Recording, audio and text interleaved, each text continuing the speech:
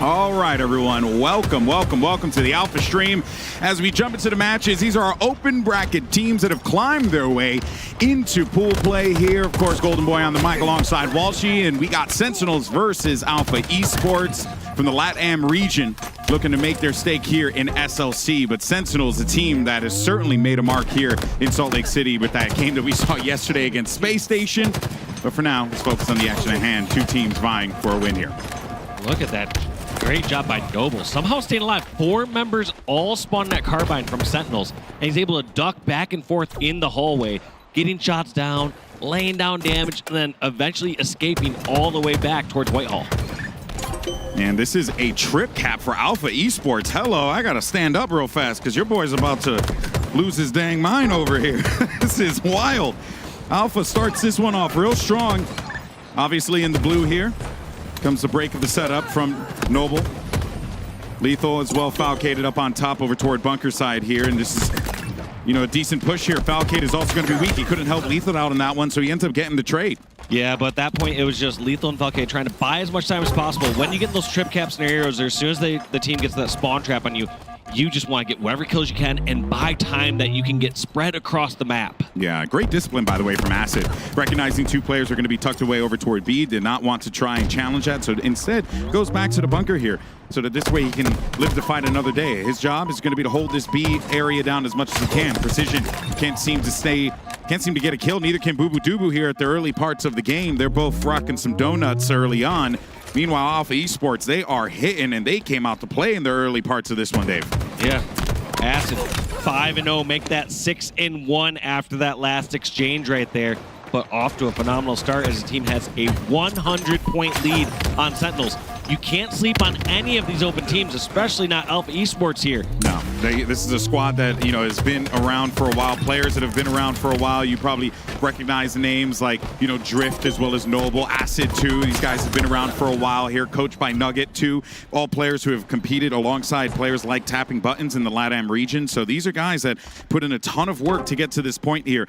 So, you know, Sentinels, they don't take these opponents lightly, but it's very evident that Alpha Esports, they're hitting a rhythm early on that is just nasty. And when you look at the slays, I mean, it's 19 kills for Alpha versus the 6 total for Sentinels. They are getting absolutely obliterated in the slay column. Yeah, Precision just getting shut down off the start of this game, and a lot of times there's not much you can do when you're getting double teamed, triple teamed in so many situations here. This is one of those maps, Interference is one of those maps that it snowballs out of control really quick, and you don't get much time to get right back in the match. It's only been 3 minutes, Alex, and they're up 158-0. And at this point now, if you're Alpha, you don't really need to continue to overextend over toward that A area to see if you can flip that. You've got yourself a decent basis. No, you got yourself a decent base that you can work with here. 166 points, and Sentinels haven't even touched that yet. They haven't even gotten a point. This is the first point they've gotten in this damn game. It's been a bit of a clinic for them. Yeah, but as dangerous as this looks, at any point in time, if Sentinels can get their spawn trap, there's 3 down here for Alpha. This is the most that we've seen down from Alpha at the exact same time. This could start to get dangerous here. Sentinels could absolutely get control and bring this back. Yeah, it all depends of whether or not they can get these strings of kills that go in their favor, and how does Alpha respond. Of course, Leo now looking to dip on out of there. He's in a bit of a blender. He's stuck between 3 players currently, so he's going to need to navigate this one. But he does so. He one-shots Boo Boo Doo Boo. Precision still unable to get on the board. Notably here, want to talk about that, but see what happens. And I really like that flank there from Lure.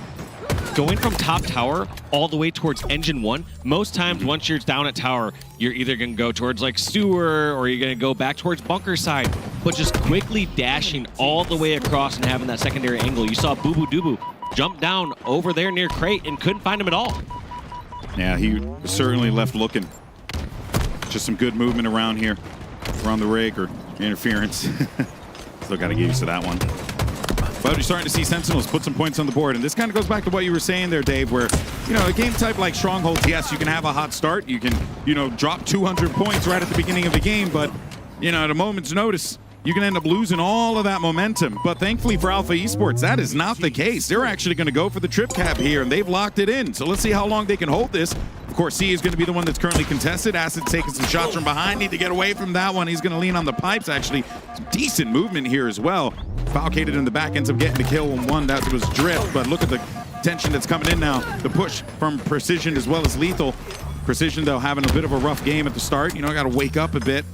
Meanwhile, for Lethal, top fragging for the squad currently, looking to see if he can lead this team to victory.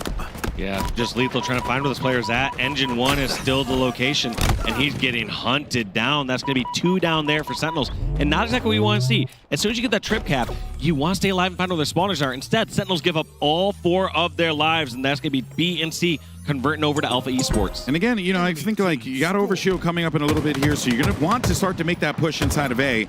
But really what you want to do is try and take out 1 or 2 players here for Sentinel, so you can stagger those spawns, which is what they do. Mission accomplished. They get 1, they get 2. Precision and Boo Boo Duber are down. That's going to leave the 3 players of Alpha Esports to have a bit of a clearer path to be able to lock up that Overshield. Falcade is going to be in a rough spot, but the help comes through there from Acid, and now the Overshield gets grabbed by Noble. So he's going to use this one to great effect here and try and push the advantage as much as he can, force these players back toward bunker. Yeah, Noble just decided to back away, knows that he's outnumbered at bunker, but just gonna try to make this as difficult as possible for Sentinels to push out. Gonna fight them a little bit at Engine, push back towards Nest, gonna let them push out towards Catwalk, back up maybe towards Carbine or towards Sewer, every single time making them fight a little bit for each piece of ground that they are taking up. Drift has a lot of targets that he's going to have to worry about here. Lethal as well as Precision. He gets 1, his teammate gets the other. Yet Leor finds him, but then there's pressure coming in here from the Hall too, and that is going to be, of course, a big kill there. And look at this, what we're seeing. Falcated and Boo Boo Dubu able to get those 2 down on Acid and Drift might actually help them out here as they lock up B and C control. Noble trying to slow this down a little bit, knows that his team's getting spawn trapped over at bunker, gets the nice flank there at bottom tower, tries to help pick up position. Yes, he gets it, and that is going to be A and C. Actually, corrected. I stand corrected. Noble's just going to be grabbing C. His team gets cleared out over at A at the bunker. That's it. I mean, jeez. 250 to 88. Alpha Esports came to play. Sentinels, after what was a raucous game that they had last night against SSG that went down to the literal wire. You end up seeing something phenomenal there. But we'll be right back, folks, and we'll jump in for map number 2.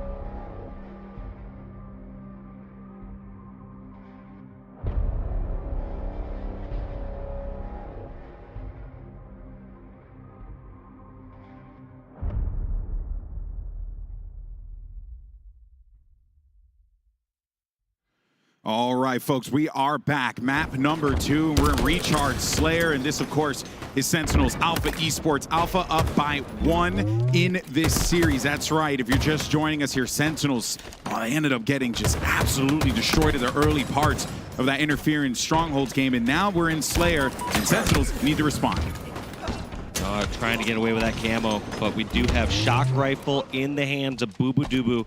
And for the first time in this series, you got a little bit of a Sentinels lead. 2-kill lead, got weapon over in pipes. We're going to have to see what Boo Boo can do with this because they absolutely do not want to go down 0-2 here to start off their Saturday. No, you do not, especially with how crazy the competition has been here in Salt Lake City.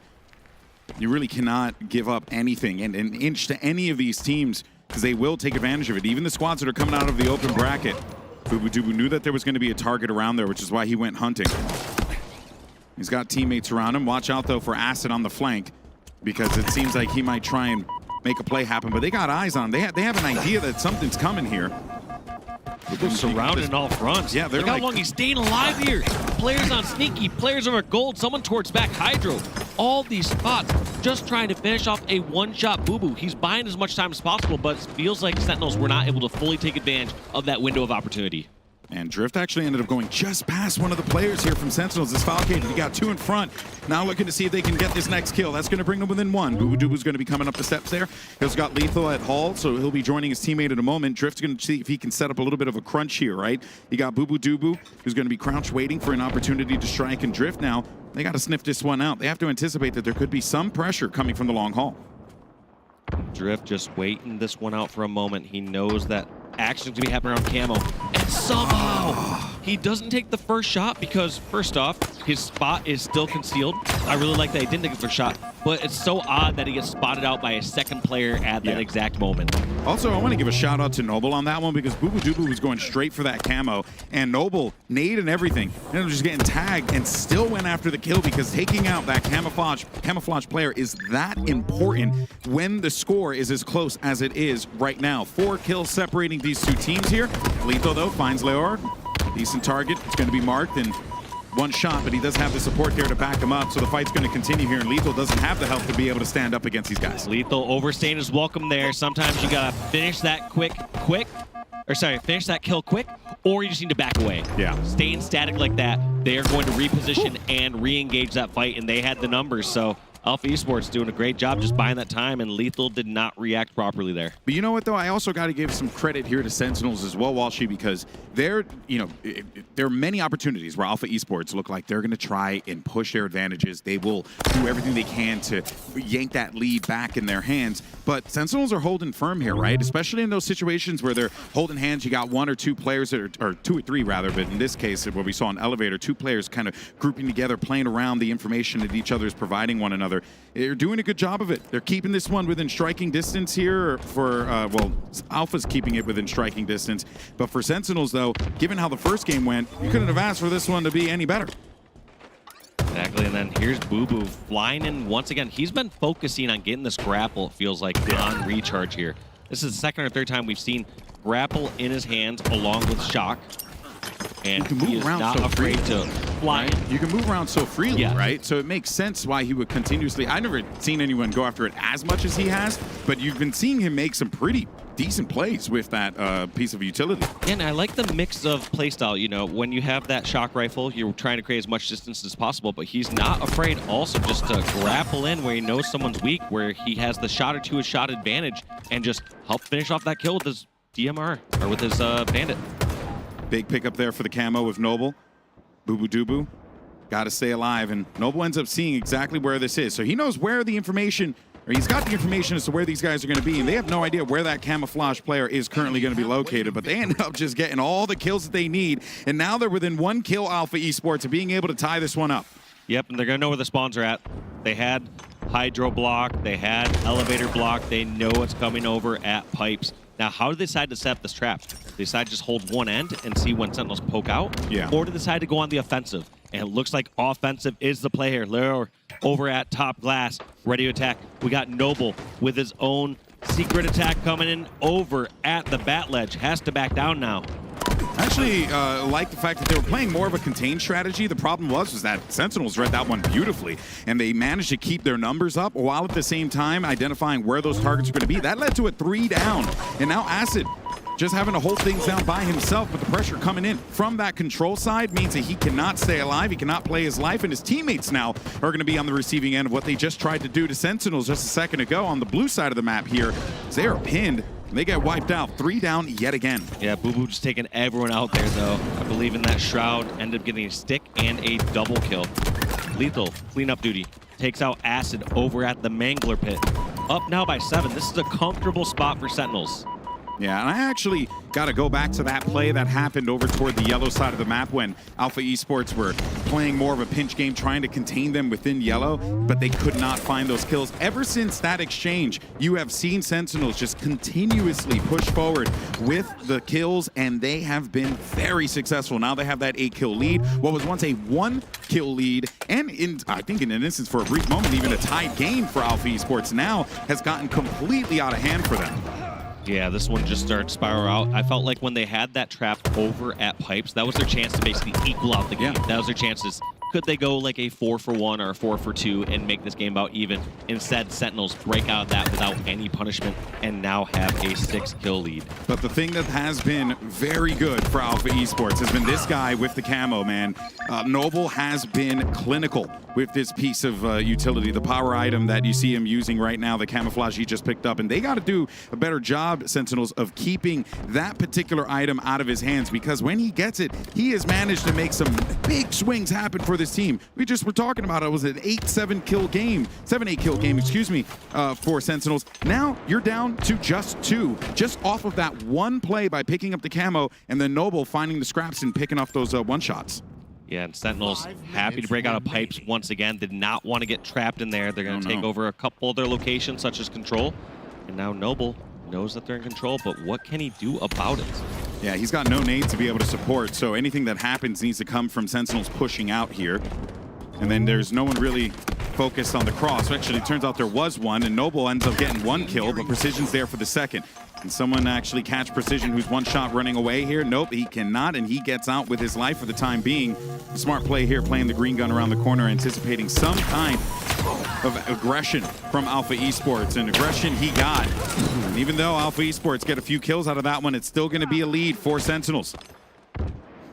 Only a 1-kill lead, and we're back to even here. We're going to have to see what happens with this upcoming camo. This could very well decide the game. Camo coming up in 9 seconds. Who is better set for this? I feel like you got to say Alpha. You have too many players from Sentinels all just stuck over in Pipes. Oh, Alpha has way more of the map under control, but Sentinels do have a kill. They have a man advantage. How are they going to press this? They are already has camo in hand. Yeah, so he's making the calls, right? Acid knows, all right, I'm going to anticipate that this person's going to be coming through the control door, and Drift is there to back his teammate up. So this should be an easy pick for them. Now we're within 1. And they're calling out where that camo player is going to be located, which of course is going to be toward elevators. And look at where Sentinels are, all tucked away, Dave, inside of yellow. How many times have we said this already, GB? Feels like Sentinels many a times just get trapped over here in Pipes due to the control of Alpha. He needs help, though. Camo out. No real strong advantage here. It's just going to be who can push in better in the spot. Found the breakthrough right there. Leo breaks through, kills Precision at the lead. Gold. Gets the 2nd kill. Now Alpha have a lead at the most critical time, very end of the game here. Yeah, I mean, I was worried that Noble wasn't going to be able to stay alive there to get that camo, but Leor ended up, you know, look, at the end of the day, you keep it away from your opponents and you're good to go. And if anything, Leor did exactly what he needed to do. He had camo, he got a few easy picks on players that were 1 shot, and now they're in this great position here. 1 kill to be able to win this, but for Sentinels, they can and will fight out of it. They just need to find where that gap is going to be located, and it could come in the form of that shot that Valcade just pulled off against Drift. Yeah, I mean, the benefit of Pipes. Oh my god. They got the lead again, 48-47. 47, make that 48 apiece here with Acid getting that remote detonation. Oh, Lethal behind enemy line, gets picked off. No one's pushing, someone's batteries. How is Precision going to gather? Gets out through They're going to push stairs. Okay, so Acid's going to be helping. We're stuck in Pipes one more time, just like the very beginning, middle, and now at the very end. I know. Sentinels are going to try and win this game from the Pipe side. It's a 3-act play, man. It's pretty wild, and everything seems to end here right at the Pipes. Players are going to be tucked away over toward that. I like this play from Lethal and Boo Boo, though. Yeah. We just need to push out, and based on that outline, looks like Boo Boo might have shock, so they want to give Boo a chance to close this game out. No one's going to be picking up that camo. This game is going to end with someone going after that camo. So you cannot make a risk like that happen. But look here. Oh, precision. He's actually trying to get the kills off of him. He was weak. Does not want to equalize this.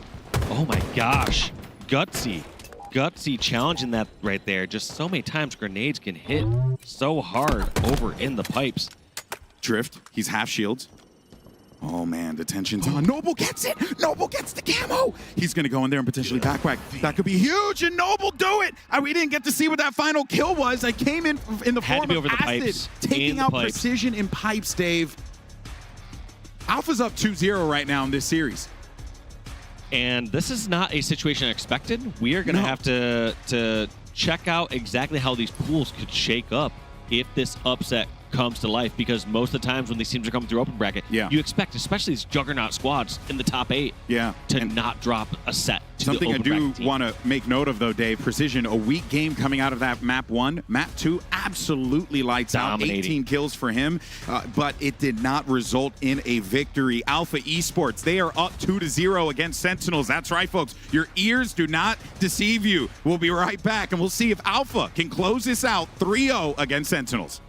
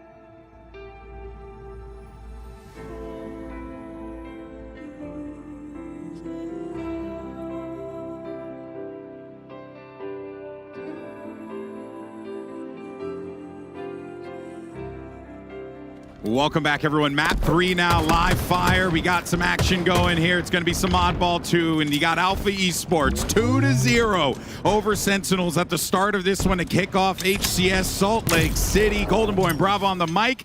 Let's see if Sentinels can bounce back. Bravo here, and we're going to see what we got going up next on the bottom of the rat tunnel. Wait, did I say Bravo? You said Bravo. I said Bravo. Holy crap. Dude, honestly, it's 11 a.m. and it's way too early for me. Walshy is here with me, unfortunately. But we'll continue. I got to have my coffee, man. I just got it. You know, lay off on me. All right, so let's go ahead and talk about this situation here, Dave. Because honestly, this is not what I had expected when I woke up this morning and saw the schedule that we were going to cast this match. Wait a minute. Noble, be careful, buddy. You're walking into lethal. Okay, so what the hell is going on? From in your experience, right? What is happening here? Is it that Alpha is punching up above their weight class, or is it Sentinels really struggling to shut down these Alpha players? I feel like Alpha are just playing incredible. You're seeing all these no-scopes, right? You're seeing these players just shoot out of their minds right now. It's a combination, too, that you're not seeing the absolute best or perfect Sentinels right now. I mean, this is an early Saturday morning match for them. Yeah. They're coming through and not saying that they're taking it light, but they aren't treating this the same as like a Saturday evening match or a Sunday match. Instead, they're saying, all right, you know, let's get out the jitters on this first match, you know, go through the motions, because they basically would have to play this match and not have to play again until around 1 or 2 p.m. So I think Sentinels absolutely getting caught off guard right now, and Alpha are taking advantage of every moment of this. Yeah, it's like Sentinels woke up, they're like, oh, we gotta go ahead and play this game. You know, yeah, they're a good squad, but, you know, we got this. And then Alpha's like, we're all for blood.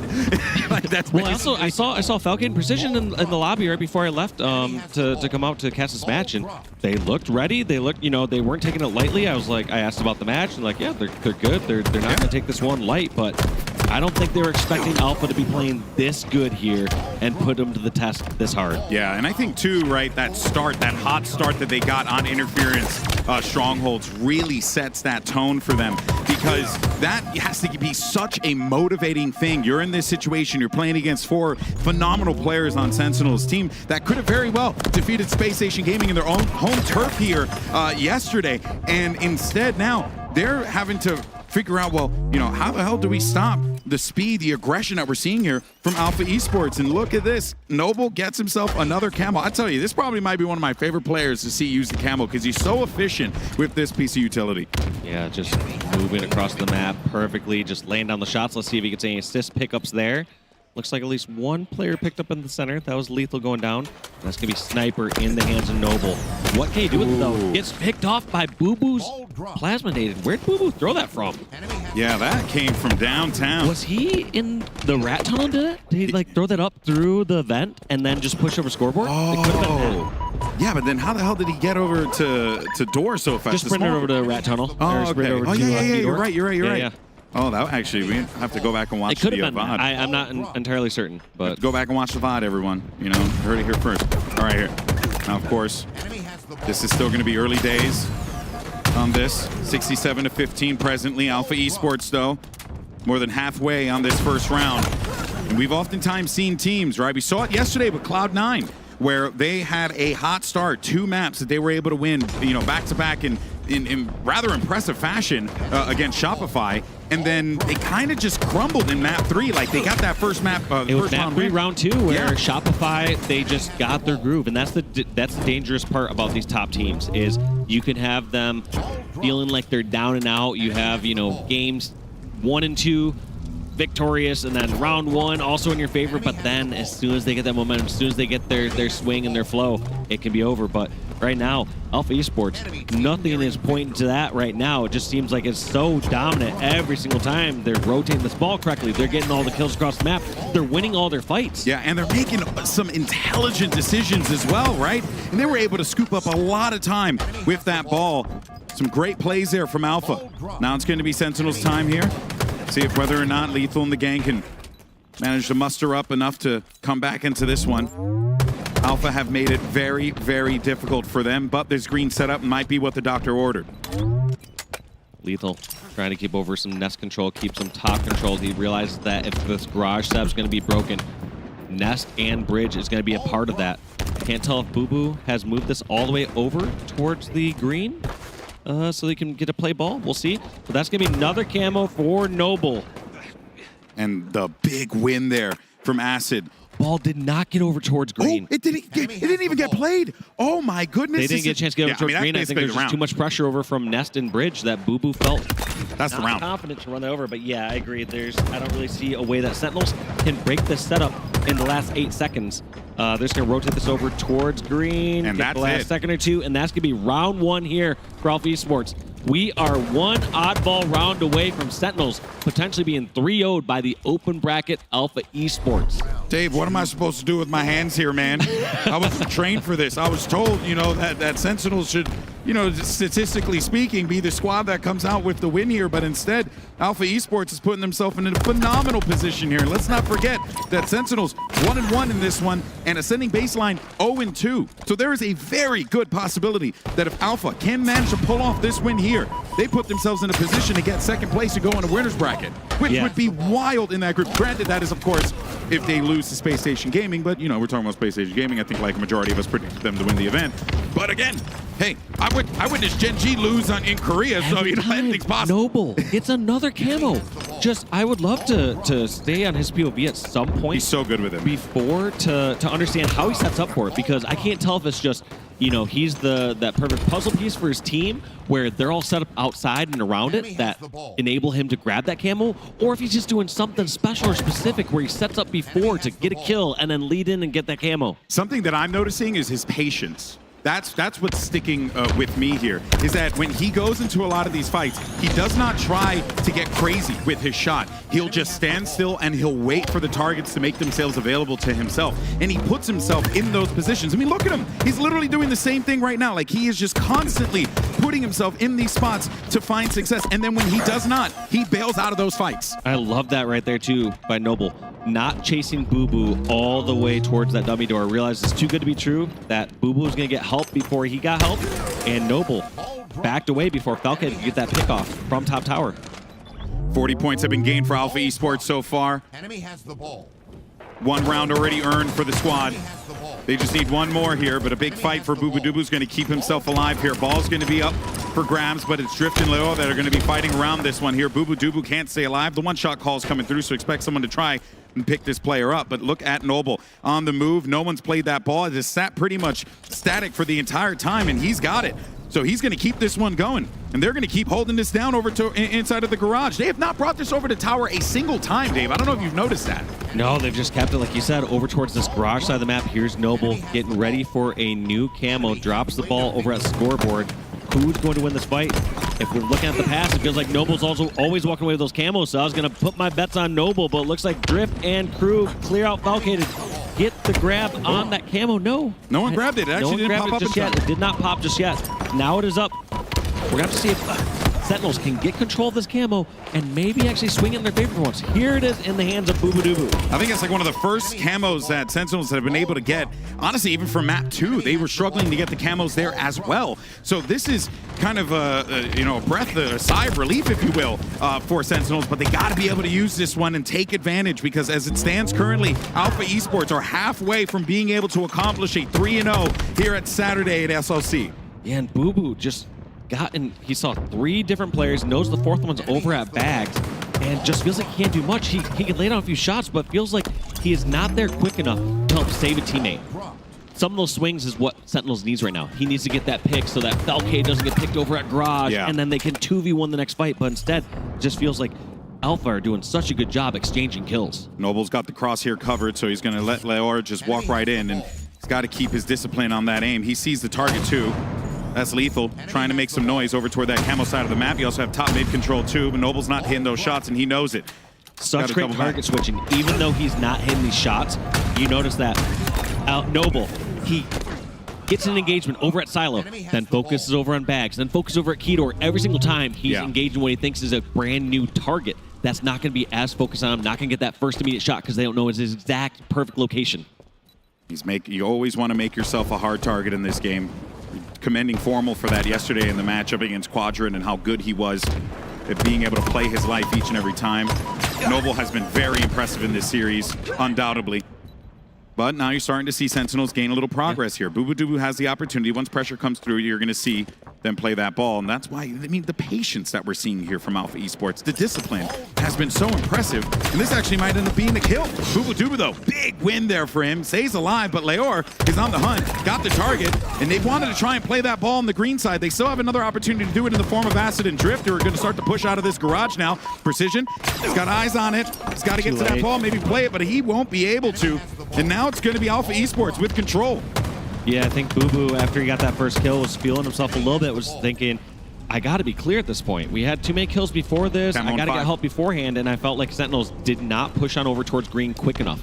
I don't think it. I think, retrospectively, looking at it, Boo Boo should have played it, but I also think the bigger call there is that Sentinels needed to get to green faster. Someone needed to sprint faster. I don't know the exact situation spawns. Oh, look at the way that they're trading out players in these fights. So smart, keeping Drift alive here. They only got a few seconds left. Alpha Esports can pull off the upset of the tournament here. He might be able to take down Sentinels 3-0 to kick off Saturday. Can he get that ball played? Only a few seconds. He's milking every single point he can get out of that one. And now you're just 7 points away from Alpha Esports getting this dub. But Boo Boo Doo does get the camouflage, and there's no way the Sentinels are out of this one quite yet. Now, what do Alpha do in this situation? Are they going to force it? Are they just going to try to scrap the last few seconds, or are they going to go for a wave of kills? And it looks like Sentinels trying to close this gap a little bit more. Boo Boo sprinting over, does not get the back smack. No. Does not, unfortunately, get the back smack. I heard the audio cue. He hit the wall. Hit the wall, maybe? I don't know, but it sounded like a back smack to me. He has no idea how close he was to instant death. Oh, my word. Okay, but Sentinels, though, they're playing this one inside of the garage. They're going to try and set up an iron curtain here to prevent them from being able to push inside. Boo Boo Doo Boo tries to send that nade back, but it doesn't work out for him. Here comes Noble, gets the kill. They got to do something with this one, but Lethal, he'll hold on to this ball. You got two players down, Valcade and Lethal. Lethal can't stay up. He's down, ball played. Yeah, cannot risk not getting that play ball there. Sentinels already towards Bomb Center, trying to get angles, make sure this ball is not scooped up right away. They found one player. They know he's over in the tunnel. Acid just keeping it down low. Doesn't know where his safety is. Go to a teammate. Runs towards Run, dummies. Billy, 2 run! seconds, 1 second. That's going to be a 3-0 for Alpha Esports over Sentinels. Now, this Holy is crap. going to shake up pools quite a bit, GB. What do I do with my hands? This is insane. This is pure insanity because, as you said before, Sentinels now 1-2 in pools. Now, we're either going to be in a situation where I believe Spacestation is going to be Alpha, but who knows?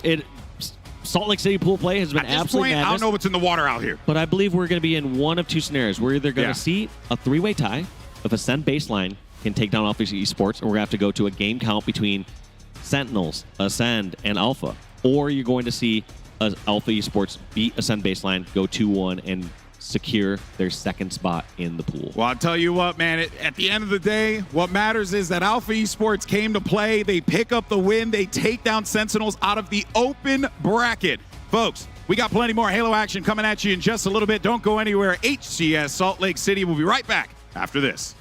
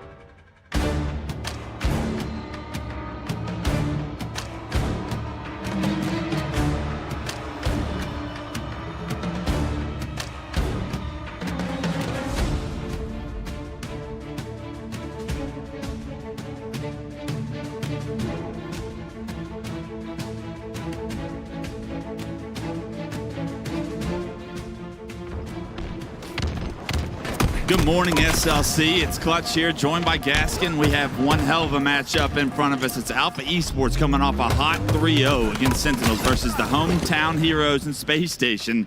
And Alpha Esports kicking this one off as hot as ever, getting Space Station 4 down off the break. Yeah, I think looking at this matchup, I would have assumed a 3-0 to Space Station off the rip, but after the performance we just saw from Alpha Esports against Sentinels, you have to give them credit where it's due, and they suddenly look like a team that can really compete.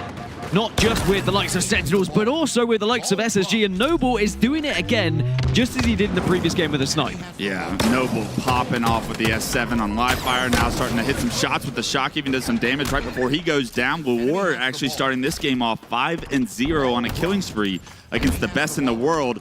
Ball time in hand for Alpha Esports, and this is where you want to see Alpha kind of try to build up a lead. But here comes Space Station right off the break. They break down the wall of the setup to go down for Alpha Esports, and it looks like SSG will have their first chance in an elevator setup here. Yeah, I did look at the series layout, and this is arguably Space Station's worst mapping mode out of the 5. They're usually very good at Oddball, but for some reason Recharge seems to be an anomaly for them. Perhaps just the speed of play doesn't quite suit them, but now they have the elevator set up. This is going to be a real test for Alpha Esports at how they break here.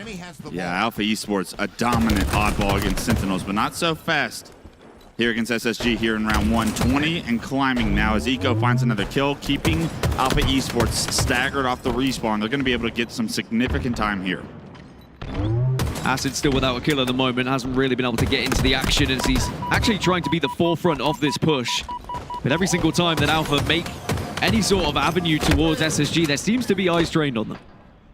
Eco goes down. That could be the first domino that breaks the setup of SSG, but as I say that, Stellar picks up a kill. Legend as well goes down, but Stellar good for 2. There's going to be a player top elevator. That player getting away from Stellar, but Stellar knows he's around this area. Camouflage is up, so you know the respawners are going to be focused on that. A beautiful trade there from Alpha Esports as Legend able to pick up that camo. Let's see what he can do with it. And I guess SSG, the only team that's yet to show any weakness, really. I know there was a very close game yesterday against Sentinels, but they still won the series 3-1. You look at Optic Gaming, you look at FaZe, they both struggled a little bit during pool play, whereas SSG still looking like the #1 team after Atlanta. As teams fight for control here, Dan, I want to ask you, when you're SSG and you're in the back, warming up and you're watching this team 3-0 Sentinels, what's going through your head as a player as far as knowing that you're going to have to come out hot, and it looks like Stellar is doing just that at 7-2-3 with a nice shot with the shock rifle there? I feel like with the players that SSG are, they're probably thinking about what are Sentinels doing wrong rather than worrying about what Alpha Esports are doing right. There should be no worry whatsoever for this SSG team against a team like Alpha Esports. They've been there, they've done that, they know what it takes to beat an open team, even when they have that momentum coming off the back of yesterday. Firing through that open bracket and even beating Sentinels, SSG have already been able to slow them down to a snail's pace here in this game. And if you're looking at a glass half full mindset, Alpha Esports already having a series under their belt, you know that they're a little bit more warmed up than SSG. You would hope that that would lead into a lead here in game 1, but SSG starting to run away with this now, 71-11. The ball gets played, Lure's going to be right on top of it. He's going to try and get to the red stairs, but he's taking heavy fire. He's not going to get taken down, though. 2 members of SSG coming off respawn. A pipes setup is what Alpha Esports are rewarded with that play ball now, but they have a ton of work to do if they want to get back into this. In terms of slays, Alpha are keeping up with SSG. 25 slays in favor of Space Station at the moment. Actually, excuse me, they're being outslayed. Alpha Esports do have more kills on the board, and if they can actually put that into a setup here, SSG are going to have to work very hard to break it. A big if. Legend finds that first pick. Legend finds a double. Camouflage was up. It goes into the hands of SSG as well. All of Alpha Esports go down, and now Stellar with this camo continues to try to rain terror. There are going to be a few spawners towards pipes, and that got away from the elevator right now, but that ball being rotated by Legend, a perfect rotation to blue, is going to allow SSG one more stand, and they will take this round. Look at this positioning as well from Stella. It's going to be the perfect collapse with the camouflage. And all 3 members of Alpha are down. The 4th should fall, and this should be an easy and comfortable round for SSG as Stella is looking locked just as he was yesterday. As SSG fans can take a nice sigh of relief, it's not going to happen to us, at least in round 1, they say. This Alpha Esports team could not come in any hotter, but SSG look like they have woken up on Saturday to play, and it's on the back of Stellar's unbelievable performance in round one. They make sure Alpha Esports do not get ahead of themselves. I mean, you mentioned, what does Space Station think when they see Alpha take down Sentinels? They must be thinking, like, who on earth are we going to play in the winner's bracket? How is that bracket going to look? Because I was doing the math, trying to work out who's going to end up where. There's a real chance that Complexity could play Alpha for top 6. And that's not something you would have expected coming into this event, right? Alpha still do have to play Ascending Baseline after SSG as well, but there is a real opening for some of these squads to get some of their best placements today. Stellar with the shock rifle getting pushed by Luor. Stellar takes him down. That's going to minimize Alpha's push, but that damage is capitalized on there. Able to remove that shock rifle from Stellar's hands. Unfortunately, though, goes right into Eco's hands. That ball neutralized right now. They were able to throw it down bottom pipes, and now Eco with the responsibility to try and hold some map control as multiple members are coming off spawn. He's going to try and push red stairs. He's going to win the fight as well. 3 down for Alpha, and this should be SSG getting ball time shortly. Yeah, so SSG were being briefly outslayed at the end of the previous round, but now they are firmly in control. They're up by 8 kills, and it doesn't look like this one is going to be a chance for Alpha to get back into it, to be honest. A lot of control at the moment for SSG and where they're positioning themselves, and they're not afraid to push Alpha either. That ball resetting, Eco not being able to grapple it, has denied some significant time that could have gone in SSG's favor. Now, Alpha able to neutralize that ball, able to get a few slays, keep this round too close for now. Eco coming off spawn is going to deny Drift from being able to make a play towards that ball. You see Drift still trying to make his way, but the damage is capitalized on, and a great job by SSG there to deny ball time for Alpha when they had numbers advantage and were around that ball. Certainly when I was watching SSG versus Ascending Baseline on B-Stream yesterday, there was a lack of respect being shown from SSG towards their opponents. There's a little bit more being shown here. I think that's one of the things after watching in the back, seeing Sentinels get 3-0'd, they probably said, look, we need to actually focus up a little bit more and take this a little bit more seriously. I think we are seeing SSG still being very efficient and giving the respect that Alpha deserve. Yeah, it's not often you see SSG come out slow, and right now we're seeing the same thing that we expect from the previous champions in Atlanta. Stellar with camo once again, 15-3-8 to his name, and he spots a player top white. He's going to be right behind this player. Good information.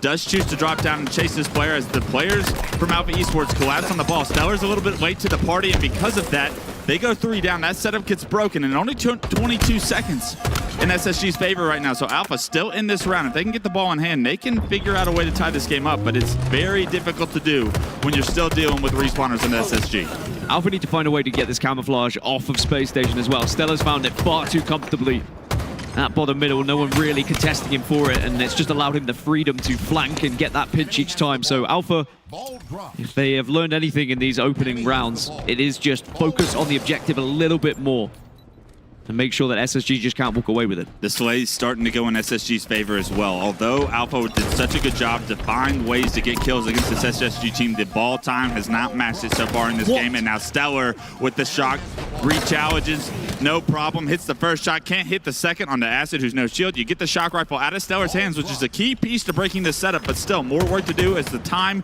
continues to go in SSG's favor. I mean, that's a ridiculous challenge from Stellar. It was similar to what we saw on the B-Stream yesterday against Ascending Baseline. Just, yes, you've been taken down to no shield, but no fear as you push in for the re-challenge. And it's almost like you don't expect that player to be there. And sadly for Alpha Esports, they get their head ripped off. And now they just can't find time. Space Station are doing very well when they are not on the ball to keep Alpha off of it. Yeah, a great play ball by Eco there to throw it bottom middle. As he loses 2 players, he's going to allow the respawners at SSG to compete for this ball, to deny any time so far for Alpha Esports. It is 44-0, and it doesn't look like it's going to get any closer than that. Bound, stuck in a terrible position bottom middle as he's forced to drop from the bridge. He gets taken down by Drift, but traded out immediately. A great trade from Legend will allow some access, some room to play around for this next camouflage. A nice grenade gives Alpha Esports a 2-man advantage in this camouflage. Wondering where it went now as Noble slides for it. It's already gone. Noble's going to have to focus on this player in pipes, but unfortunately he's guessed wrong. That player goes towards the elevator, and because of that, he's going to get his shield back. Now a pivotal 1v1 won by Noble. Big 5 shots, and Luor has found that camouflage as well. Can he actually do anything with it though? Can he maybe push Alpha into position where they can get a ball center, but he's gone down as well, and still 0 seconds on the ball. 3 have died though on the side of SSG, so this will allow Alpha to get the ball over towards elevator and start to get a setup. Surely we get some points on the board here. How long can you hold it? Because you know SSG come off that respawn faster than any team. It's a trade right now, a 3v3. That is good for SSG. Good damage across the cuts right here as the catwalk players are both taken down, but Luor caught out of position as those SSG players, even though with that damage from across the map, are able to break this setup. Legend able to get that ball, and he's going to try and put that in a neutralized position. Lure trying to find a way to cut off that rotation, is unable to. SSG too quick once again off respawn. Able to get a couple of kills, and Legend with that ball is going to bring it right back to Elevators. Bound is going to cut off any damage or any players trying to push from top white. And sadly, the clock is not on the side of Alpha Esports now either. Only 52 seconds left, and it is a 40-second lead for SSG right now. So, of course, if Alpha Esports hold the ball, the clock will stop, but SSG can keep them away from it. A temporary 4 dead, as you mentioned, so this is really do or die now for Alpha here in this game 1. Can you hit a couple shots, Lure? We need them big time if you want to push this to a round 3 here. Alpha Esports on their heels right now. Stop the clock, like you said. Still down about 25 points. The pressure coming in onto Lure. He's forced with a miracle shot. He hits the first. Eco gets taken down. Good damage onto a player top white. That's going to give Alpha Esports a man advantage. So although Lure goes down, the man advantage should be something Alpha can play around, but they need to do it quickly. You got to find these kills. They do so. They stop the Mangler push. Legend is the last player alive. He's taken down. Respawner staggered. Eco's jumping up with that new camouflage. Might be the crux of what Alpha Esports is set up. Could fall. Here, the ball gets rotated to white. Eco behind enemy lines. They know he has camo somewhere, but Eco finds one. But a beautiful trade from Alpha Esports keeps this round close. Legend pushes into white. Trades coming through. 2 players from Alpha Esports able to take down Legend. They get the trades. A big 1v1 won by Drift will allow Alpha Esports to rotate the ball into blue. They're going to take the lead. A stick. A kill comes through for Noble as well. 3 down for SSG. And with 25 seconds on the clock, Alpha Esports have done it. It's a huge comeback from Alpha Esports and a real chance to get a round on the board here. They can drop the ball now. They have a 6-second lead, but SSG are pushing, and you've got to get ready to play this one. If you do go down, which they do fall, 2 players fall. Ball gets played, 60-53, 10 seconds on the clock. Can Alpha Esports deny this ball? Stellar's going to be going towards the batteries right now. Stellar finds the ball. Stellar gets taken down. An overkill from Acid. Surely punches their ticket to a round 3 in Alpha Esports. May be able to do the unthinkable here, at least in game 1. Alpha Esports are the real deal, and if I am some of these teams in this tournament, I'm starting to raise my eyebrows a little bit because that was insane. SSG were firmly in control of that round. We really needed one perfect setup from Alpha, and that's exactly what we got. After round 1, you're thinking this is going to get ugly. With about 50 seconds in round 2, you know it's going to get ugly, but somehow, some way, Alpha Esports need one setup to make the difference. They stagger the respawners, they punch their ticket here to round 3, and they are the first team to put a point on the board, but just one.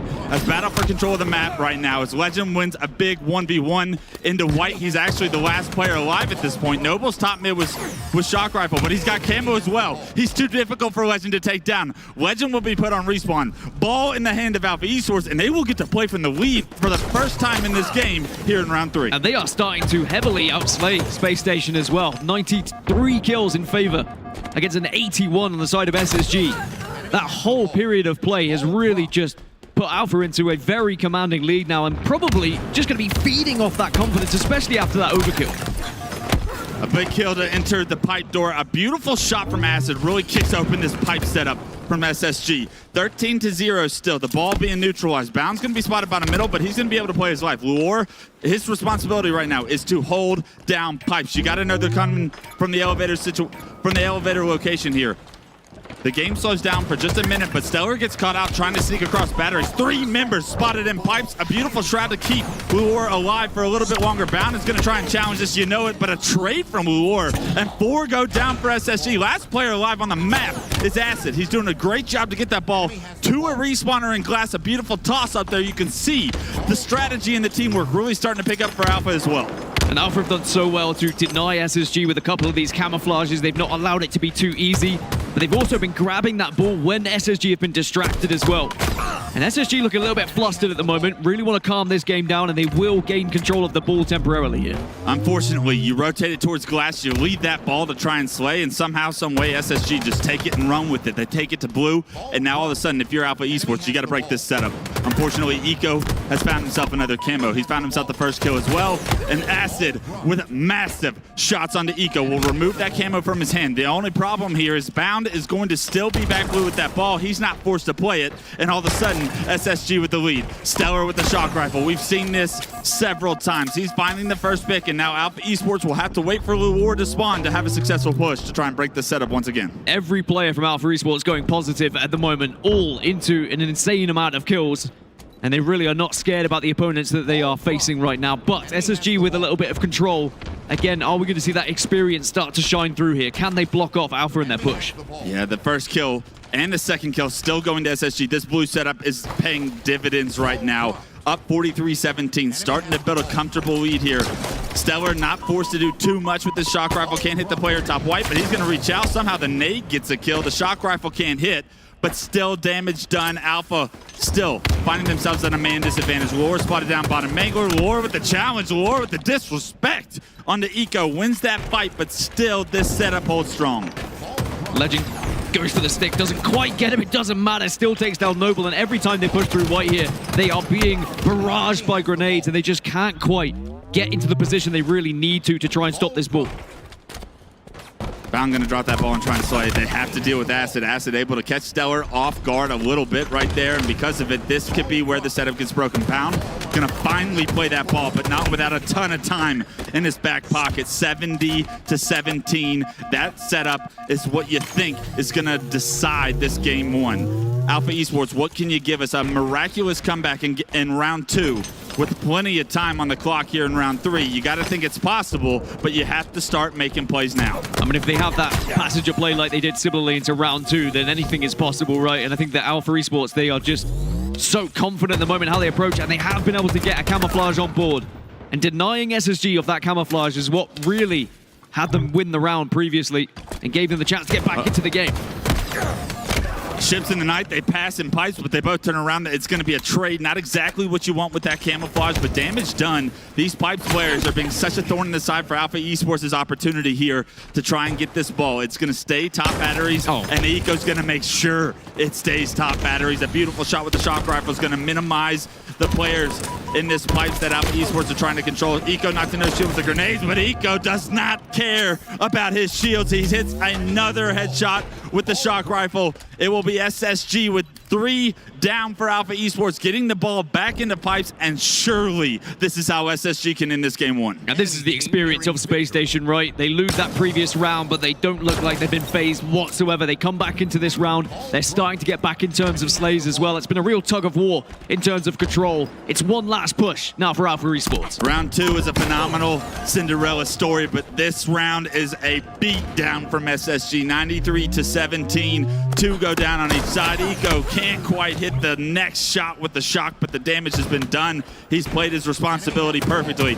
2 players in pipes. Bound's going to end up trading. That might allow SSG to get to this ball carrier a little bit quicker. The defense isn't there for Alpha Esports. Trades are a win in SSG's book every day of the week at this point. Yeah, the trades have been massive from SSG. It's just not allowed Alpha to actually set up, not get away. They are trying to stay alive here in pipes. But SSG, if they do keep sending one by one, it does open up for a comeback here, so they do need to be careful. In round 2, that was the recipe for success for Alpha Esports. Staggered the respawners. Right now, Stellar coming off respawn. Alpha Esports need to find a way to get a few kills. Legend's going to relocate with the grapple all the way to long haul. Can he catch Acid off guard? It's a sandwich. It's a Bound Legend sandwich that's going to break this setup open. And now with numbers, the ball's forced to be thrown bottom middle. Yeah, a risky, questionable play from Legend to try and go for the ball there as that player throws that ball out and then immediately challenges Legend, catches him with his pants down. He's able to get that kill. Alpha Esports control the pipe still. That ball is neutralized, however. It looks like Eco going to try and play for this camo. He kills that player top glass, giving his team numbers advantage again, which should allow them to get this camo, and this is surely where the game will end. Yeah, SSG just don't need to get too desperate here. You can see the ball should come to them, and it will arrive here. And this should be a comfortable round, a very impressive round from Space Station Gaming. Sure, Alpha Esports made it difficult for them, but experience shines through yet again. Not exactly what I was expecting waking up on Saturday here, and we got Alpha Esports versus SSG as our first series to cast, but SSG getting pushed to the distance there. You know, Alpha Esports came off hot against that Sentinels team, but a great job by them to show some resiliency, and then that dominant round 3 has got to give you a lot of hope as SSG fans in the crowd starting to trickle in, starting to see their team go a little bit further in that game 1 than they think they probably were going to assume would have happened. Well, Alpha Esports just about outslay SSG, but it doesn't matter. The objective work was done. SSG will take a 1-0 lead. We're going to go for a quick break, but when we come back, it'll be map number 2.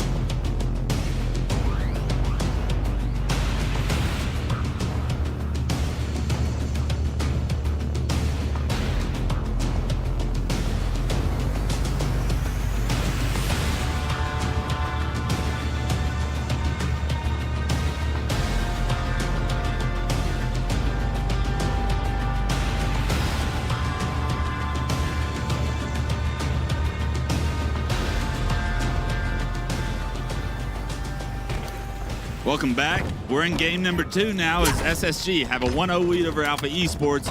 Bound already found himself the S7. Can't hit the shot, though.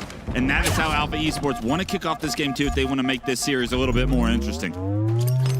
Of course, Alpha Esports had a very close slayer with Sentinels, but were able to come out on top. And a lot of it was down to their sniping ability. It was actually Noble who was hitting shots for fun as Acid tries to do more of the same, but Bound gets his revenge.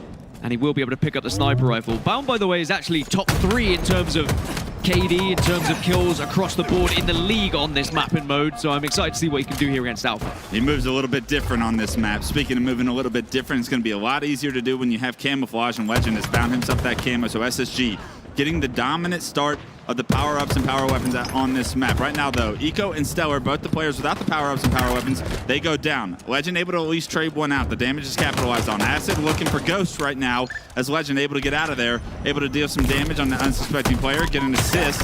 Right now, Legend picks up another one, but Alpha Esports doing a phenomenal job of not getting camo or snipe and finding a few kills, actually having the lead right now at 9-7. You got to remember, Alpha were able to outslay SSG in that previous Oddball game, but camouflage was definitely something that kept going in favor of Space Station, and Alpha need to maybe focus on that a little bit more here. Otherwise, it just gives up too much opportunities for avenues to get behind you, and there's going to be a sniper rifle taken away from you again. A little bit of an overly exposed area as Alpha Esports' the sniper was top 8 plat, leading the charge there, but SSG leading the charge, able to remove that snipe from hand. But a good job by Alpha Esports. After that first pick goes to SSG to keep this game in their favor. 12-11 now. The map gets reset. Now it will be SSG once again looking to push. To give you an idea of how good Bound is usually at Slayer Livefire, he averages 13 kills per game, which is pretty insane across the board with how many Livefire Slayers he's played so far this season. So I'm expecting him to be one of the forefront members of Space Station to start putting some kills on the board soon. But maybe if you're Alpha Esports and you can stop Bound at his speed, could really change things for you. But Legend also putting on a show for us as well. 1 point for style points there from Legend. The Quantum with the perfect reticle placement coming out of it will allow him to win that one-on-one, which has allowed SSG to now tie this game up 16-all. Stellar gonna find the plasma pistol down bottom pillars right now, but he's gonna relocate. And look how SSG are bringing the fight to Alpha Esports. They are not allowing them to feel comfortable, something SSG are known for. But right now, trades coming through as this game's starting to go in SSG's favor. As Stellar picks up his second kill, able to stay alive as well. I believe camouflage was coming up as Snipe as well in 15 seconds. And you know SSG want to create some space here as Stellar and the boys are pushing top mid. Yeah, you don't want to allow Stellar to get this sniper easily. You need to fight tooth and nail for it here to try and take it off him. And I like the aggression from Stellar, going ahead of the sniper rifle, not just sitting on it. Recognizes that if he had sat on it, he would have just been giving it up because he would have been a free kill. Instead, now he can go for a backstab. 21-19, Stellar gets caught off guard, but Stellar has the better weapon in hand for the situation. He's able to find that kill and once again stay alive. Acid has found himself the S7. A lot of responsibility to try and stay alive here. He catches Legend trying to do the tower jump. A beautiful relocation from him will allow him to get the first kill. Ego gets knocked to no shield, but he can't finish the kill, and Bound, the savior of the day, will give SSG that S7 in hand. Those are the frustrating ones when you can't quite get that headshot and allows the player to get away, and then that player can come back to haunt you a little bit later on. It's only a shallow lead here for SSG.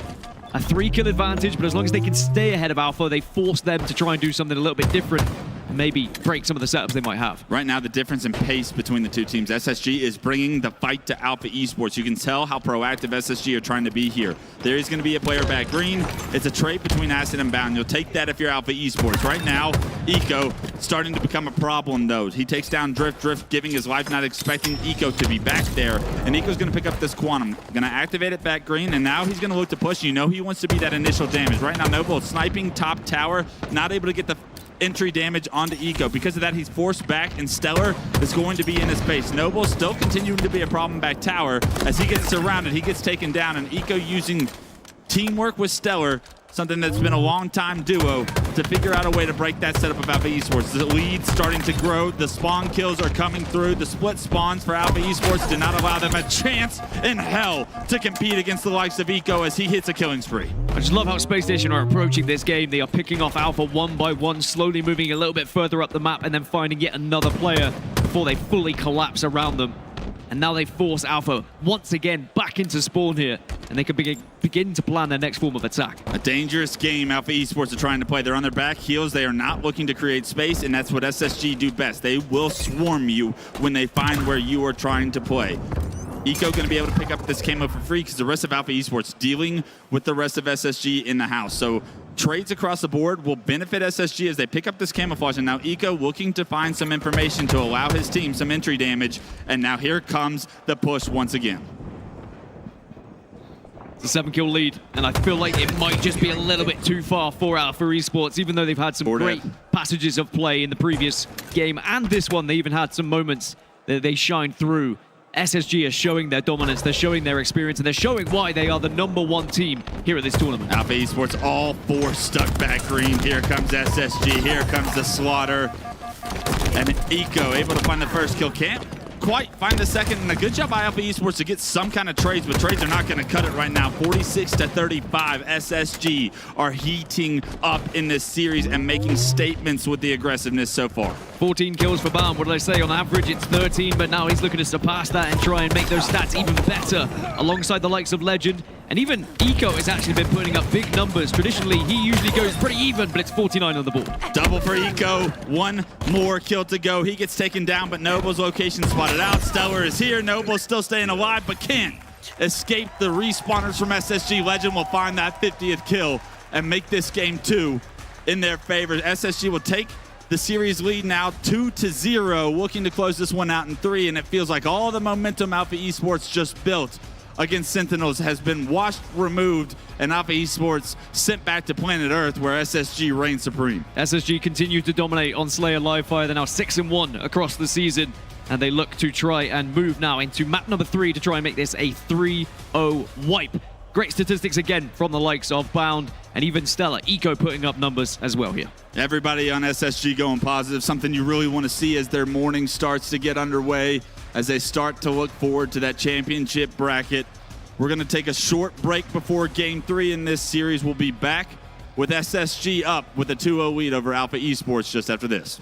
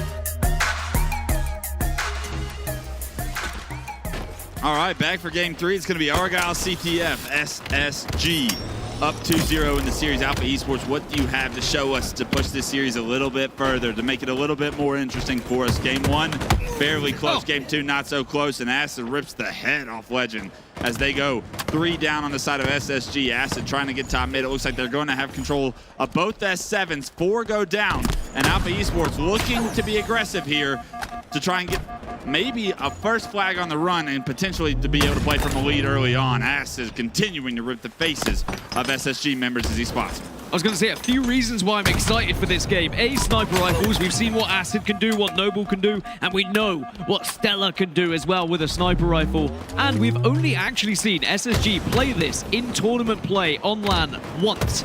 And when that did happen, Stella went on a madness. 21 kills, 11 deaths, and he really put on a show. So I'm expecting if SSG get back into this one, a lot of it will be down to Stella. Acid getting everyone in his face and making a statement as he rips the head off of Bound for a double. A beautiful double from him as he was the last player alive. Acid continuing to put SSG in respawn. He's really starting to heat up right now at 6-1-0. Hasn't even died yet right now as he's controlling the middle of the map, but Alpha Esports not able to capitalize on these slays so far. They need to try and stay alive here. Acid spot by Bound, a flanker from the other side of top mid, able to make Lure the last player alive. He gets spotted out. Here comes Bound with beautiful shots, able to take down Lure, and now it feels like Alpha Esports have done so well early on, but they will be on their back of their heels here as SSG pull the flag. I always like being on the back of my heels, not the front of my heels. That's a shut up there. We are going to see Alpha Esports now behind as the flag starts to get pulled. All that amazing start and nothing to show for it right now, but they do at least stop this flag, so they've done the job there. And now Spacestation, it was a good pull, it was a good attempt, but didn't quite have the control to get it. Still got to deal with Eco though. Lure knows that there's a player below him somewhere. He spots Eco out. Great shots, but he's traded out. Bound able to get off respawn so quickly and find an angle to capitalize on Eco's damage right there. Bound able to get 2 to minimize Alpha Esports' opportunity to push up on the map. Still a battle for control. Noble going to give his team the man advantage here as they try to approach the middle of the map. The Quantum is going to be spotted, so you're looking for a Quantum player. He's Stellar that spots back up. Unfortunately, Noble loses the one-on-one to Eco, and because of that, SSG will have control of the map as snipes come up. This is a very important situation that Alpha Esports need to try and dominate, to try and keep the S7s out of SSG's hands. You know how efficient they can be with it. Lure got a lot of responsibility as Legend is in front of him, trying to hit the no-scope, but Noble able to help him out and keep him alive right now. Space Station go 2 down, and this is Alpha Esports' opportunity to get back on the map and take 50% control. Yeah, great support coming in from the rest of the team there. Leo might have just been a little bit worried he was going to give that sniper rifle away, but he got the comms that he had help. Ooh. Now he is able to keep hitting these bodies. Every time SSG walk around a corner, it seems they are facing a sniper rifle. And that really is stemming every push that they have, and this is brilliant from Alpha. When you look at the series layout, this was the one map that maybe there's a question mark over it. I always feel like Argyle CTF is a very different map to try and juggle here for these teams. Alpha Esports continuing to hit these S7 shots that are so important to denying SSG a lot of the space they're trying to gain right now, but still work to do. No flag on the move, and as I say, that Lure gets punished for over-peaking there. Acid gets taken down as well, and SSG, even though they're coming off respawn, they find ways to find advantages. Drift going to be the last player alive. The flag actually gets pulled as SSG used that couple of kills, that round of slays to get a flag on the move. 2 do go down, so you got to think that's going to stagger the progression of this flag. Alpha Esports' defense once again standing strong. Legend gets taken down as well, so surely the flag will be reset, and out Acid looks to push. Eco going to be the last player alive as Bound and Stellar come off respawn. They have a massive responsibility here to try and deny a flag pull. Bound going to get spotted out, and that could be the moment right now that Alpha Esports can capitalize on to get a flag pull. It can be a very frustrating map to try and get a pull though, because all you need is one player to hide around a corner and it can stem everything that you are trying to do. And Alpha Esports may be experiencing that now. It just seems to be one member from SSG always there to make their life a living nightmare, but now Noble actually doing quite a lot of damage in the base. All these slays are great, but still no flag on the move. And how long can you outslay SSG? How long can you expect to keep this pace up? Stellar is going to get the first carrier of the flag down. It's still a 2v3 for Alpha Esports. You got a lot of work to do, and Noble's starting to do a lot of that work as he finds 2. Unfortunately, 2 is not going to get the job done. That flag gets returned. And Dan, that is a moment where if you're Alpha Esports, you're thinking we got to get a cap if we're getting that many slays on SSG in a row. That's the thing, isn't it? Even though they are up on slays, even though they are up in terms of this game. They are just not able to capitalize. They're not able to get the flag on the move. And SSG, they are a team who is very efficient, as now they can get this flag over halfway. And sadly for Alpha Esports, they need someone in position to stop it, but right now there isn't. Yeah, right now Alpha Esports on their back feet, as Bound able to get that flag into the window, and all it takes is one round of sways, and SSG find the opportunity to get a flag on the move. The difference between the efficiency right now is the name of the game here in Game 3. SSG will now be able to play with a 1-0 lead on Argyle, and a lot of times, Dan, this is where the game could actually finish score-wise. SSG, if they would like to, could just play defensively, as you're alluding to, but they are not the team that usually trends in that fashion. They look to try and make it 2, if not 3.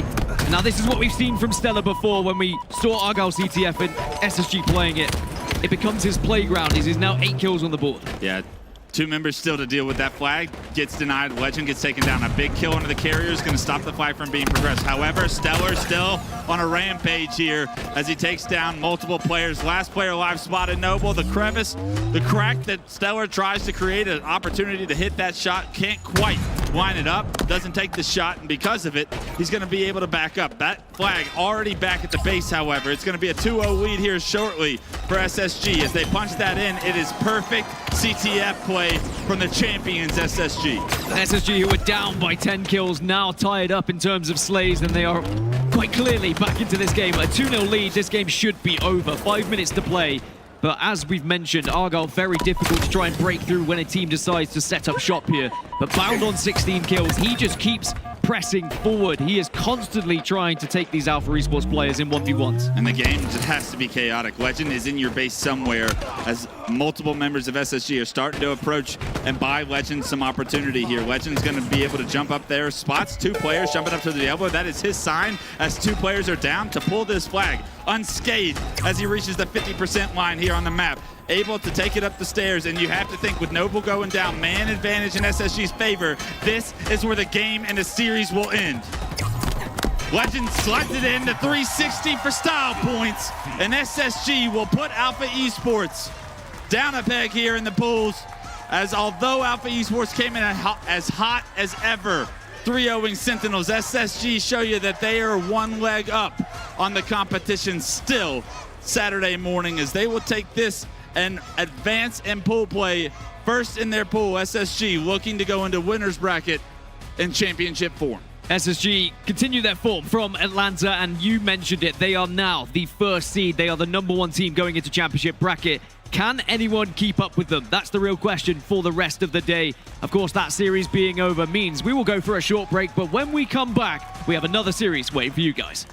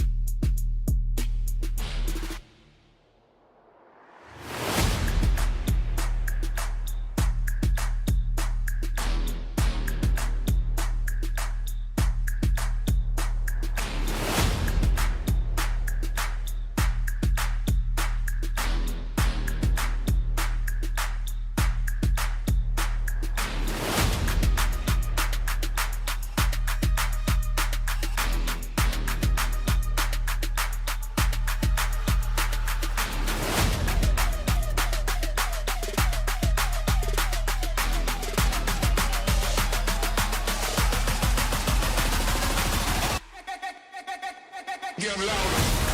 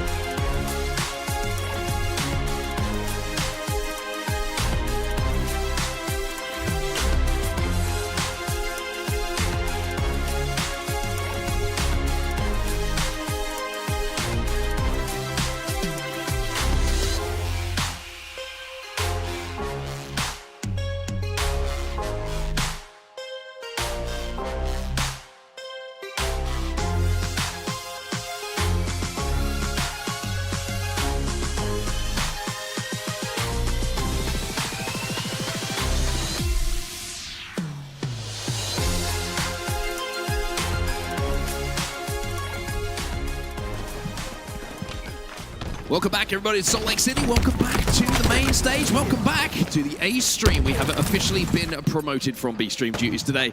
And what a game we have to bring to you right now. Still in pool play here in SLC. Pool A is where we find ourselves right now. And it's going to be myself on set and the beautiful Bravo to talk you through Alpha Esports versus Ascend Baseline. I'll tell you what, this pool got really interesting, huh? I think when we were talking about the pools in the pregame, not a lot of eyes on Pool A in terms of upset potential or what we might suspect, but Alpha Esports bursting onto the scene today with unbelievable results and even good performances against even stronger opponents. We'll see what they can do against Ascend Baseline here as well. Yeah, Stella just talked to me a few minutes ago, just up on the desk, we were catching up, and he said, so we're going to lose that series. And then he had a little bit of a smile on his face. I was like, I think that says everything we need to know. It was a little bit of a battle for Space Station, but certainly the greatest way to start a day is to be tested in a series like that. And Alpha Esports showing, with some of their results so far today, that they are not to be taken up lightly. A little bit of international affair on our stage, actually, with Ascend Baseline as well. The European team, a couple of Frenchmen, an Italian, hails from Malta. If I'm not mistaken, Milsey, excuse me, from the United Kingdom. So we've got some international flavor in this game. Great game to start the series as well. Loving a Game 1 Empyrean CTF. Regardless of title, we love a Pit CTF to start off a series. It's a little bit of tug-of-war to really allow both teams to feel one another out. 3 were dead for Alpha Esports, which gives Bastos just an opportunity here to lift on his opponent's tower. We'll see what he can do. Already under a lot of pressure here from the cuts on the first BR, but he's going to hold forward. Hold forward, finds one, doesn't even get the opportunity to turn it into a double kill because Mose has that sniper rifle in and around the sword. And Bastos, recognizing that the Swans are still coming in on that Mauler side, he's going to decide to run this one, or attempt to run it under bridge towards the cover of his teammate. Mose is still here, doesn't quite connect with that one, but the shots are pretty solid. And more than that, as he'll find one, can he turn it into 2? Can't quite connect with that headshot, but Bastos is sliding back home, and this might be the first flag going in this game, and it will be to the Europeans. He is home free. I love that play from him. Let's talk about what happened. 3 were dead when he was going sword ramp. He goes courtyard. As soon as he lifts tower, he's under pressure from cuts and the first BR. A lot of players might back down from that. They might wait for help. Instead, they push training pressure. He flies and finishes the one shot in cuts. He doesn't waste any time, and because of that, they're able to continue slaying, and they immediately pull the flag. I love what I'm seeing, and they earned that flag cap. They're up 1-0. And we mentioned how this pool has become very, very dicey. Well, this is another example of it. A few moments ago, we were talking only about Alpha Esports and what they managed to do a little bit earlier on, and now it's Ascend Baseline who are putting games on the board, or certainly flags on the board, on their way to putting games on the board against them. However, Buell's going to find himself an overshield. This is a good opportunity with a couple of teammates dead, but also with Ascend Baseline with 2 in the death screen to maybe use this overshield to force his way forward. Almost gets the trade as well. In the end, will be taken down in the courtyard. 1 dead for each side. As that's also maybe just wait for Snipe to respawn. Gonna snag that. And now also just decide to run his own tower as well.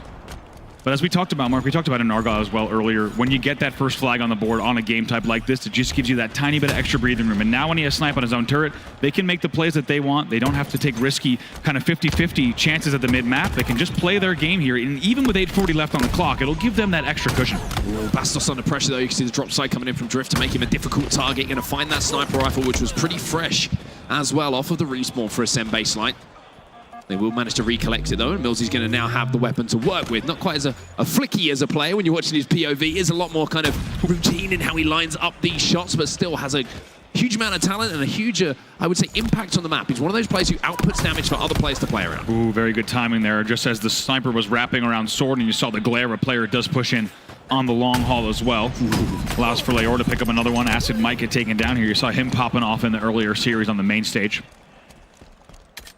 Workout cut out for them. Ooh, speaking of, it's going to be Noble from the back on the first BR. Also hitting this one as well. Looks very good, even though the flag is pulled. It's going to pull one of his own. Doesn't know there's a player behind on the cuts, though. Can he turn the corner? He does have support here, Noble.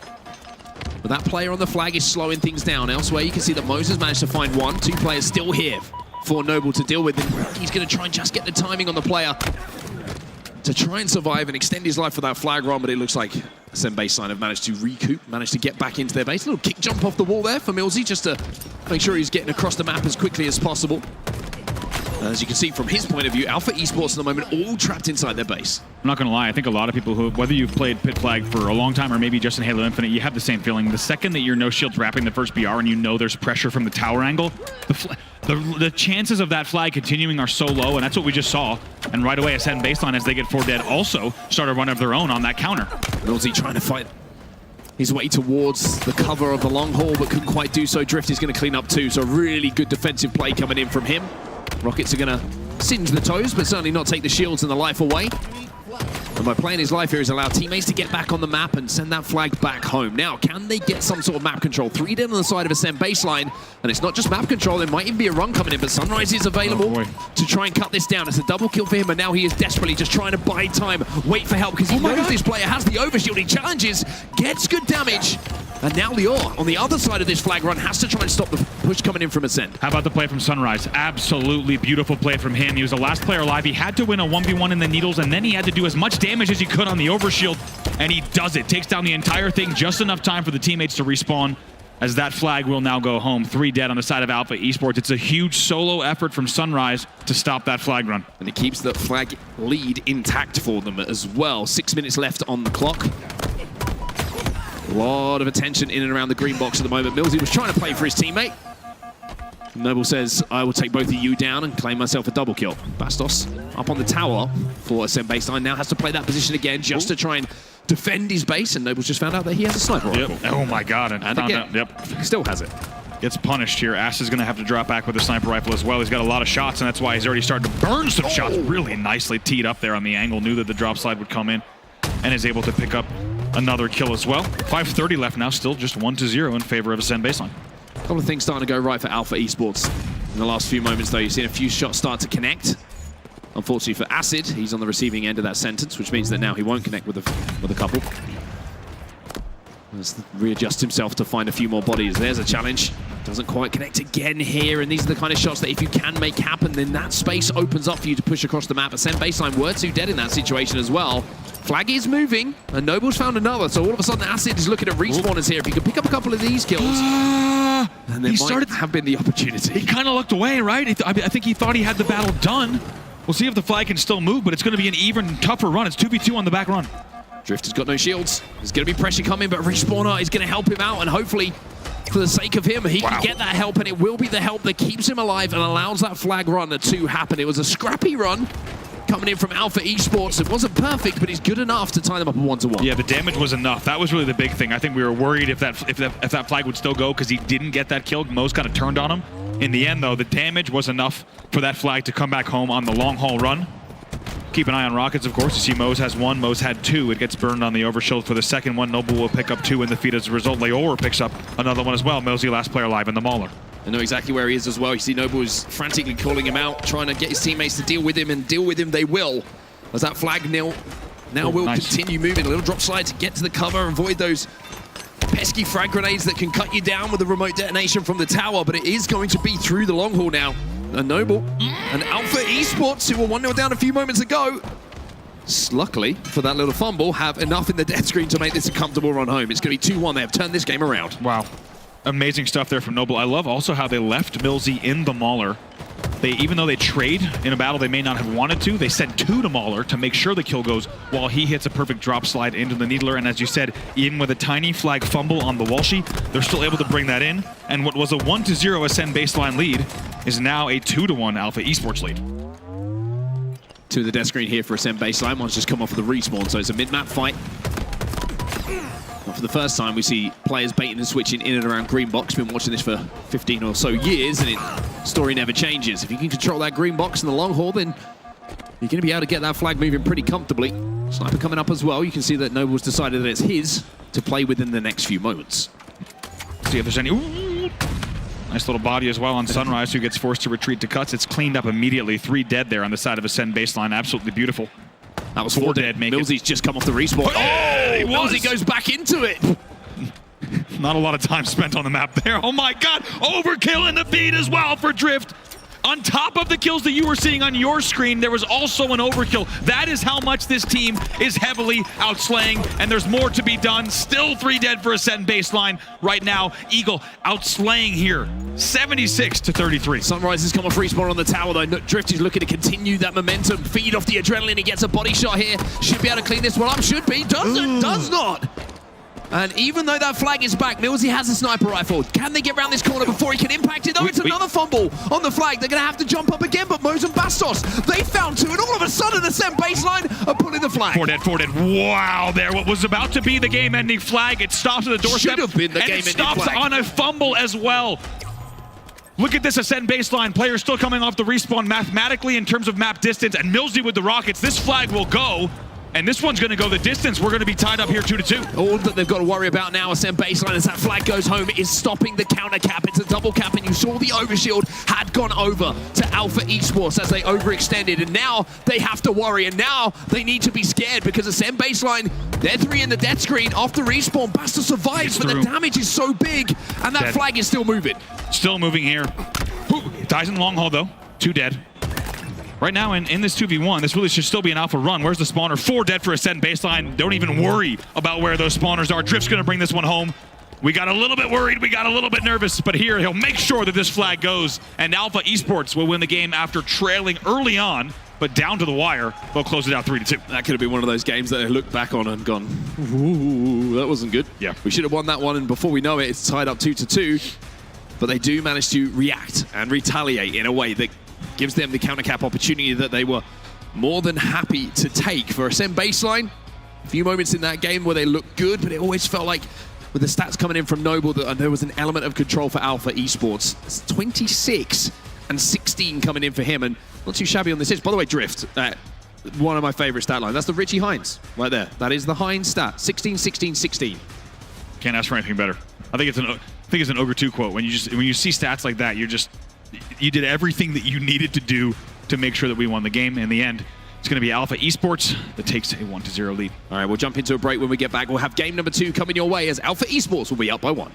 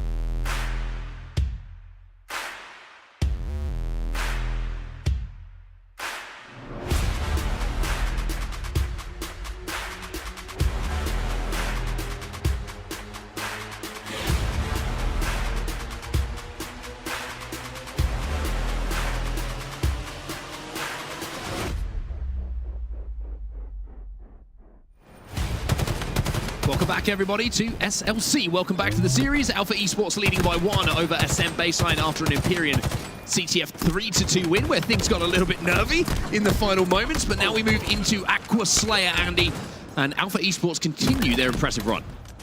Really impressed what we've seen from these guys, and I also love the story. 3 will fall for Alpha Esports. Drift has to make a solo effort there, and actually it's going to be Moses' POV that we're on. Apologies for the POV swap there. We'll get that sorted. As Moses is off to a nice little 2-0 start on his side of the stage. Doesn't quite connect with that headshot, but Mills is going to be there to clean it up himself. 3 dead, 4 dead for Ascend Baseline. So all of a sudden the game has flipped, and it's Alpha Esports who have not only the lead, but every single member of Ascend Baseline spawning together at the back of this base. Moses is going to push out first and wins the 1v1, and that's going to create some space. The trade is going to come in almost immediately, and maybe it's going to be 2. It's actually Asid somehow kind of threads the needle there between where Mose and the rest of the team was, and finds 2 and stays alive. Nice shot from Acid as well. He knew that Bastos was the last player alive, but having a feeling that spawners might be around, he's just going to peek and do really nice damage there. Really nice peek shots on both the flag as well as from the high gen. That now extends their lead to 11-5. It's a really strong start here from Alpha Esports. I really love that play from Acid. Number of reasons. Like you said, he's outputting damage, but also he's making sure that attention is constantly towards the gen. And why he's doing that is because he's seeing what his teammates are doing. They're wrapping through the pink side, and if he can take the attention away from those 2 players who are coming in with full shields, then it just makes their job so easy to clean up and collapse. And that's why you're seeing this lead start to extend now in the favor of Alpha Esports. 14-5, and Ascend Baseline were momentarily there, 2 or 3 dead once again. I mean, doesn't that sum it up? You have Sunrise and Bastos just kind of running with their heads tucked back into the base, and that's just been the story of the game so far with these guys. Good shots from Acid. Can't clean up that last one, though, so that'll bring us to 15-6. Overshield coming up as well, and when you're 15-6 up, you hold forward. You hold forward, especially if you're going to get it uncontested. Drift finds 1. Noble will just wait a second for his shields to recharge before he goes back in. There's the first shot onto Mose. Has the jump on him as well. Oh boy. And we'll add yet another kill to the collection. It's 19-7 now. This is starting to look a little bit out of hand. The Bash brothers, Drift and Noble, flying to the gen, and you hear a few melees, and they're able to take care of business. Same thing, Noble walks in the door and he just sees a bunch of carnage in front of him. He's not going to worry about it. Everything's been cleaned up here, and he'll now look for his next target. 21-9 in favor of Alpha. Almost at the halfway point. And Ascend Baseline are yet to get double figures. Nice damage coming in as well. Mose does find 1. Side B challenge is going to be accepted by Noble as the grenade goes in and he cleans it up with the bandit. And now you are seeing 24 kills on the board, just to the 10 of Ascend Baseline. This has been constant map control, and I don't think Ascend Baseline have had 4 alive, it feels like, for more than 10 seconds. Drift has as many kills as Ascend Baseline. I'm just going to leave it at that. Yeah. That's it. Killing spree as well, going to be picked up here by Drift as we jump over to his POV to see what he is doing so right. 29-11 now. And it's a situation we talk about sometimes on Aqua, right? It's the cleanest 2v2. It's so clean. Oh, the target prioritization there, that's some SWAT team-esque entrance. There's 2 players waiting in the fridge. Generally, you're going to expect to see a trade, but Alpha Esports just picks their targets so cleanly. Amazing communication, and maybe even without communication, they just shoot the right targets, and it's plays like that that have brought them now to still more than doubling the opponent. Score 34-16. SWAT team. That was like watching a game of SWAT. That was literally 2 bullets fired and 2 kills collected. So, jeez, it's starting to look like Alpha Esports are inching their way, or should I say, almost sprinting their way towards a 2-0 series lead here. I was going to mention though, for Ascend Baseline, you've got to remember that what the opposition has done to you in the first half of this game, you can do back. It's how Aqua works. We've seen it numerous times. The one thing you can't allow to happen, if you want to try and believe this story, is let the overshield go over to Alpha Esports. It's almost like the story has become somewhat of a fairy tale now for Ascend Baseline if they want to get back into this. It really would be. You know, we've seen some crazy stuff on this map. Based on the pace of this, I don't know if we're going to see anything like that. I think it's going to be limited to the crazy score line. 2 still dead for Ascend Baseline. It's 40-18. Steak is certainly on the menu, and it might even be even worse. Steak with all the trimmings. You got the potatoes, a little bit of peppercorn sauce. Yeah. More steak. Oh, a whole bunch of French fries. French fries, of course. Yeah. But I think it is essentially a race to see if Ascend Baseline could avoid that steak dinner, or if it's going to be Alpha Esports really winning this one with somewhat of a statement. That battle rifle, once again, just doing a huge amount of damage. By the way, that model of the battle rifle is enormous. It looks like a railgun. It really does look like a rail. 48 on the board, only 2 more kills to go here for Alpha Esports. Make it 1. 1 more to go. Steak is on the menu, and we are about to be eating good if you're an Alpha Esports fan. Noble's looking for it himself. And why wouldn't he get it? Flies in, gets the trade. That'll get the job done. Alpha Esports find themselves 2-0 up in this series. Drift goes 17-6, by the way. In a game where his opponents only get 21 on the board. Not bad whatsoever. I mean, that is wild. That should not be happening in pool play. That's a crazy scoreline. Let's make no mistake. 50-21 is a statement from Alpha Esports as they will take a 2-0 series lead. Really impressive. Just looking through the stats here, there's nothing to be disappointed at all on the Alpha Esports side. It's just positive all around. The standout, of course, Drift. And we'll have to see when we get back from this break if Alpha Esports can close out the series in a 3-0 victory, or if Ascend Baseline are going to have something to say about it.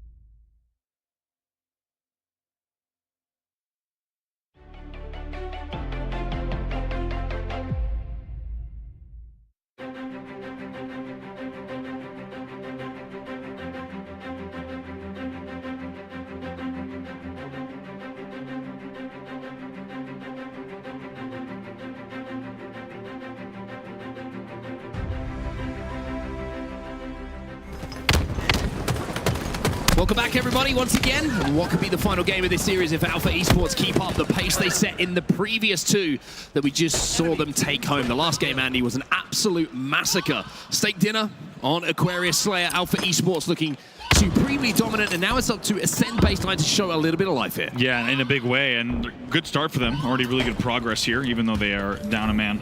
Able to get a lot of time on the board, maybe even controlling pipes here. They'll see if they can get Shock as well, presumably. Leor wants to shut that down, though, if he can.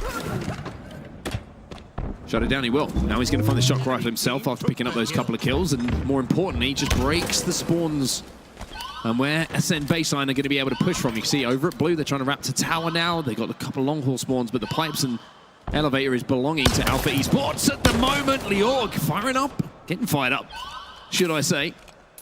As he takes aim at the tower again, Bastos is going to give him another opportunity to hit a shot here, and with the first one, you wouldn't be too surprised if it turns into another headshot. Love this from, look at it, even though he's getting dinged all the way from C-Plat right around the trippy box, he's just holding that angle perfectly, and ever since they gained the control of this, they have looked unstoppable on the angles they're choosing, and might finally get taken down, but look at what only need to take. I'm surprised he doesn't hold the angle there. There's no other pressure. I mean, I guess he just thinks that Noble's gonna jump in, but if you ask me, just hold that right bat. Hold that back right bat. Don't challenge that control angle.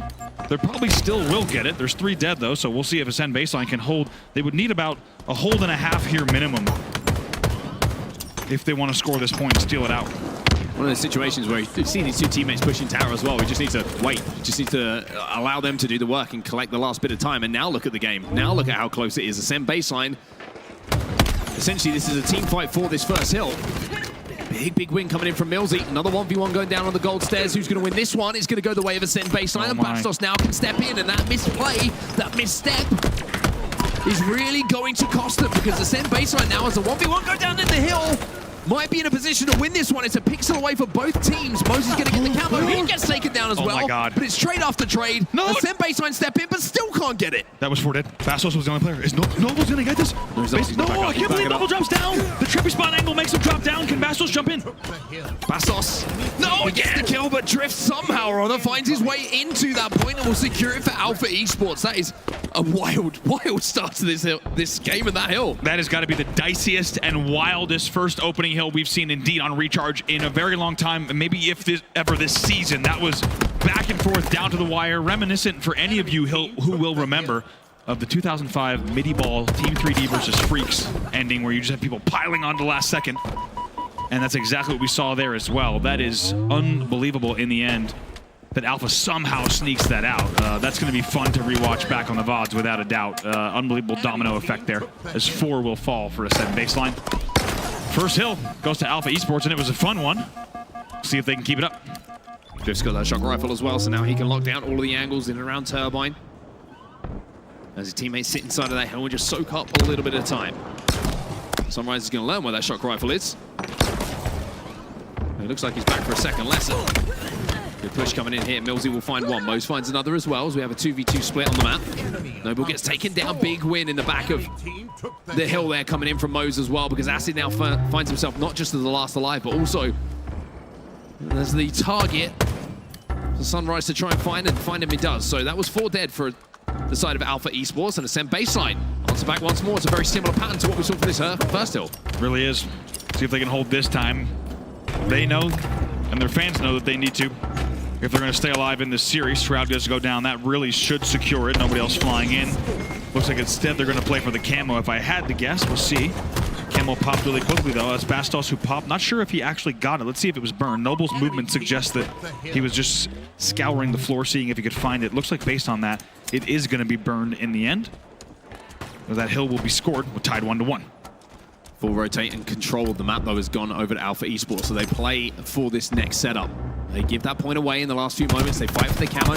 They get the burn, and now you can see with full control of not only gold, but also top alley, it's so difficult to cross for Ascend Baseline to challenge this hill. Ping's coming in. Luar's going to get that first pick as well, which makes the push even more difficult. And Noble applies some extra lotion to the body. Got to keep those Spartans well lubricated, well moisturized.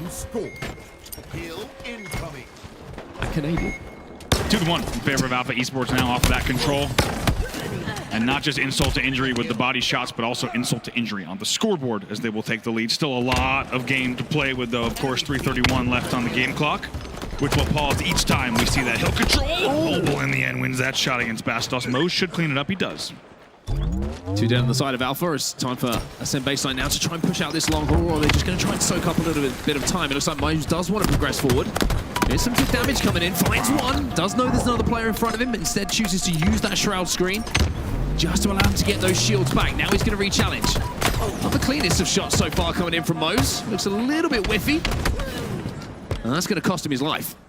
We'll blame the Shroud there. This just kind of, just kind of complicates things a bit. Sounds like something you've said before. That's what you say, traded. 3 dead momentarily for Alpha Esports there. Now 1 alive. Actually, Mose is your last player alive. He's going to try to make a C push here and and see how much damage he could do. And honestly, the opening frags are very impressive. Mose, as the only player alive, does a really nice job to buy his team some advantage on the map. Just for a second, though, you can see they had that advantage, but 2 kills follow up very quickly, and they go to the side of Alpha Esports. And because of that, now Noble finds himself with the camo down bottom middle. This has been a pretty contested hill so far. It looks like Noble wants to try and play not only for the kills, but maybe for the shock rifle as well. Enemy team. Samurai's going to challenge. Samurai's going to get 1 kill himself just before he performs the challenge in front of him. And Noble now has some work to do because he's got a couple of teammates who just fell around him. Couple of shots onto Mose. Now he's going to be challenged himself, but I'm not sure they know he's here. Even with the camo disappearing, he's created enough of a distraction for elsewhere his teammates to pick up some kills, and now it's just Bastos trying to survive. Yeah, they're going to flood that and pick up that kill easily without trading. Very nicely done from Alpha. That a lesser team would maybe have allowed a trade to come in there in the long haul. They make sure that doesn't happen. Big hill here, goes without saying, essentially tied up on the 4th hill. We either exit this one tied 2-2 or we'll see Alpha. Oh my God! And speaking of, Noble has almost does it. Bastos, last player alive back Hydra. They're going to want to clean him out rather than leave him there. Such a big kill as well. That stops the flood. It stops the pressure coming in, and Alpha Esports can essentially now play for a team fight before stepping into that hill. While taking some damage from bottom middle, it's Millsy who walks his way through. Trade will come in, but it's trades all over the place, but they favor Ascend baseline. Drift is last alive. See what they could do. Bastos cleans that one up now. 4 dead for Alpha Esports. Lower's going to be the first spawner. Now, this push needs to be perfect, otherwise this will be an Ascend baseline hill. Just comes in for a while. As is going to get that first kill, though, and that makes this a little bit dicey. 2 players going to try and push it out the tower together. Millsy will find a double kill, though, and that should allow them to step back inside of the point here, defending this hill. The shots coming in from the barriers. Oh, Bastos now, he's snapping on, and all of a sudden, we're snapping into a little bit of a game here. It's tying up at 2-2 with 2 minutes left on the game Yeah, clock. really nice snap, as you say. Drift kind of throws a lot there into batteries to try to make something happen, and might get them on a bad spawn rotation. Camo's going to be burned for the 2nd time in a row by Bastos, so that will not be a factor off of this exchange. 2 minutes left on the clock, tied up 2-2. Mose is going to challenge a player in hill, just to flush him out. Enemy team took the hill. And now the battle for both of the platforms starts to take place. Noble's going to find 1. Mose, they're not the cleanest looking shots, but good enough to get the job done with a little bit of help. Goes for the stick here, looks for the 2nd sticky as well, but it comes out of it with nothing. And it will be Alpha Esports who once again just stand in that hill and start to control. There's a Shroud to make that push onto the hill player a little bit more difficult. This is going to be more time soaked up by them. It's got to be said, what a different game than our game number 2. Ascend baseline keeping this one very close. Right now, Alpha Esports leading by just a beat on the 5th hill. They close this out. That really could be all she wrote, but still some work to be done. Drift manages to get out of that situation. One of those horrible situations where you look around the corner like the player's one-shot, but as you kind of go to finish him off, the shields come back, and then you're thinking, oh, maybe this is a bit of an overextension. So to come out of that with a trade is a good enough result.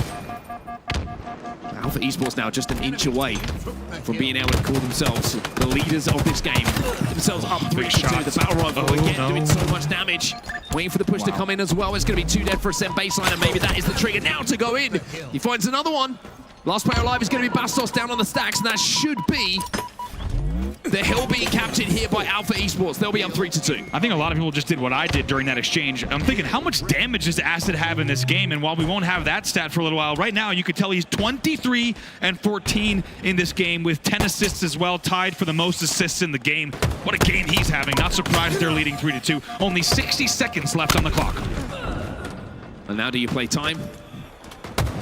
Do you play for the kills, or do you try and close it out now if you're Alpha Esports? Well, they're going to have to wait to make that decision because the Ascend baseline have just put them all into the death screen, and Moses found himself the camo as well. They've got a good bit of indication of where those spawns are coming in as well. They've got full information. Everybody is in and around the elevator for them. Camo comes back at just the right time for Moses, but the grenade arrives at just the wrong time. Noble last alive. Millsy's going to take him out. It will be more control here for Ascend baseline. They are over halfway forward to capping this and tying it up. Even though Moses gets taken down with the camo, it was a very expensive kill for them. As you saw, it caused Alpha Esports to fall 4 dead again. Take a look at the hill progress. Really important power of control there. Leads to an over-focus on that camo, and just now moments away from seeing the hill get ticked. Yes, indeed, we are tied 3-3 here with 58 seconds left on the clock. We'll see if it can happen in regulation. A perfect hill comes in from Ascend baseline. And if they can win this one, then the memories of that previous game, or should I say the nightmares of the previous game, Won't matter too much because we'll have some more Halo to play as Mose finds himself a double kill in and around the tower. He's starting to say, it's my game. 24-19. Big swings coming in here from Ascend baseline. They now only trail by 4 kills in total, and you got to give it to Sunrise. A killing spree during that third hill. Great shots once again from Mose. He's not done yet. But a killing spree from Sunrise during that third hill, it goes without saying. It's a big, big factor in them now tying up the game. Noble trying to push through the back of this hill, finally gets the Ascend baseline players out of it. They're almost halfway towards capturing it themselves, but now they're going to have to work off the respawn to flush Noble out. Oh boy. But Noble's going to find a little look at a cranny to find a frag grenade towards some of those respawners. But as you say, Millsy, he's found himself a shock, and this boy can hit shots. Important kill from Millsy there. To just push them back a little bit, buy a little bit of space, take out the guy on the hill, and allow your team to start to make this tower and see Plat push. Here comes the push. Mike is coming in though. Mills is going to have multiple targets. Chain damage is good, but it's not good enough to get them out of the game and into that death screen. It's going to be 3 dead here for Ascend baseline, and inside of that hill, Noble finds the triple kill, turns his attention towards the camo immediately. And this is going to be the break that Alpha Esports were looking for. Sunrise gets camo at the perfect timing. Took a look at that. Sunrise able to get away with the camo. Just the unlucky timing there for Alpha Esports. The pre-nades into control. Looked good. Big moment here for Sunrise. What can he do? Needs to find some kills. Needs to play this perfectly. If they don't get these kills and they don't line up and he gets taken out, that could be the game going over to Alpha Esports. It's Ascend baseline who have 3 in the death screen. Last one alive is Bastos. He gets taken out as well. And with that, Alpha Esports will complete the sweep here on the main stage and secure 2nd place in pools as well. What a run it's been from them. I mean, amazing stuff, 3-0. Yeah, amazing stuff indeed. Game 1 and Game 3, they look so similar, just down to the wire, only 1 point separating the two in both Empyrean CTF as well as Recharge King. A fantastically tightly fought, match in the objective games in both of them. In the end, the slays do go the way of Alpha Esports, 89-79, so it's a comfortable slaying victory in terms of the Slayer performance there. 4-3 is your final score. Fantastic matchup between the two. I think, as we said, the Slayer was the outlier, but a really great series. However, Alpha Esports is the one we're focusing on. They secure 2nd in the pool. Yeah, amazing, right? They came here on Friday, fought their way through the open bracket, got into pools, and now find themselves 2nd place in the pools, ahead of Sentinels, ahead of Ascend baseline, who they've just... Both of them have been pushed to the side by them in those series that we saw. Incredible performance on them, from them. Looking forward to seeing what they can do as we head towards the bracket stages. But for now, that's going to do it from Andy and myself, and we'll see you in just a few.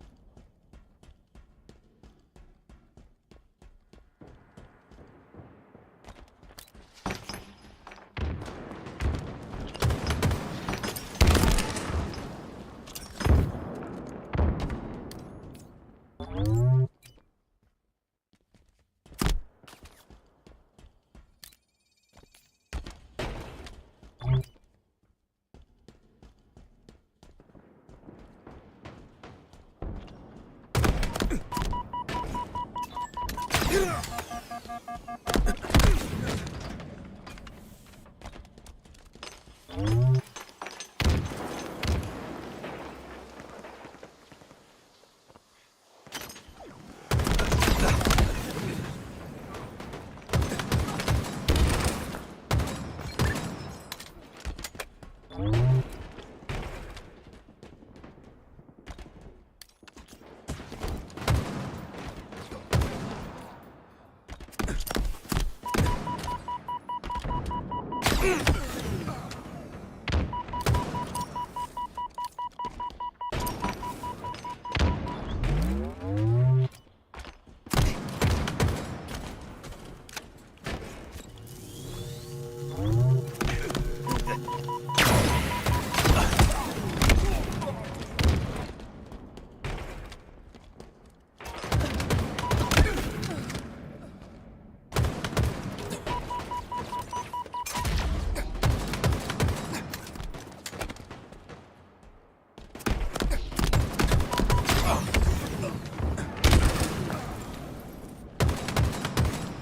team nearing victory.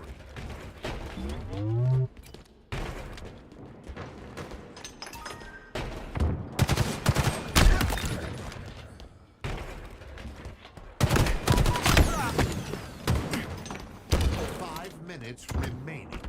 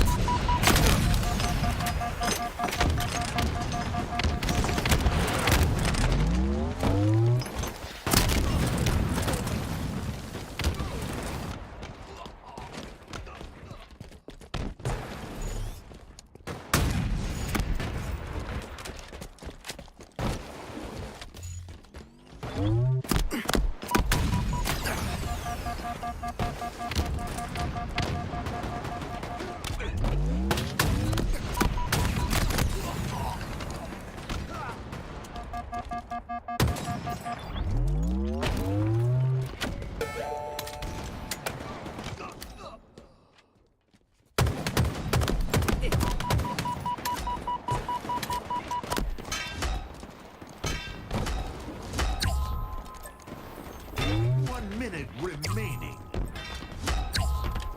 Enemy captured your flag.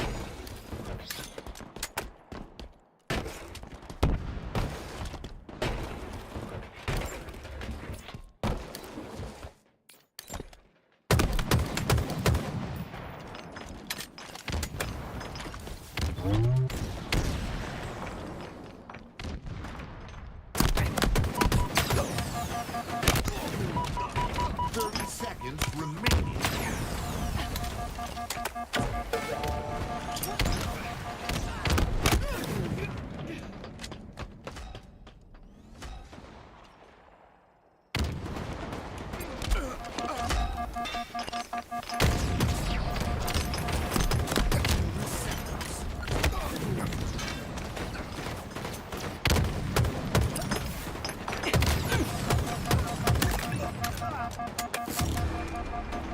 Sudden death.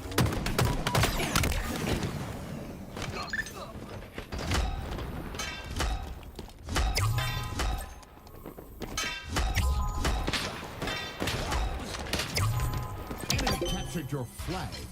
Defeat.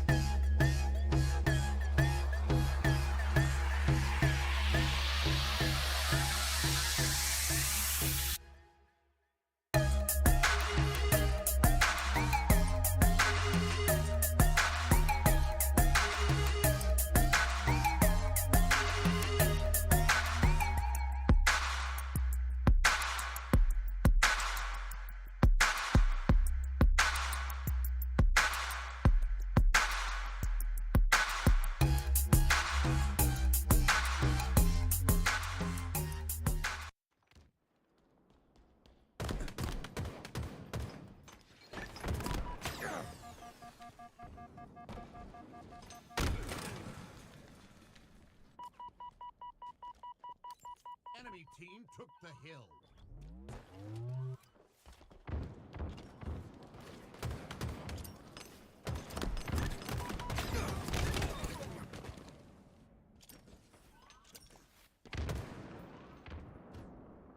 Seconds remaining.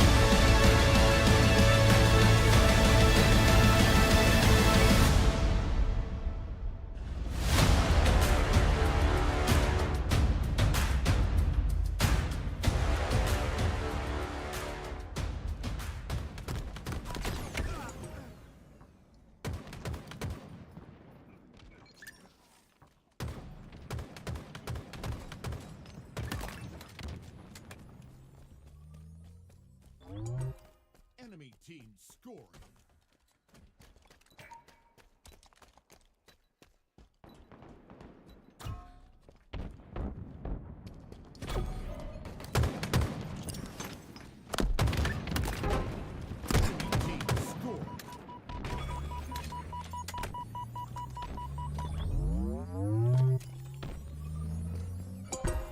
Enemy team scoring.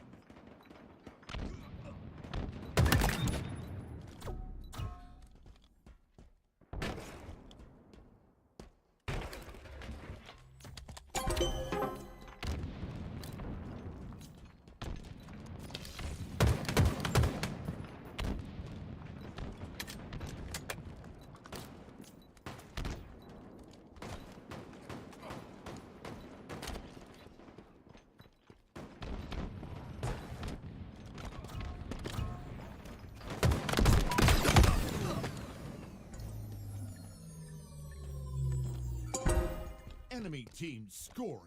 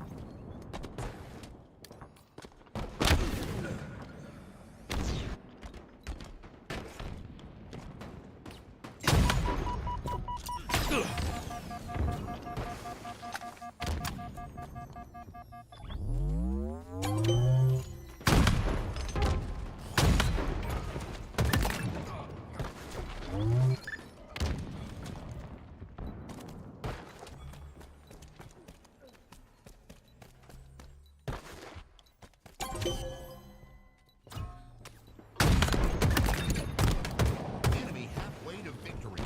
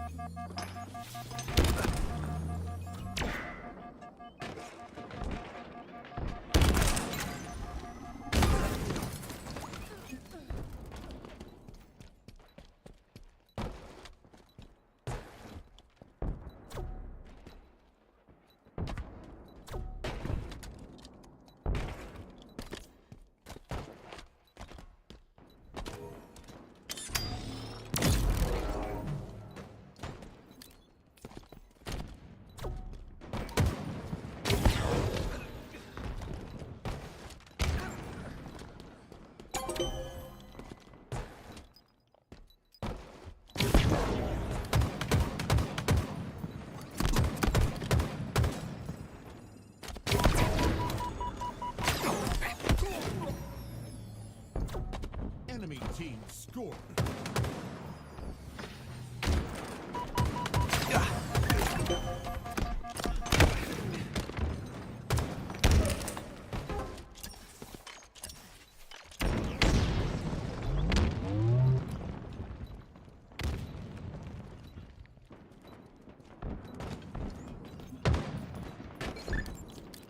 Enemy team nearing victory.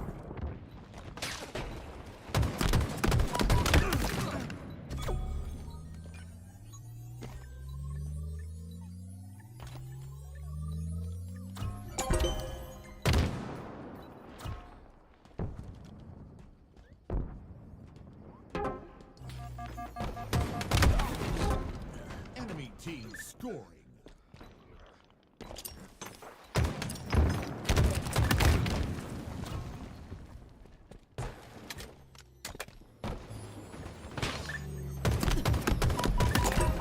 Enemy team scoring.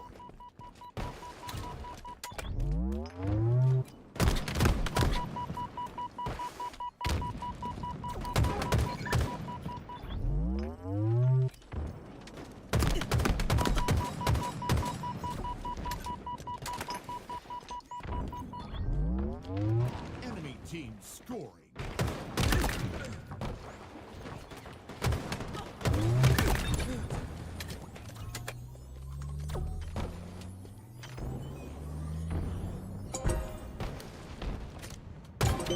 Enemy team scoring.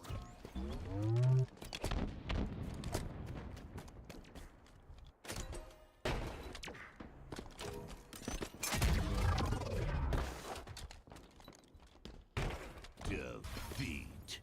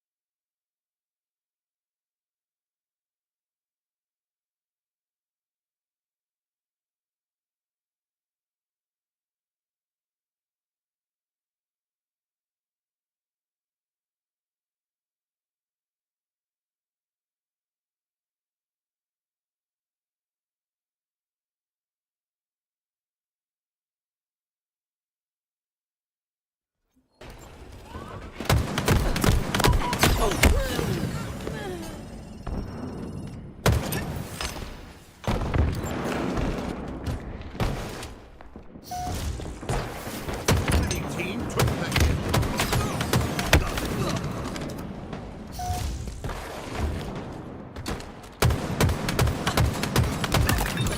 Enemy team took the hill.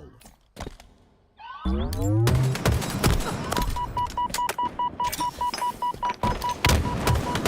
minute remaining. Enemy about to score.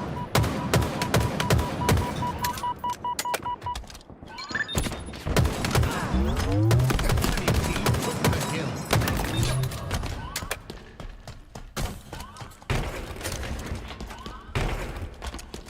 Enemy about to score.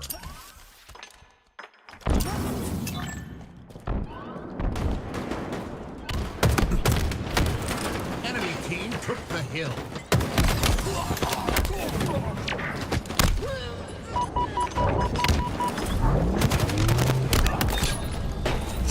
Enemy team scored. Defeat.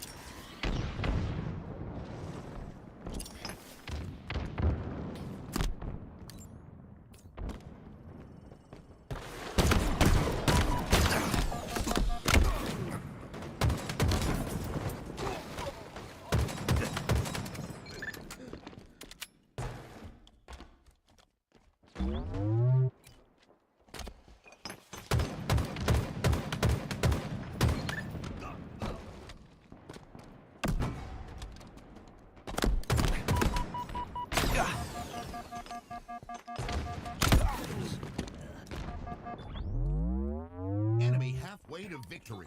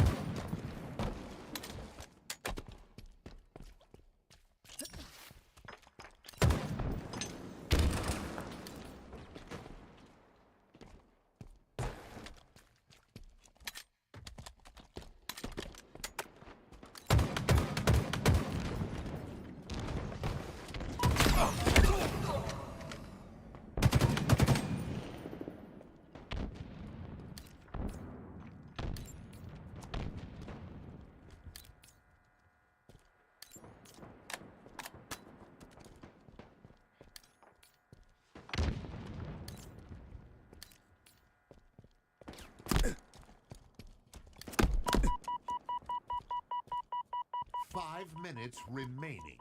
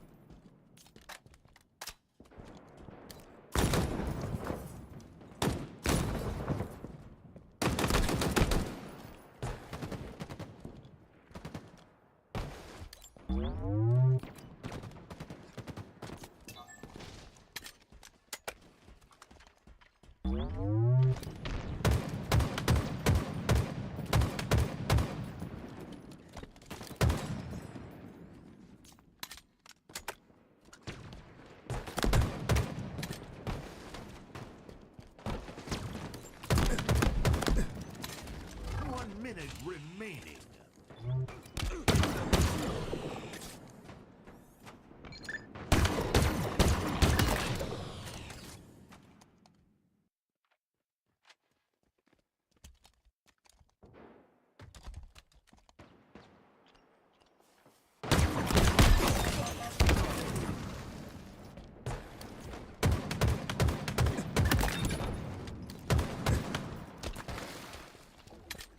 Seconds remaining.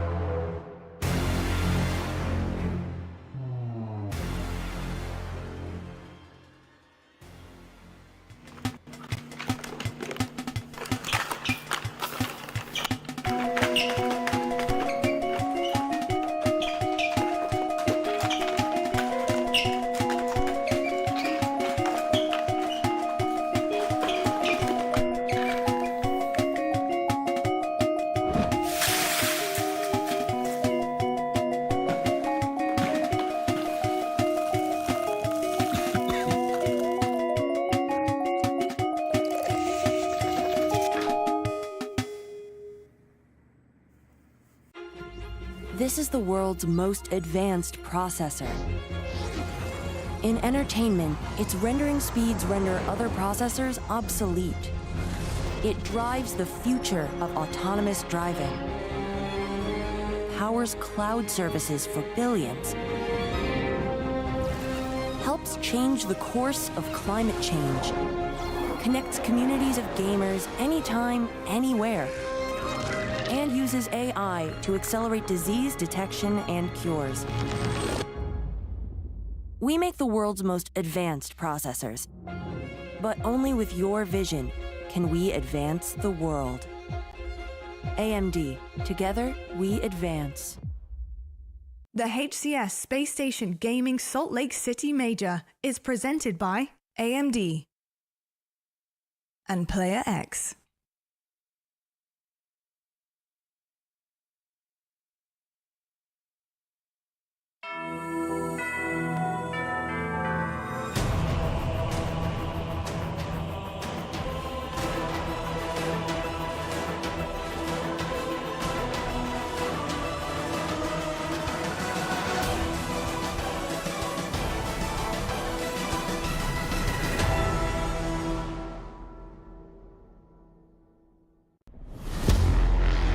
But that's gonna be Sniper falling from cycle 3 down. Oh my god!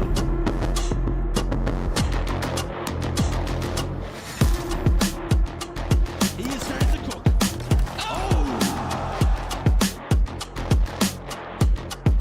It's a stellar clinic, putting on a show.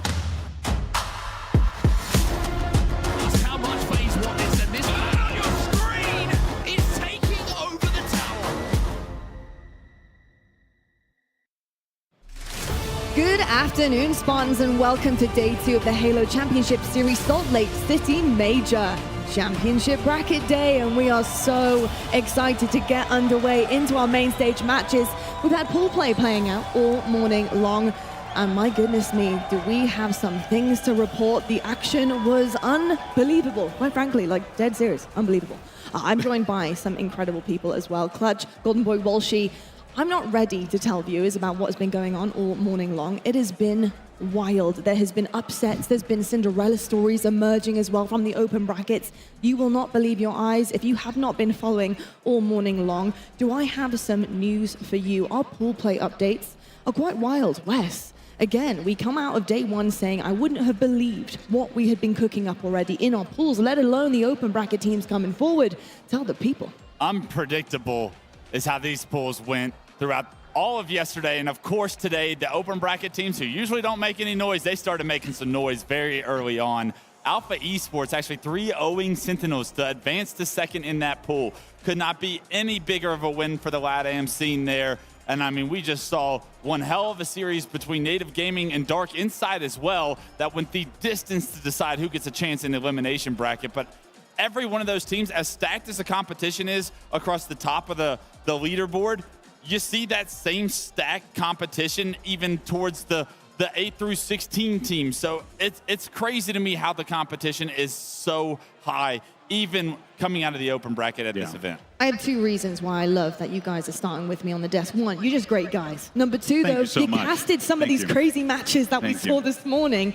And Sentinels versus Alpha, Walshy Golden Boy, I mean, incredible things. I don't think that we had expected Alpha to come out so hot, but GB, the Sentinels also to kind of have a really, really difficult start to their Saturday Yeah. and end to it as well. I mean, who would have thought that Precision Map 1 would have been coming out of that with a 0.29? That is unheard of considering he's a mainstay for the team. Yeah, you know, he was definitely struggling in the early parts of this game, and it was certainly reflected, obviously, in the scoreboard there and in the results. But, you know, I don't want to take that away from Alpha because, to be completely honest with you, Alpha were playing phenomenal. The man on your screen right there, Noble, that we saw briefly, an absolute camo god. This dude, and the way that Alpha were prioritizing the utility, the power items as they were collecting them around the map, so expertly done. And you could just tell how much it meant to these boys and how they picked up that win. They came into this one certainly with, you know, a lot of the cards stacked against them, but they showed up big time, picked up massive wins, and showed no fear on that stage, which is exactly what you want to do if you want to contend with the best in the world. That guy Noble in that final map, by the way, had a 1.65. He finished that series off hot, started it strong. Walshy, you couldn't ask for anything more out of this LATAM team. How do you feel like they're going to fare for the rest of the competition? I mean, if they keep playing like they were today, I see great hope for them throughout the rest of this bracket. I mean, it's not just a fluke just winning one match against Sentinels. They beat Ascend baseline. They're going to be going into the upper bracket as they start their day today. Yes, it's going to be a tough bracket ahead of them, but regardless, the way I saw Noble playing, the way I saw each of these players giving every small advantage they could, winning all those small exchanges, it just added up. Yeah. I'm very excited about Alpha for a couple of reasons, just in terms of the bracket as well and kind of where they've ended up. And I believe they're with Complexity. So this could actually be some really good things for them. I think Complexity is a nice test for them coming up next. Although we thought Sentinels would be that big dog to take them out potentially as well. But Alpha, they're looking primed and ready to go. Do you think they're ready for the cold smoke? It'll be interesting. I think the question leaving yesterday, you asked me what my final thoughts were at the end of the show yesterday, and it was, is Complexity going to be consistent this weekend with what they showed us? If Complexity can play at the level they did yesterday, I think that they're going to handle this Alpha team even as well as Alpha is playing. But that being said, Complexity have not showed any level of consistency throughout this year that have led me to believe that that's going to be the case. So Alpha Esports, a very live underdog going into that series, and the winner will at least, at minimum, get top 6 from that series. An exciting opportunity for both of those two teams. Yeah, and just to echo what you were saying before about Complexity, you know, that's also like the big concern as well, right? Did you just happen to have like a god day on Friday? Can you keep this consistency moving forward? I think, you know, when you look at the players on the team, it should, you're expecting them to do so. But this is going to be a very interesting challenge here. And honestly, another thing too to keep in mind as we continue the conversation, show the B-roll for Alpha and versus Space Station earlier, they played SSG pretty well too, right? I mean, granted, look, SSG's coming into this event hot. A lot of us have predicted them to win, but Alpha was giving them a fight for a little while there. So this is a team that I think can really turn some heads, and I'm just overall stoked for the LATAM community because this is exactly what you want to see going in to our World Championship. I think also coming back to Sentinels, because this is going to be a big shock, I think, for a lot of fans. I mean, I'm sure it's a shock for you, considering you had Sentinels kind of on your... Don't rub it in. I know. On your predictions, kind of hoping that they would make some sort of run here, and it is... ended in, I know, it's ended in tears for them, to be perfectly honest. But Walshy, when you're looking at the rest of the season now for Sentinels, obviously Worlds around the corner, this does not bode well in terms of kind of what they have been trying to put on the drawing board, improve on. This is not what they wanted. What was it? Was it a bad day? Is that kind of what you're seeing? Is it fundamental issues? Was it a player, perspective that just really wasn't kind of clicking with the rest of the team? What did you notice? I mean, you did see a slow start from Precision on game number 1, but the rest of the series, he was looking incredible. So you can't really blame it on any single player there. It just felt like every single exchange was just slightly going in the favor of those members on Alpha. Felt like every single time a member of Alpha won a fight and then get a melee out, or they would finish the fight and then get the next kill. And it felt like every single little thing just went right for them. Yeah, it certainly did indeed, and went right for a bunch of other teams as well, because let's take a look right now at our brackets. We'll start with the elimination side of things. Cloud9, Sentinels, Quadrant, Native Gaming, all primed, ready to go. Can Sentinels make that dream run? That is the question. I think they could possibly bounce back here and see exactly how things are going to be going, but yeah, stacked up in the quarterfinals. We're seeing Space Station versus Optic Gaming in that first quarters, FaZe Clan versus ITB, Shopify versus Pure and Complexity matchup against Alpha Esports. I think some incredible matchups, to be perfectly honest with you. I'm definitely looking forward to that Space Station Gaming, Optic Gaming. But Shopify Rebellion versus Pure, I think is going to be ever so spicy, Wes. Yeah, absolutely. That's an underrated series right there. And the winner of that series gets to play the winner of the Complexity Alpha Esports series for a chance in winners finals. One of those two teams in Pure or Shopify, they're both looking at that bracket like, all right, this is the actual series that matters the most here tonight. Because if we win this, we're going to be heavily favored and comfortable going against whoever we play in the next round. That Pure Shopify has so much history between those players as well that I couldn't be more excited. I think their play styles are so similar as well, and their road pass also. They're the young guns on the new ground. They're the players trying to prove themselves. Shopify have consistently been there, but Pure have given you every reason to believe that they can win that series. I'm also loving what I'm seeing out of Shopify in terms of resilience as well. We saw them actually reverse sweep yesterday, so that was something that I had a question mark over. Not a great start for them. although they typically have a really lovely start on a day one in pool play, but the fact that they were able to bounce back mentally, you know, we're talking about their mentality a lot as well with Shopify Rebellion, especially on a Sunday, but to see them have that kind of fortitude mentally as a team to be able to overcome some hiccups in the first 2 maps and to reverse sweep, I think that bodes really well for them on this journey as well. So excited to see that matchup and how that one plays out on their journey as well in the championship bracket. But let's talk about the other quarterfinals as well. SSG versus Optic Gaming. Something we don't often see this early on, and usually that's because it's a FaZe versus Optic that we often see in this quarterfinal position. But because of Atlanta, because of some crazy upsets that were happening before, we're seeing it this time around. Your hometown team versus Optic Gaming, the green wall. Looking across some of the stats here from Atlanta in the grand finals, Spacestation Gaming honestly kind of wiped the floor with them. The dominance coming in that grand finals from Spacestation, looking really good for them. But this time around, are we seeing a different Optic Gaming? Are we able to see them bounce back? They've had a bit of a tough day one. So a lot of question marks, I think, coming into this series. We're seeing a different Optic Gaming, but not for the better. Right now, Optic Gaming have not showed us their A game so far this tournament. Not even a B game, honestly. Maybe not even a C. They got 3-0'd by Complexity, and you know that's in the back of their heads as far as are things off this weekend. Formal was the only standout player on this team yesterday, and he gave them everything they needed to be even in this position, I would say. You're going to need more from everybody, and I know Deadzone's not feeling well, but you got to find a way to have the Jordan flu game. You got to find a way to overcome that. If it's other players stepping up, Trippy, Woosie, we need you to have big-time series, because if you do win this series, that's massive for your mentality going into the next series. But if you lose this, and it's as ugly as the grand finals was back in Atlanta, that elimination bracket is going to be very difficult to rebound in with a positive mentality. Something I do want to highlight, though, is that coming out of those last few Optic games, credit to Deadzone, actually. He had been stepping up, you know, despite him being ill and not feeling all that hot. Did actually see him in the back. Said, you know, asked him how he was doing. Said he's actually feeling a little bit better today. Good so news. it's good. It's a plus, right? That's what you want to hear. But I think this is also going to be a really interesting situation as well, because typically, you know, like when Optic plays, Optic have a pretty big fan base cheering them on. This time around, though, you know, you got the SSG fans out here in full force as well, because this is SSG's home event.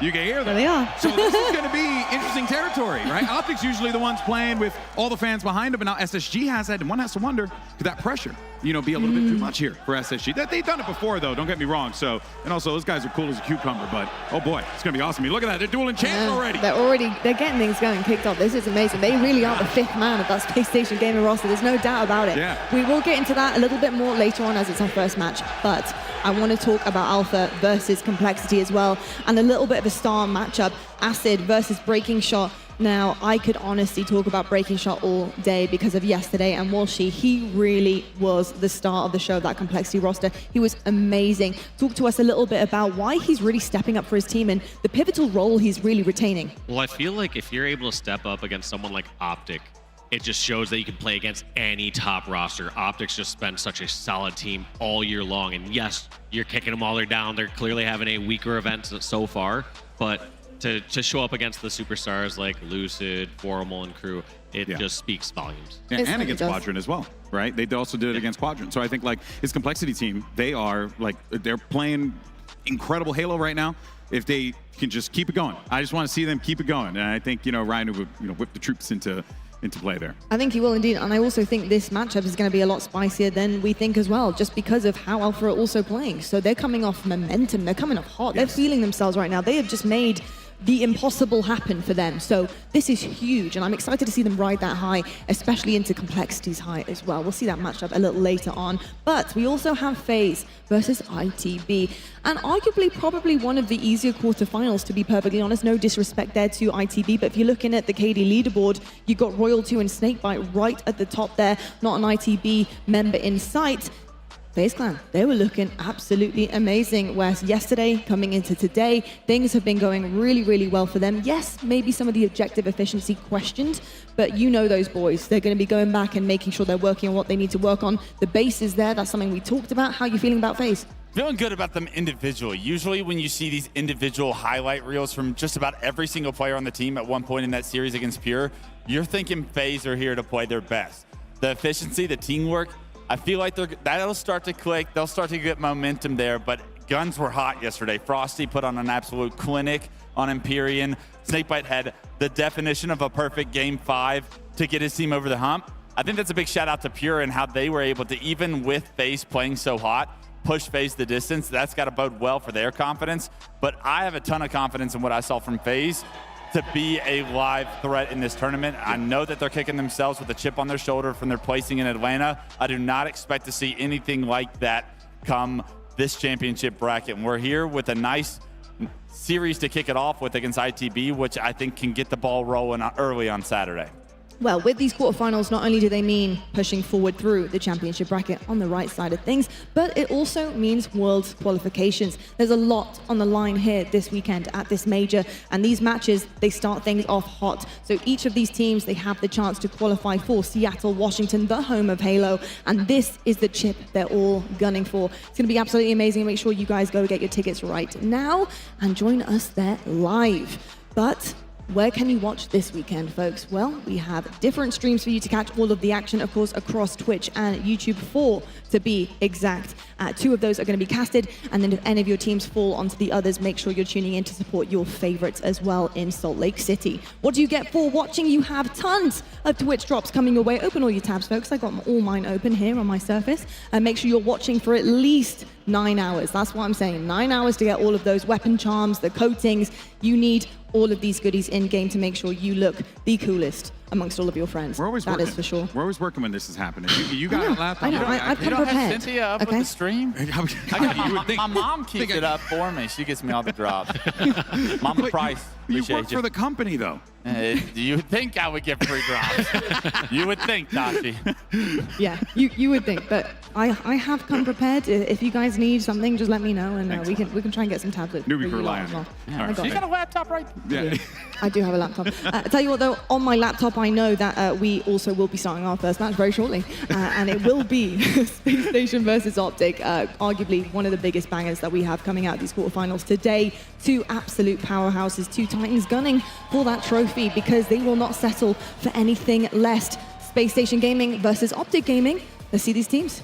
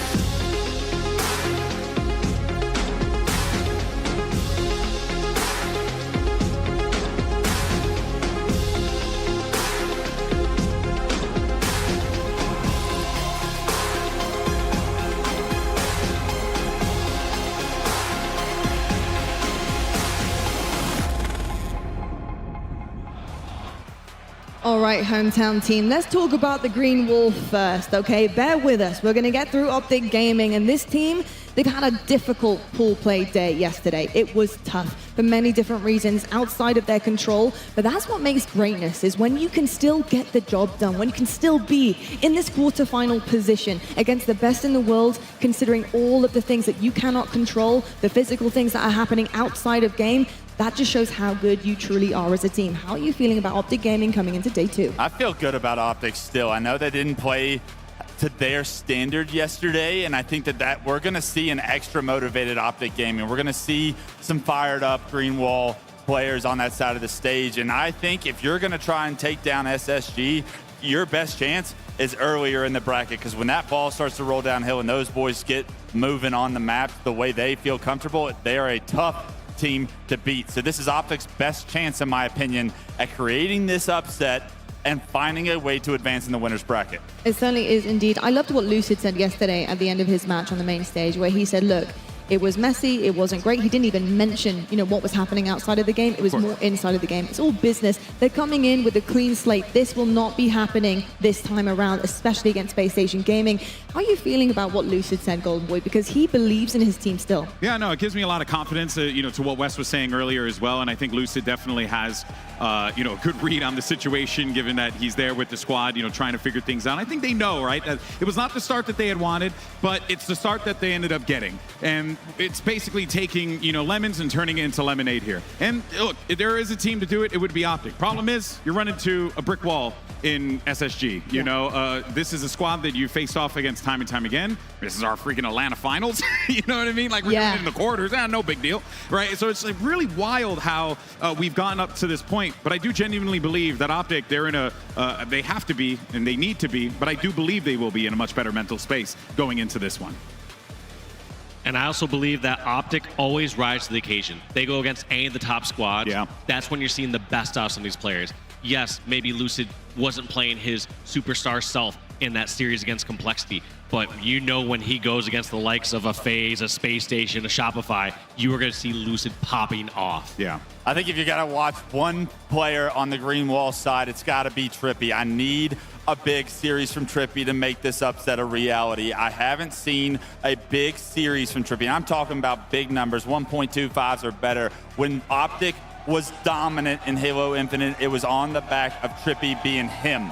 If Trippy can be him in this series, Optic will have a lot of success and opportunity to take this thing. They certainly will indeed. On the other side of things, though, crowd, let's talk about Space Station Gaming, the kings of Salt Lake City, and they're here to try and get that throne once again. They're not giving their hometown to anyone else, and they're going to start here in these quarterfinals. Space Station have looked formidable so far in this tournament, and they're not stopping here. What are you loving about them right now, Golden Boy? What is gelling for you? What is clicking as a team that just makes you believe in this roster? Well, I think at any point in time, you look at these 4 players here, and someone can go off. It doesn't matter who it is, right? They all have the capability to do it. I firmly believe Stellar's still one of the best players in the world, if not, you know, top 2, right? Like, no one's going to debate that. Golden Boy. Legend's on the team, so it's kind of hard to argue it because Legend's there too. 100%. So it's like you got 2 players who can arguably make the case for best player in the world here, and then you got Bound who can also make a case, and you got Eco who can also make a case. So it's kind of like ridiculous, you know. It's a little unfair. Kind of crazy. This team is genuinely phenomenal, and even when they're pushed to the limit, they find a way to always overcome those situations, and that just comes with their diligence, their teamwork, and what they have brought to the table here time and time again throughout the season. It's a testament to their success and what they've achieved, and honestly, I see no reason why I would doubt them going into this series, especially after what happened yesterday. This team is suffocating. This team is the best team in the world at setting the pace. You got to play Space Station's game when you play Space Station, and I think that that is such a difficult thing to try and overcome, to deal with. And when that pressure starts to like get downhill, when they find that first kill, the door is kicked open, and the rest of SSG are going to be here quick. And that is why they're so successful. They are so efficient because they move so fast on the map that by the time you're reacting to player 1, player 2, player 3, and player 4 are already got you in their sights. And these guys are flawless when they get moving on the map. I can't wait to see how Optic try to deal with this pressure, because early in pool play, they look like SSG to me. Even with the meta shift, they look like they are relentless. We were joking about that too, because we were like, damn, you actually have no idea that they changed the rate of fire on the bandwidth the way that these guys are with playing. how fast they're still playing and stuff. Yeah, it is unbelievable. I also think that SSG, when I look at their roster compared to the rest of the big 3, I view them as having 4 players who can be absolutely completely aggressive, like Wes is calling out. Whereas when I look at someone like FaZe or Optic, I think of someone like a Formal or Royal 2, who's a bit slower paced, who's more methodical as they move across the map, and maybe not as quick as all the members of SSG. Yeah, indeed. I'm looking across right now at the series layout, just trying to pick apart this and kind of what it tells us in terms of the tale. Well, often these 2 have matched up this season. We have seen this many times before, often in big stakes matches like this one. What are you kind of picking out here for Optic Gaming in particular? Because often Space Station get the better of them. I think they've only got 1 win against Space Station this season. And yeah, we need something, some hope for the green wall here. I mean, Live Fire Oddball is a good game type here for Optic. When you think of the teams that rotate the ball the best, I think of Lunchbox behind them coaching, and you see Optic rotate the ball better than any of the top 3 on this map. Holistically, rule of thumb, when these 2 teams match up, you're looking for bigger, smaller maps across the layout. You're seeing some bigger maps across that. Forbidden CTF, a very strong Optic Gaming map. You want to see those larger maps to make that distance a little bit longer for SSG to try to travel, to be able to sandwich, to be able to collapse. You're not able to play as fast on those big maps like Recharge and like Forbidden. I love this outway for Optic, but we'll have to see if they actually have what it takes to slow down SSG. Yeah, I feel like we're going to see that right in the beginning as well. I think we'll know what Optic Gaming roster we're getting right from the get-go in this first map, if they're feeling comfortable, if the teamwork is there, the strategy as well. Something I love about Optic Gaming often as well, Wes, that we see is they have opening strats. That is something that I think that carries them forward massively. So really excited to see what they have cooked up, how they're going to be performing. I have just been told that the main stage is ready to go. We're heading on over to our two wonderful casters kicking off the championship bracket. It's Golden Boy and Walshy. Thank you so much, Lottie, for that. Salt Lake City, let me hear ya! Because it's time to jump into our quarterfinal matchup, which was our grand finals in Atlanta. And it's Optic Gaming going up against Space Station. And you got some absolute heavy hitters out on the field, but it honestly doesn't get any better than this. This right here is a big fight feel, and let's get into the action and kick things off with Eco. Eco doing the immediate flank. Most of the times when somebody is spawned over at back, they're just holding people off at pillars. Instead, he rotates all the way through, and that's why he gets that surprising shot in the back of the member of Optic. SSG are going to be the ones to strike blood first here as they manage to get a few points on the board, but it's not going to be a crazy amount. There are only 4 accrued for the total. And now we see what Lucid can do here. The talk of the town on this team, as he always has been, one of the most consistent players, so talented, but without a doubt, though, this is going to be one of the toughest challenges yet. Legend getting out of there with the translocator, not wanting to be a part of that battle the moment he saw that the pressure was coming in from sandbags. Here comes the push, though, and he managed to take out Lucid down low. That's going to clear things up a little bit for y'all. And that's 3 down now for Optic Gaming. SSG starting off nice. Yeah, Optic were getting a little scrappy that time, trying to get that first ball rotation in unsuccessfully. And now it's Space Station's turn to see how much control that they can get across the map. They find Formal down low, and that's too many members of Space Station weak down low. Optic are going to be on the charge and push across, but it looks like Dead Zone and Trippy both taken out. It's all up to Lucid. Yeah, another 3 down situation here for Optic Gaming. Make that 4 as Formal's going to be the one coming up off of the respawn here. And this is pretty much par for the course of what we come to expect between these two teams. Heavy swings back and forth. As of course Bound now trying to get eyes up on top. Does manage to find one with a beautiful nade onto Dead Zone there unsuspectingly. And that's going to continue to add more time to the board here. 29 points and counting with a garage setup. Yeah, and a very strong setup they have right now. I like this rotation from Bound. Knows that players are going to be coming over towards Bags or Hedor. Good read. Meets that nade. What's Lucid going to do? Lucid's going to pop out, get that finish, and that's going to be 3 down for Spacestation Gaming. Big opportunity here now for Optic. They're going to try and force this, get this ball, and bring this back over to a safe position here. Legend now trying to make this one difficult. Brilliant play ball for Space Station, putting that one in the middle of the open field, having to make Optic really work for it, which they were able to successfully grab. Also look out for that camo. It's going to be coming up here in just a few. And look at this. Lucid being the main ball holder here for Optic Gaming. This is a spot that usually don't see him being the main objective player, but instead he is taking it on his own shoulders. He's doing such a good job getting that ball time, rotating the ball away, and passing it on over to Trippy. Formal's trying to wait for that translocator to player to pop back up if they end up getting pressured. Stellar, and there goes that player as Bound, right? He likes to make those really, gutsy plays with that translocator, and he gets right back into the action there. And now we're seeing the Space Station start to fall apart here. Yeah, all 4 down now for Optic Gaming. All 4 down there for Space Station. Dead Zone has the camo, and they're going to be putting some time. That's a fortunate spawn there for Legend over in Garage. Unreal. Brilliant work from Optic thus far, keeping Space Station at bay, but they got to add a little bit more to the total, which they are now. They're getting up to 35 as it stands. Here comes some push, big push coming in, but they are able to get the kill, so Dead Zone good for the trade on that one. That's going to allow Optic Gaming to get that ball again. 3 down yet again. Optic just continuing to stop Space Station in their tracks. And for the first time, we're actually seeing the ball rotate towards tower or green, which they're going to be able to get a play ball scenario if they need it. So every other time thus far, when the ball's been under control, it's died over near Silo or near Key Door, and the other team's able to grab it as soon as they get the kills. Ooh, Lucid was trying to get a little ambitious there with that repulsor, but does not work out for him. They end up giving up the sniper rifle as a result of that. Ball gets played, and the movement happens immediately. You also see where those spawns are coming in as well. It's going to, let the boys know in Space Station Gaming where they can move this. Be mindful, though. You're going to see Trippy pushing in from green. Could cause a problem for Stellar, and then if he decides to go out the window, Dead Zone will be there to meet him, and he is! But he tries to turn around for another shot, but Trippy's there for the pickup. That would have been dangerous if Dead Zone did not hit that sniper. First, they had such a great collapse, but that player, Eco, over at the dummies was huge in killing Dead Zone over at the cuts. And you can see Eco still hanging out by Camo. So he's not going to leave that one, not until he absolutely needs to. Ends up picking up a big kill, and that's going to come with a rotation over toward tower side. You can see those spawns now starting to come into effect here at the dummy side of the map. Bound comes right in, and it's now going to give them an opportunity, but they don't feel comfortable with There's their like no setup. setups from either of these teams right now. It's just grapping up a few times in an interim setup and just fighting away. These teams are both so evenly matched. Two shots, you got to hit it. Where's his teammate at, who's right next to him? Sends him to the nether realm with that melee, but that was a massive win there.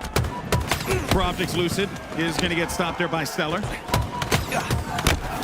And this is just going back and forth. But You're not right seeing now, anything chain together. As soon as a player gets a kill and they know they have some damage advantage, player comes flying on through to finish that off. Just these players are so good at calling out and giving their death screens so that players can get those finishes. all right, we got a camo pickup here for Stellar and the boys in Spacestation Gaming. Optic do have a lead, but it's not going to be one that's going to have too much distance on it. You can find a way to get back in. And okay, oh, wait a minute. Actually, Trippy finds him right in front. Camo's going to stay alive, but good pressure there, forcing Stellar in a bad position. That allows Formal to move in there for the pick, and now you got an Optic Gaming that has to be feeling pretty solid about themselves here. They're building upon this lead. Yeah, these teams are just moving as a unit. If a fight's taking more than a couple seconds, help is on the way.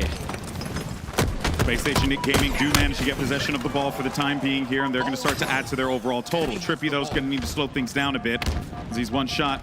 No one's really going to be sniffing him out here, but he opts now to make this push right inside. But he's going to be dealing with so many members of Space Station. He does not have the help to be able to back him up on that, but did he pepper them enough to allow his teammates to push in there and make an opportunity? Yeah, not enough damage. I couldn't tell if Trippy was backing away just to get that wall glitch advantage, just to try to peek shot, or if he just read the body language of Bound flying out there and realizing that this player has help and they are charging at me. Well, you know what helps too? Whenever you get Legend just popping off, he gets himself a triple kill off screen. He's trying to find another. The shots are crisp. He's hitting him. He's feeling himself. That's scary for everyone else in the server. Does manage to pick off Formal. Looking for another one. And he's able to get yet another double kill in Legend. Keeping his team going, and Space Station Gaming took the lead and counting. They're going to get another push here, coming over toward that green side of the map. Dead Zone's weak, so you can't really contest on this one. Ball gets played. Lucid is going to get caught out back green. Does have some help, though. Well, to think that the game changer here is just a simple killing spree between these two teams. That's what's been the difference between Space Station getting now this 14-point lead. Brilliant start here for both squads. Who's going to be able to lock out that first round? It might very well be Space Station with the way that they're playing. They're at 91 points to the 77 for Optic Gaming, but remember, it's oddball, so pick up that ball. It's very possible to be able to come back into this one. You just got to get that position, which we really haven't seen that much, Dave. We haven't seen players be able to get comfortable with a setup outside of like the few garage setups that we've seen. Yeah, you're correct. Yeah, it hasn't been any of these full setups, but here we have Optic. Formal needs to hit one of these snipe bullets, get one of these players weak. Ball carrier's already one shot, and they're just all trapped at tower.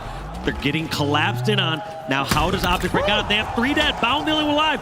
Only 9 seconds left for Optic to close this one out. Where's Bound at? Is anyone there to stop him? Formal's running away with it. 2 seconds remaining. No one can stop him. And Optic Gaming strike first. And they get that first round locked in. Space Station made them work for it. But this is going to be a long one. This is going to be a long, great series. And like I said, Optic always rises to the occasion. Doesn't matter if they had a rough pool play yesterday. They are going against Space Station, the team favorite going into this event. Ooh, that was a great bank nade there to remove Stellar from the equation bottom mid. Look at that. Bye-bye. See you later. Take a trip down to the water. And they get themselves that sniper rifle here. No ball control yet. Camel's going to be popping up in just a moment. Now they play around this. 3 seconds for that camouflage, and Dead Zone's got eyes on him. Between the legs. Between the legs. What shenanigans is that? Unbelievable. Taken out by his former teammate Stellar there, and that's going to be Camo going in the hands of Eco. The push is coming in. Ball did not get played. Ball did not get played, so all these kills going in favor of Space Station is just going to extend their setup. And you can see where these spawns are starting to pop up here toward green, right? Great positioning here by Eco. You got Stellar on the push, so he knows exactly what to be expecting, and Stellar's got help, so he's going to go for this fight. Lucid, a little weak on that one. That's a clean kill there for Eco, courtesy of Stellar. And with green getting cleared out, I wouldn't be surprised to see ball rotate on over towards green. And that's exactly what we're seeing right now, I believe, from Stellar. As you clear out that green setup from tower, you have to know that players can be pushing over from bags or from silo. And your safest play is just to rotate the ball over to the area that you just cleared out. Bro, Bound is unbelievable, holding down the mud by himself here. He was getting pressure from all different angles and instead just holds his ground. But it does end up conceding the ball, and that shot was just a little bit to the right on that. Unfortunate for him. Pound actually takes no damage off of that exchange, so he's good to make this push happen. He can go ahead and charge this with his buddies. You got Formal and Trippy on the fight over there toward the camo side of the map, but Legend's good for it. He gets himself yet another double kill. This kid is insane, man. Yeah, Bound is just absolutely going off here. Legend, like you said, 20 kills, almost the most time for his team as well, just doing it all. 39-23 is the score. Optic up one if you're just joining us. This is a rematch of HCS Atlanta's finals happening in the quarterfinals. And we also got to set the tone for what's at stake here. You win this, you qualify for the Halo World Championship. What everyone is here for, what they, you know, the big shebang, the big kahuna, if you will, Dave. And there's a lot of pressure on this game. And Optic, with that slow start, looking to really right the wrongs from Friday.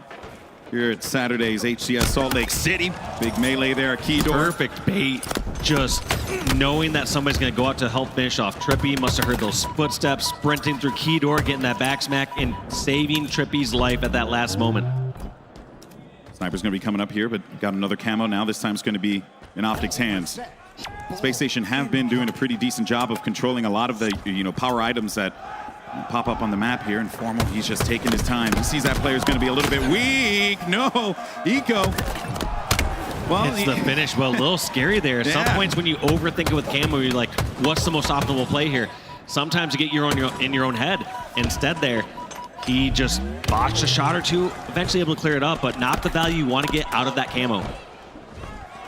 Well, let's see if Trippy can get value out of this sniper. Clutch was talking about wanting to see a little bit more from this guy. And as it stands right now, he's mostly just been a role player for the team, playing a lot of that objective efficiency, as we've come to know Trippy to do on occasion here. Burning a little bit of that ammo as well, just not trying to give Spacestation an opportunity with that power weapon here. And Optic do manage to take that lead back again, but this is just going back and forth like a seesaw, man. Can't be much closer than this. Once again, tied up in the middle of this game. It's not like one team's getting a 50 to 75 point lead and the other team's getting another setup. It's just these small 10 to 25 point runs from each of these squads. Okay, well, Dead Zone's feeling himself here. Stellar's trying to push up for this. That nade might actually be Stellar's doom, but I didn't see where that second grenade went. Felt like that spike grenade either instantly exploded a little bit earlier or just was off the rail. I don't know. Faded into oblivion. Probably. Now, did that ball end up getting played? I don't think so. It's actually down toward the mud, yeah. Still down in the mud, but they have to battle their way out. And that's also the second time we've seen a ball reset. Neither of these teams opting to refresh that ball. Instead, they're just too focused on the slays.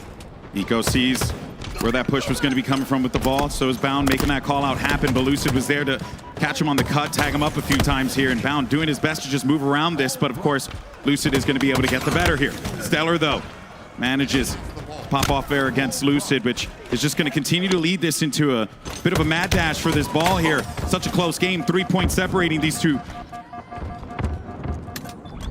Great rotation there from Legend. Yeah. Knowing that player is down there, who's taking damage. Now he's going up to a new relocation where he can get some extra shots in. Runs into a one-on-one against Trippy. Does he get away? Nope, it's going to be traded out with that spike grenade.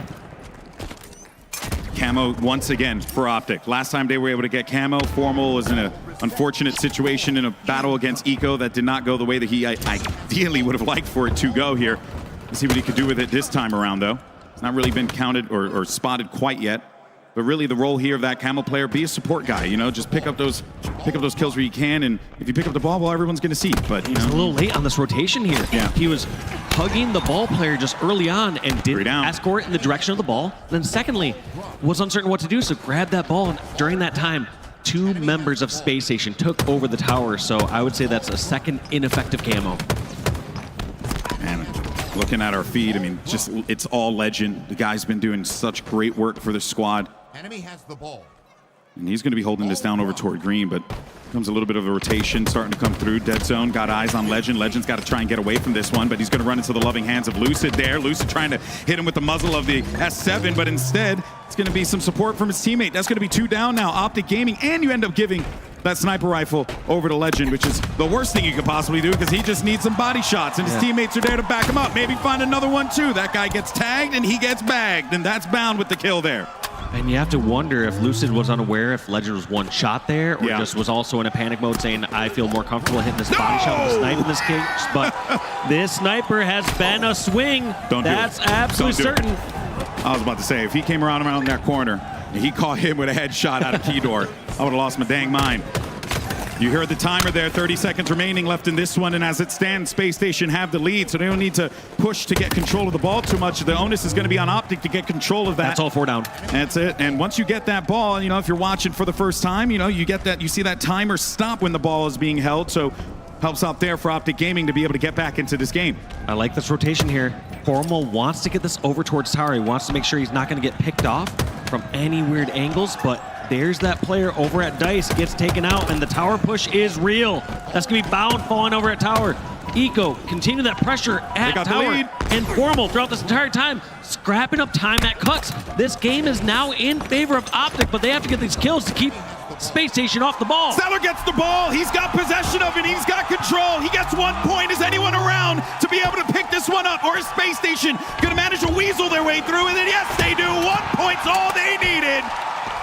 And they tie this one up 1-1. Been so impressed by Space Station. They do this keep away with the ball in a lot of these situations where I'm like, can't somebody just fly in? But they have a good awareness of a perimeter on that ball. They're keeping and making sure nobody can get nearby that.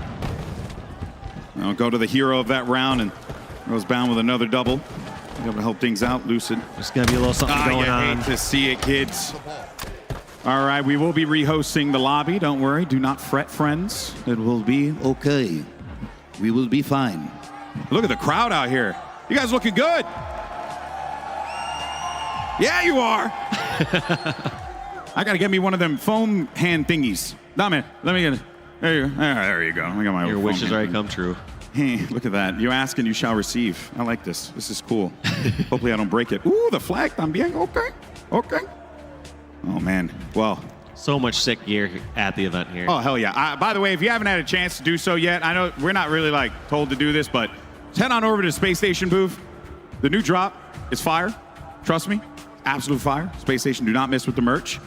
Awesome Halo collabs that they have here at HCS Salt Lake City. But man, this has been a war at the outset here, Dave. Yep, and just hearing in my ear from the TOs that, to be clear, it is a 1-1 tie, and we're just going to be playing the 1 round here of Oddball for game number 1. 1 round to rule them all, David. Oh, man. Intense game here, but we're seeing Stellar put up some wild numbers coming out of that one. He was sitting around like a 28, now 30, but I think that was a fraudulent 30. He's got like 2 kills, I think, at the end a couple extras at the end, but regardless, Optic just slightly ahead in the slaying department between those first 2 rounds, but couldn't be any closer. Yeah, and also, too, want to give a lot of love to Dead Zone here, man. He's got 30 frags, to his name, but also 19 assists as well. He's been putting in so much work supporting his squad.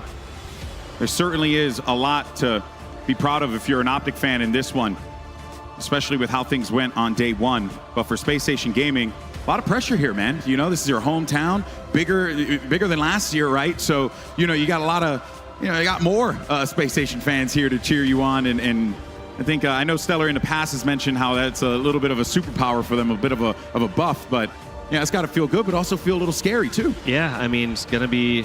It takes rare venues for Optic to be not the fan favorite, and I was gonna say SSG's venue here is one of those times where SSG fans came out in droves. Yeah, they really did. They really did. You could hear them. But of course, we're going to get this reset. If you're just joining us, scores 1-1 on Live Fire Oddball. Winners quarterfinals between Optic Gaming and Space Station Gaming. We're getting loaded up and ready to go. You can see on the screens there We should be about ready in just a few moments. Get that reset, score 1-1 as we had mentioned previously. So we'll just play the one round and then that's it. Decider here. This is a big one for both these sides. They want to set the tone right in this. What has been crazy too is we talked about how like no one's really been able to get comfortable in this one at all. And I'm not surprised, you know, but it's still something that you got to highlight because like you can see it's reflected in that scoreboard. And it's also, it's not even just comfortable, but anytime they even get an all 4 down, neither side is really able to dominate from there. Yeah. It's not like you have round after round of slains. Yeah. It feels like even that time when Legend was going on that 6 sniping spree over at the silo, it just felt like constant pressure. He'd hit a 6 shot or 2, and then another member of Optic is right on him, getting that finish. There is just a constantly moving carousel of carnage, and you love to see it. And the lobby's getting started here. You saw the fist bumps from the Optic players on stage.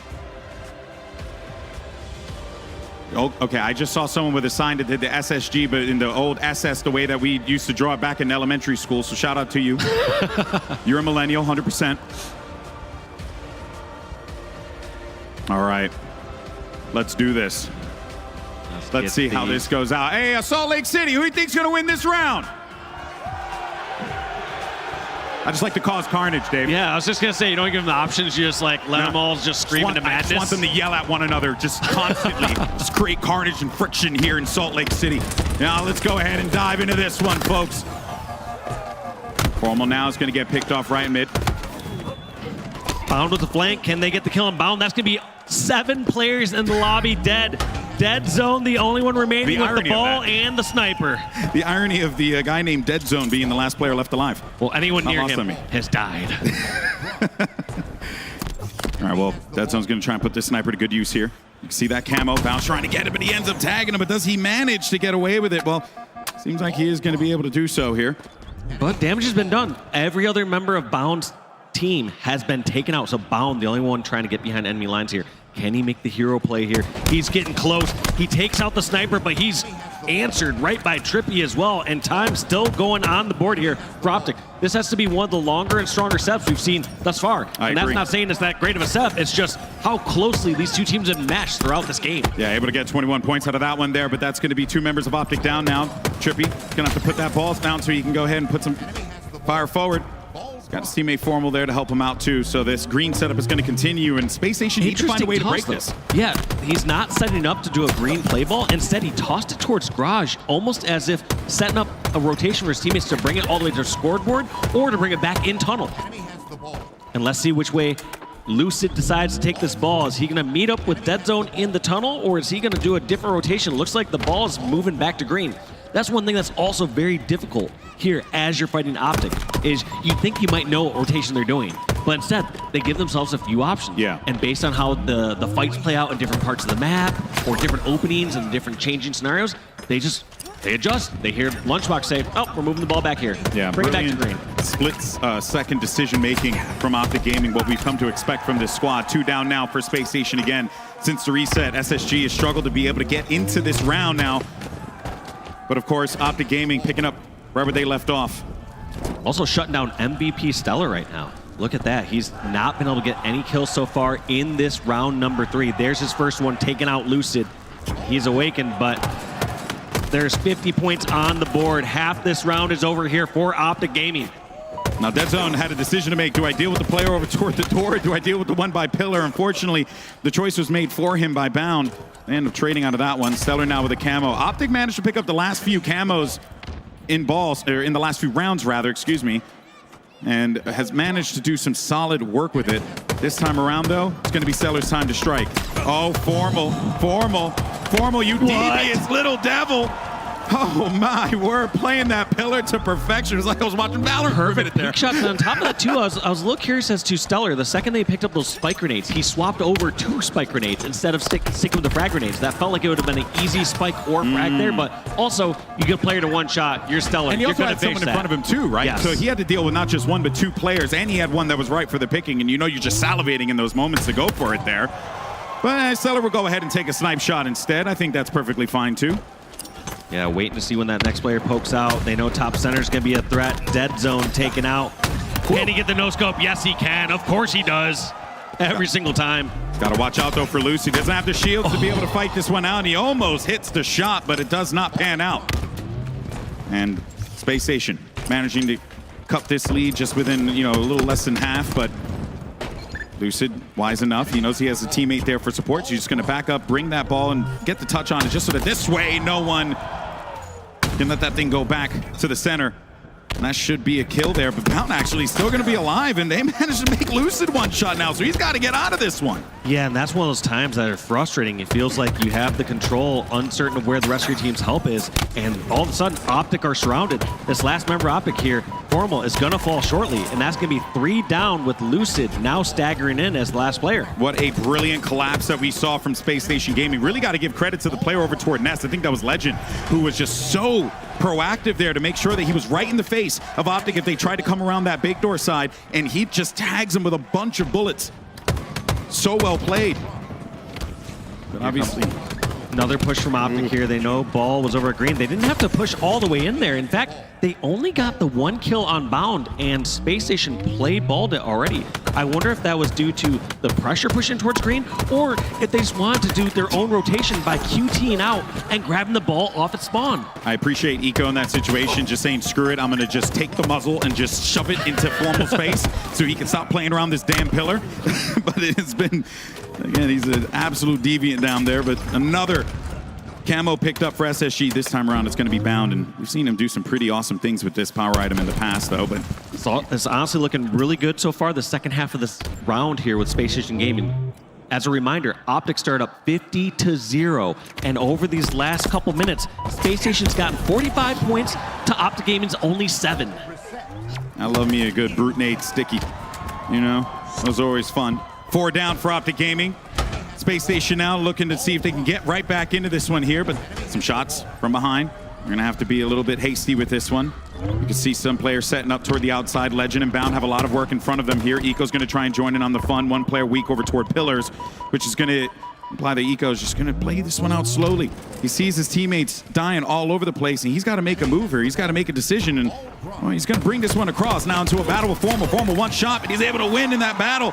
Huge win there for Eco, somehow staying alive despite being in a 3v1 situation? Yeah, I was going to say that was incredible, Eco, but also props to Formal there to start off that whole battle. You saw him curb sliding in, going all the way towards green and creating that opening to break that setup from Spacestation Gaming. Yeah, but the thing is that what's followed has been a lead gain for SSG. Only a few points away from being able to walk away with the Game 1 win. This was a good one for Optic Gaming. We were talking about it on the desk, specifically how, they live fire ball, right? This is one that they can shine in, and they have, most definitely. But right now, Spacestation shining just a little bit brighter in this situation. And that's another big kill there. That's 2 down for Optic Gaming. Optic Formals and Dead Zone's last ones left alive, and they can't do anything with this one. They're just going to have to grab that ball and bring it back inside of the garage and just see if they can get this lead back into control, back in their hands again. Some big plays there to help them out. I like that pass off right Dishing there. it off. Other teammates one shot, pass that ball, let them regain their shields while they're getting time, and let Dead Zone go out and do some damage. Yeah, and in this last few seconds here, it has been all Optic with the slays. Spacestation have really struggled to be able to pick off some of these players here. Eco was the only one to get a kill onto Formal, and since then it has been Optic in control. Well, this is a great play by Optic too. They're not just going to only get 1 or 2 points here and then try to hold off Spacestation for 40 seconds. They're going to grab as much time as they can from this. In fact, pushing the potential win condition and then go for slays.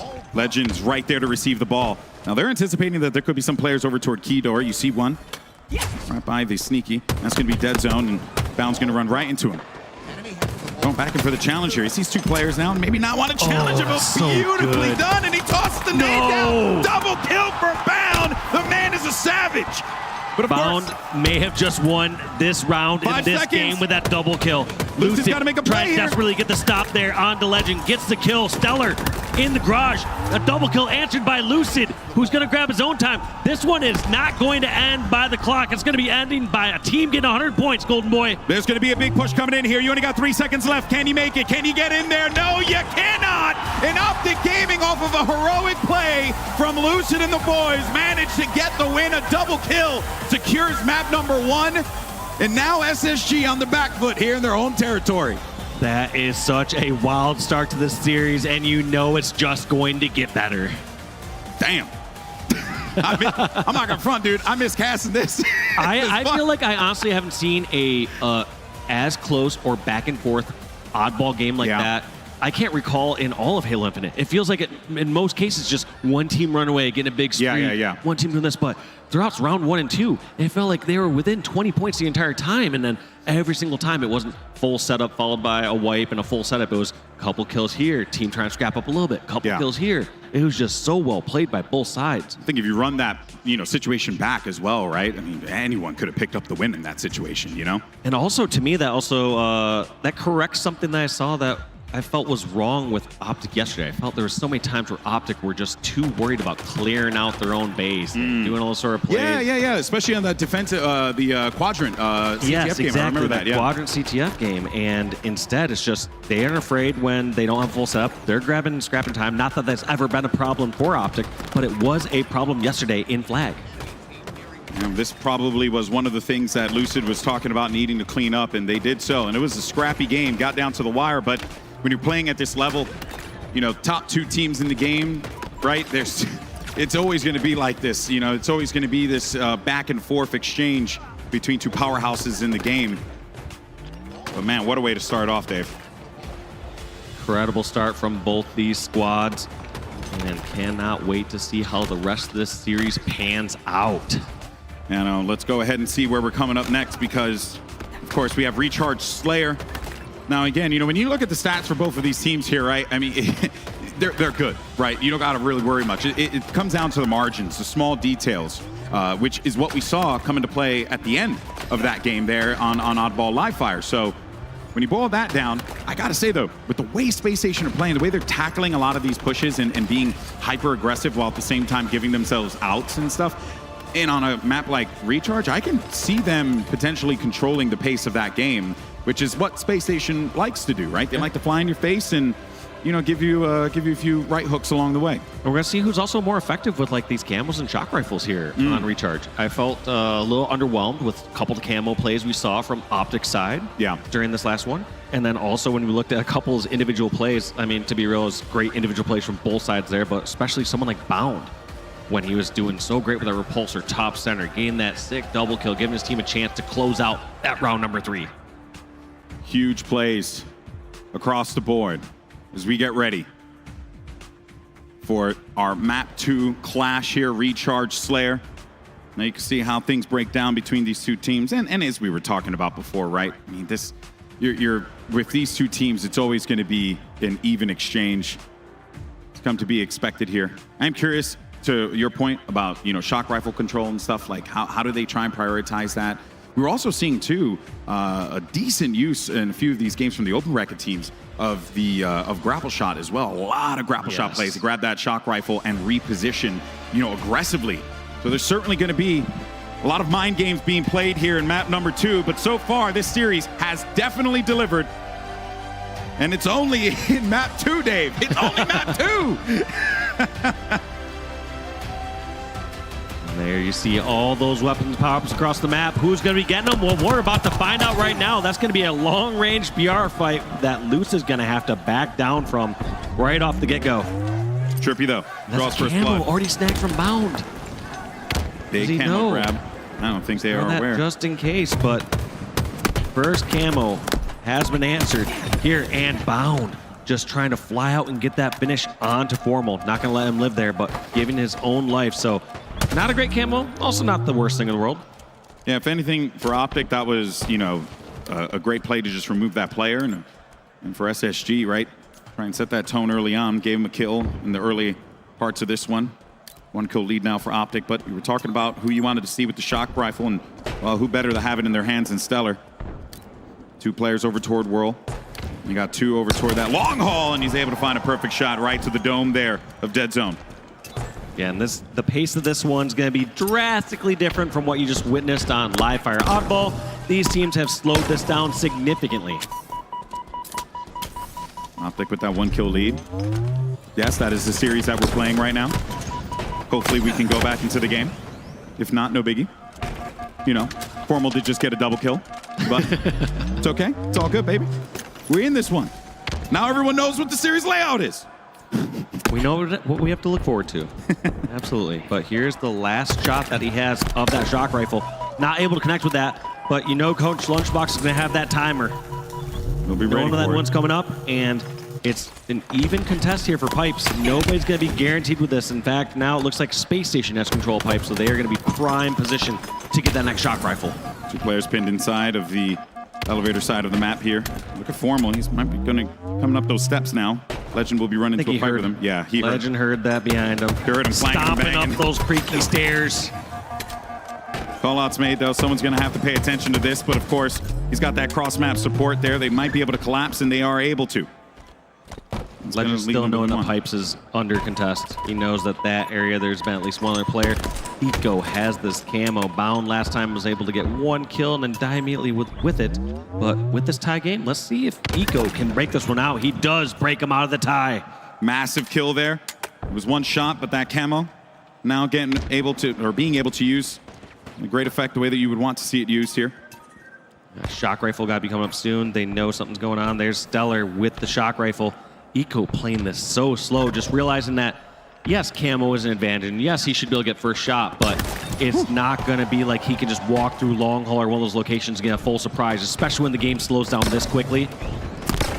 Gets him 1 shot there, but Formal's able to get the better of Stellar in that exchange, though. Good follow-up, preventing Formal from being able to walk away with that shock rifle.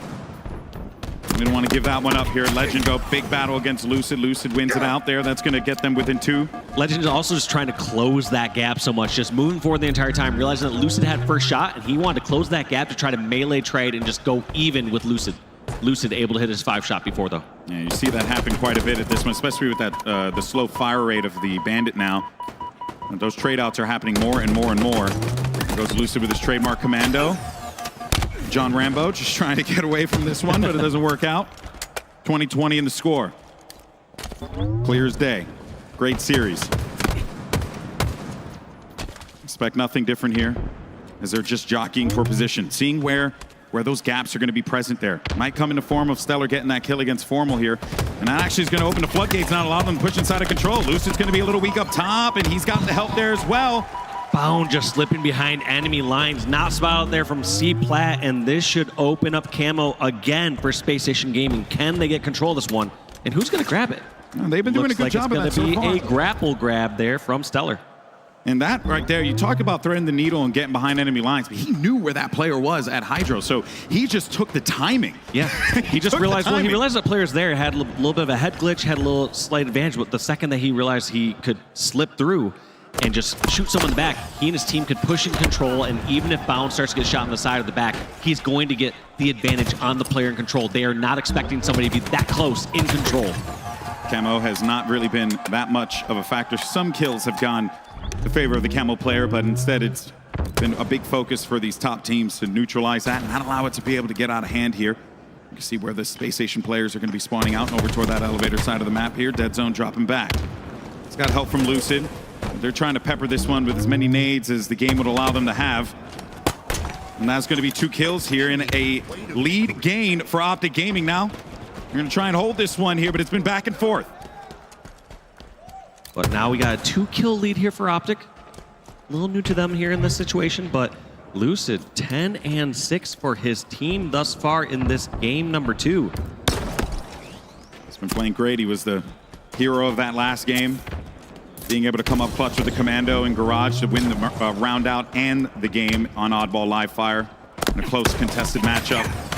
Ooh, that is dire. Trippy tried to go for that trade over in the Mangler Pit. Didn't get the trade, and the collapse into elevators now going to give a lead to Space Station and the shock rifle to Space Station. A lot of control on the map here for SSG. You can see where those spawners are now popping up here over toward long haul. Weakened bodies all around. There's another one too for Legend if he wants to get a little risky with it. And he's actually going to go for it. Maybe he gets that melee. No way. No way. He's going to back out of this. Dancing. He got the kill. 360. YY ladder stall. Oh, also boy. in Dead Zone's defense, I assume that he thought it was a one-shot. You heard the melee sound. You could have swore that probably Lucid called out one-shot melee on this person. So there's a big difference when you're rounding a corner assuming that you just have to finish somebody's one-shot, and all of a sudden you're like, wait, this person has no damage on them. you play and react quite differently there. Yeah, the whole complexion of that fight changes. Now what was a closely contested matchup has now become a 6-kill lead for SSG. Legend and Stellar have been doing some big work in this one. Oh, look at that there. Hello. Got a few around the corner. Big picky reversal. Dead Zone is just having the worst of luck going up against Legend here, man. Legend walks into a 2v1, gets a kill, and still survives. This kid is unreal right now. Look at that flick shot as he kills the person top catwalk, lays down shots at Hydro, and still somehow almost gets away to Needler. My man's John Wick over there, just turning around, just trying to take all the fights he possibly can. Shout out Keanu. He's not gonna, he doesn't know you. I wish, man. I would love to be his friend. Are you kidding me? Dude's awesome.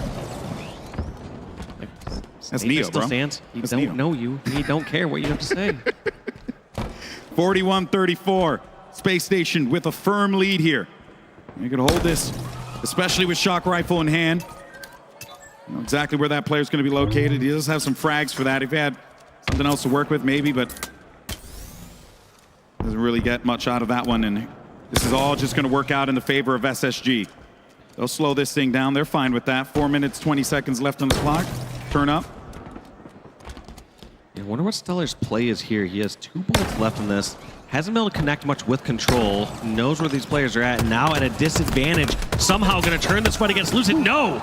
Gets the first shots, but that height advantage in Lucid's dance is going to be enough to get him out of that position. Lucid has been dirty today. And that seems like we're going to be right back into this low battle here. Camo still up, was not popped. Nope. Grabbing those in the incorrect order. There we go. We get Camo, we get Grapple, and let's see if Lucid can do anything special here in this game. 7-kill deficit when Space Station at the 45 mark is going to be tough to overcome, and that's going to be even tougher when you lose your biggest potential there in the form of Camo. At this point now, Optic cannot sacrifice any dumb deaths. They need to stay up here, and Dead Zone getting that kill on Stellar might just be what the doctor ordered, but then you see another death coming in here. Trippy, unfortunately, not able to stay alive. Push coming in. Legend trying to creep away from this one, using the Shroud screen to give himself some coverage. You see where those bodies are pushing here. This could be the last kill, but instead it's going to come off screen, courtesy of Bound on the Formal. We got ourselves a tied game, 1-1 here in Salt Lake City. Was looking like Optic had a chance there. Looked like they were pulling away for a moment, but just felt like anytime, even when they got a slight advantage, as soon as they got that camo or if they were in strong positions, just felt like they weren't able to get the trades that they needed. Yeah. And one that really stuck out to me was like that Mangler pit where we saw someone had a couple shots bomb elevator, trip around the corner, and I didn't see what else or how else he got double teamed, but those are ones when you see a player deliberately rounding the corner going for that trade, they need to close out those trades. Yeah, couldn't agree more there, Dave. And that is going to tie things up in this series 1-1. Space Station Gaming answering back after a nail-biter on live fire Oddball. This time around, though, a bit more of a comfortable deficit for SSG. I believe that was a 9-kill deficit there. And, you know, it gets to that point, right? Especially toward that late game when you got 6 or 7 kills. That's when that dread starts to weigh on you a little bit. And you're like, oh, boy, this is bad. We got to get these kills. We got to figure something out. And you also, like, start to play for bigger plays. It no longer is it like, hey, I'm just going to go in and trade and try to get the small advantage. You're trying to go for all or nothing. High risk, high reward. You're trying to go in and get something where you get some sort of 2-for-1 or 2-for-0. And you play those quite differently. And also what I got to commend SSG for is that in that situation, rather than allowing themselves to be completely surrounded or grouped up rather, they actually spread the field a little bit more so that this way they could have a 2v2 fight or a 2v1 fight in one area and then maybe like a 1v1 in another area. Like they were, and this is a squad that really does love playing together and they play together effectively. But in that instance there where they saw like, hey, before down here, Optic have a chance to come back into it, they started to spread the field a little bit, give themselves more space to work with, and that ends up leading to a victory and a tied series in this winner's quarterfinal. Up next, though, we got ourselves a King of the Hill on Solitude. No idea. Not going to be slow like this last one. Nope. Going to be a little bit quicker like the first game. But I feel like we're going to see much larger swings compared to either of those two games. Just Solitude's one of those maps that you can control so strong, or as soon as you collapse in on a spot like Yard, there's not many escape routes that those players can get out. No, there really aren't. We kind of saw that happen in the Cloud9 Shopify game, right? Where things were just getting real hectic in that Yard area, you know? more than one time. But of course, I don't think either team here is concerned about what's happening with the rest of the field, considering that these are two squads that, 1 and 2 respectively for Spacestation and Optic Gaming. And for Optic to be able to pick up a win here, breaking down, becoming a little narrative Nancy for a minute here, right? Being able to get that win in this situation on home turf against SSG, if you're Optic Gaming, massive motivating factor there, I think.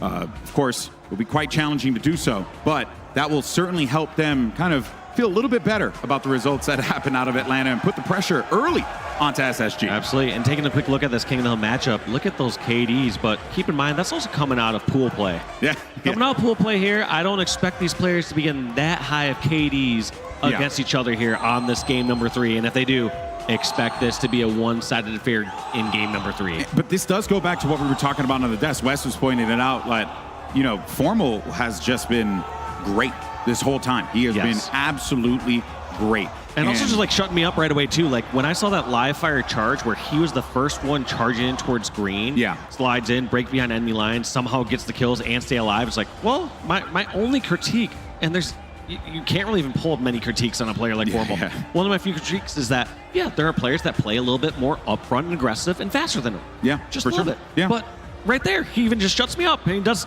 it all. Yeah, and that shot is crisp. That shot is crispy. Should be loading up here in a minute. I think we had some players, go for a bio break. Long series, chugging all the water. I know I got to use the bathroom. They don't let us go in the distance. They don't let us leave though. We got to be there the whole time, and I'm telling you right now, Dave, I've been holding it this entire time. So boys, wrap this up. You're like, start the game. Come on, get it going. Get it going. Hey, start the game. All right. Either that or hook a boy up with a bucket up here. You know what I'm saying? Might be a crime, but it's all good. And look at this. Salt Lake City coming in full force. Feeling like we got a Sunday crowd and a Sunday matchup, but we are just kicking off Saturday. I miss Ola too. All right. Map number 3. We're ready to go. And of course, King of the Hill, what was once known as Plaza, now Solitude. And you're right, Dave, when we were talking about this map, it is going to be fast. You expect these players to just be all up in the grills of one another. Let's go ahead and do this, shall we? And see how this all breaks down. Because I think SSG and Optic are about to put on a show here in King of the Hill. And let's do this. Look at this. Both teams know exactly where they're going to be. I like those grenades straight towards glass, and somehow Formal and Lucid both taken out. I like this flank from Legend right away. Now, Optic are not going to be able to retreat toward Yard because of Legend's push, and Legend was able to pick off Dead Zone. Can he pick off Trippy? Trippy, last one remaining, somehow still alive across the map. He saw that player spawn up too, so he'll go ahead and use that camo. He'll get his pound of flesh. He finds him. And of course, so it is going to get dropped now, just under halfway for Spacestation Gaming as they start things off hot with a camo pickup, a double, or 2 down rather, to start things off. And Trippy, though, does not give Legend that opportunity to be able to land that shock rifle shot right onto his dome there. Nice play by Trippy, and I hate uneven geometry. I feel for you there, right Trippy. I hate it. If you didn't say it, I was going to say it, Dave. I always think about Construct whenever I'm throwing those dang grenades and they bounce off of the stupid textures. Damn you, Bungie. All right. Well, no one's really been able to get control of this hill, though, and it's going to be Spacestation back in. Trippy's looking for an angle, looking for an opening, but it's not being given to him here. This is also a little scary, too. Like, on one hand, yes, you got to give credit to Trippy for getting kills, keep a little bit of control, but you also got to argue, if Trippy hasn't had a single death yet and the other team's able to get an uncontested hill here, is he doing something a little wrong? Yeah, that's very true, and that is going to be a first point on the board for SSG. Starting right where they left off in that Slayer game. Jeez. Legend just getting that double there towards the poster stairs. All these members of Optic getting picked off. They know where the last one's at. They see the grenades coming through, and they are not going to let Trippy live there. But Trippy gets some reinforcements spawned next to him, but they're all weak immediately. Yeah. What should have been help is now a pre-set up triple kill for one of these players on Space Station. Got to push those opportunities when you have them there, but It's actually going to end up being a 3-down situation. Last player left alive, it's going to be Legend, but he's good for the shot. Another double kill there for the Frenchman. Also, this is such an odd position. This entire time, you've seen SSG just contesting Optic over at Snipe, but not grabbing any hill time. This is a spot where you can grab hill time safely from anyone over at Snipe. I can't tell if they're playing time already or what the intention is here. If they're maybe just setting up for an early camo or the second camo, but that feels like overly aggressive slaying here from the Space Station side. We'll see if this comes back to bite them. Yeah, well, they got what they wanted, right? Yeah, they got the camo, but no time. There's no pressure here from Optic. Optic was not forced to overextend or be overly aggressive to go towards this hill over this last 45 seconds where Space Station could have safely grabbed half or more of the hill. Oh, Mario Stomp, never mind. He's not going to do that. Instead, he's going to find Lucid down low. It's going to be a double kill for Stellar. And they're still holding this, Dave, so it seems like the gambit paid off. Space Station just obviously smarter and better than me here at Infinite because to me, it kind of just felt wrong. It felt like they were just going for slays without any objective to show for it. Yeah, and that makes a lot of sense, right? Especially if it didn't work out. Then you'd be like, oh boy, okay, well, this wasn't exactly the way you wanted it to happen here, but I mean, just look at the way that SSG worked the map. Look at that. Also not desperating the finish of this hill. Instead, sweeping out, pushing over towards Loop, trying to get some control across the map. They're able to get the kills. Dead Zone last one alive, and that's going to be hill number 2 for Space Station Gaming in a dominant game number 3. 2 players spawning in front of Eco. Oh boy, that name was a little bit unfortunate there, but yeah, that is going to be 2. Halfway there for SSG.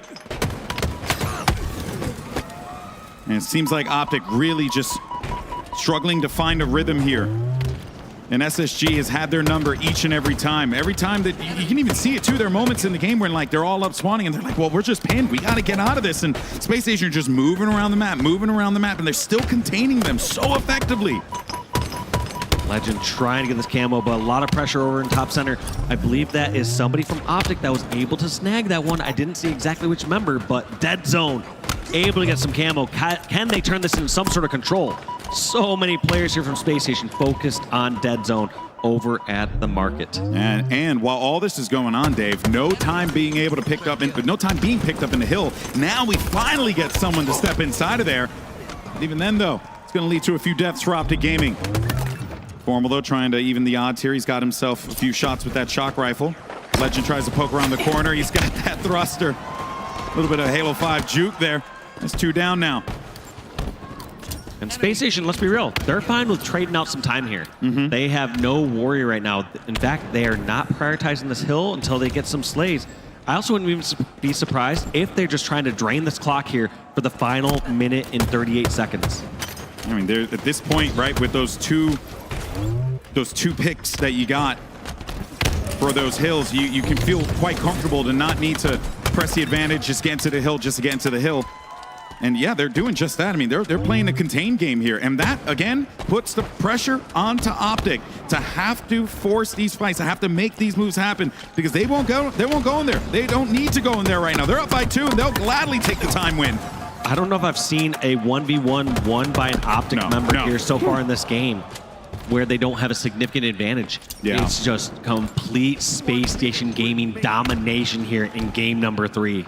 They are outslaying Optic Gaming 41-27 currently. And that is being reflected in how this map is even playing out, considering that they have not gone into that hill. They have not even considered it whatsoever. So they'll let this one tick down. 40 seconds remaining. Shock Rifle's going to come up here as well, or be up rather. Remember before where I was like, I don't think we're going to see anyone with that high of a KD compared to the stats we saw before. Well, we got Legend with a 3-0. Oh, my word. A higher KD than Amos in the lobby and a higher GPA than Golden Boy's ever seen in his entire life. Ain't that the truth, man? I tell you, I'm stupid. I'm just lucky I landed in this career field instead of, I don't know, like something else. Don't trust me with anything. Oh, my word. Down, nice shot there, looking for another one around the corner. Dead Zone doesn't want to give it to him, though, and that's going to be 6 seconds remaining here. SSG are going to win this one just by draining the clock down, and it was not flashy, but it was sure as hell effective. SSG go up 2-1 in the series, and we're going to Forbidden CTF next. That was impressive there from Space Station. Really Usually when a team starts to slow it down so much that they're just draining the clock away from a hill, like you almost even saw during the Yard Hill. Yeah. you give Optic enough chances, they're gonna bust through. They're gonna get the kills. They're gonna get some sort of control. That just straight up never happened. Never happened. It happened for maybe a moment in time towards the end of the Yard Hill where Optic had a couple members down. They had like a 4-on-2. But right after that, before even the teammates spawned, those players from Space Station just banned out. They pushed over towards Loop. They pushed towards LR. They got a couple kills and back in control. Yeah, they played a great contained game. They just did not allow Optic to get any kind of comfortability around the map at all. And then they were always moving around and just making sure. But, you know, also, too, Legend was unreal. The amount of double kills that he was able to pick up. You also had Eco at the end of that one with a killing spree, too. So there really was just so many things going in the favor of SSG that if you're Optic, I mean, that's when you're just like, ah, man, screw it. GG go next, bro. We just got to move on. Let's get this GTF win. But we did talk about, you know, these big maps, right? And this is a good opportunity here for Optic to come back into this one. It's going to be Forbidden CTF, but it's going to be a challenge without a doubt. Yeah, this one's going to be tough, but it's going to be a long game. I mean, at this point, Optic would love to get a little more time on their side to shift the momentum in their favor. I feel like they almost wouldn't welcome a quick game number 4. You almost don't want a Strongholds into here just to close out and have the last of, you know, the last of your upper bracket life potentially hinged on 5 minutes of fast-paced action. Yeah, there really have been a lot of peaks and valleys with the flow of these maps, right? Yeah. Quick ones in the beginning, right? As you had said, and then games 1 and 3 fast, games 2 and 4 gonna be slow. Yeah, and I gotta say, I do like Formal in this situation here, in these more, you know, where he could like post up, get those shots off. I mean, few do it as good as he does. So we'll see if that also plays a factor here, but SSG certainly do have the weapons to be able to win this one out 3-1. And the momentum too. Let's not forget about that, because that was a game where you just controlled your opponent. You set the pace, and your opponent had no say in that game. That is a demoralizing one, and Optic are going to have to lick their wounds, but not too long, because they got to get ready for this one. Map 4, Forbidden CTF. And also, first time I'm casting this, so if I screw some stuff up, guys, you know, just feel free to make fun of me online. I don't care. I don't check it anyway. Well, we're going to see how these teams do off the rip with the snipers, how well they're holding their hut, and if we see any different flag runs. Historically, it's always been running flag, under bridge, or to the sewers. But maybe we'll start to see some flag ramp runs, maybe the opposite sewer runs. We will see here in this game number 4. Overshield's still going to be available here, and his teammate will go and grab that. That's Bound, so let's see what Bound can do with this. All 4 down for a moment. That is bad. I didn't even realize that was so fast there, Dave. This is going to be trouble here. I don't know how Optic are going to be in position to stop this, because you have an Overshield right in your face. Sniper not in your hands to be a factor in this. Lucid just running and trying to draw Bound all the way back. But that flag somehow got stopped. Yeah. Not moving. So Dead Zone has a snipe. Gonna potentially step on for the recov, but Bound knows he's hiding down there. Gonna get the finish. Can Bound continue the flag run? Can he get the touch? Answer's gonna be no, but Legend's gonna be there for the pickup. Legend's good for it, but does he have the speed to be able to clear this? He's all got 4 dead. Never mind. He doesn't need the speed. He's got his teammates there to back him up. Let's not forget, Halo's a team game, baby. And Legend's got himself the flag right there. SSG so close to being able to score, and they achieve it. Yet again, SSG looking unstoppable here in their home turf. And just a better starting strat there from SSG. Somehow able to pick up all 4 members of Optic and then immediately get in the base and move that flag. And the way that they did that, just like with just so much momentum, right? Right at the start, 4 down, you get yourself some big kills, and then you start moving it. Back here. Yeah. Look at this. Legend's already in position to grab a new flag. Now Optic have to decide, do we go back and clear out our base, or do we push out and get center control? And this was the conundrum that they were in pool play against Squadron. Yeah, and you can see where... And maybe no surprise. Who's doing to him right now? Former Quadrant teammate right here, Legend. Yeah, actually quite true. And I think in this instance here, right, they know they have to handle this player back here, and it might actually be a big win, but Lucid's going to be one shot, and now so is Legend. Lucy gets the better there. Caught him off with a reload for a brief moment. Now starting to see this push coming in from SSG. Lucid's at least got to try and get one out of this one, but instead that player's going to be able to live the fight for another day. Another overshield grab there for Eco here. First was Bound, now it's Eco. Flag gets picked up, put down. And they're going to play around this for a little while here just to see if they can get a few of these members of Optic Gaming to creep out and make them pay for their overzealousness. And it's going to be Formal with a stop onto Eco down low. But, man, they are losing numbers. They only have one player left alive. It's going to be Formal. He's one shot, but he still's good for it. He picks up that one kill. Confused with which base they're at, too, because I've seen Legend and Bound more often the Optic base than at their own. They've just made their own home. They've gotten real comfortable in that courtyard, and they do not care whatsoever. And they have no intention of paying rent, which is terrible. Absolutely terrible, but it's great for SSG because they get themselves a second cap. And Dave, this is going quickly here. I said Optic should have been excited playing against this one. I was like, they got a long game ahead of themselves. They're not going to play a 5-minute game, but it's already been 3 minutes. Spacestation 2 caps in on the scoreboard. Formal's got some help now. It's going to be Optic's time to strike. They got to get some momentum back into this game, and they're going to bring this one around the corner here. Is anyone from SSG there to stop them? Not at all. Doesn't seem like to be the case, so that is going to bring them within one. Okay. We're back in this. This was looking like a one-sided affair, but now we got Lucid sniping over in the opposite hut. Space Station able to take him down. Trippy also has a second sniper. What can he do with it? Stellar's also got a snipe on the other side. You're starting to see some movement here for Optic again. Bring that flag out, and like way that Trippy's just doing, patrol duty here. Watching those common jump spots to make sure that if anyone tries to creep up and push, they'll pay for that with their life. A big body shot and the sticky. Will stop Bound in his tracks. Eco looking to make that recovery happen. Overshield's going to be up now. It's Optic's turn to strike with it. I think Dead Zone was the one who picked it up. I believe so, and they also have 2 members down right now. If they can take out Stellar, that's going to be 3 down for a short moment in time. They know where the last one is. Bound. Other players spawning towards Sewer, trying to desperately stop Dead Zone from grabbing this flag, but there are enough members of Optic that they should be able to get this one out. But Lucid and Dead Zone a little bit separated. You have to wonder if they should both be on flag plat together or not.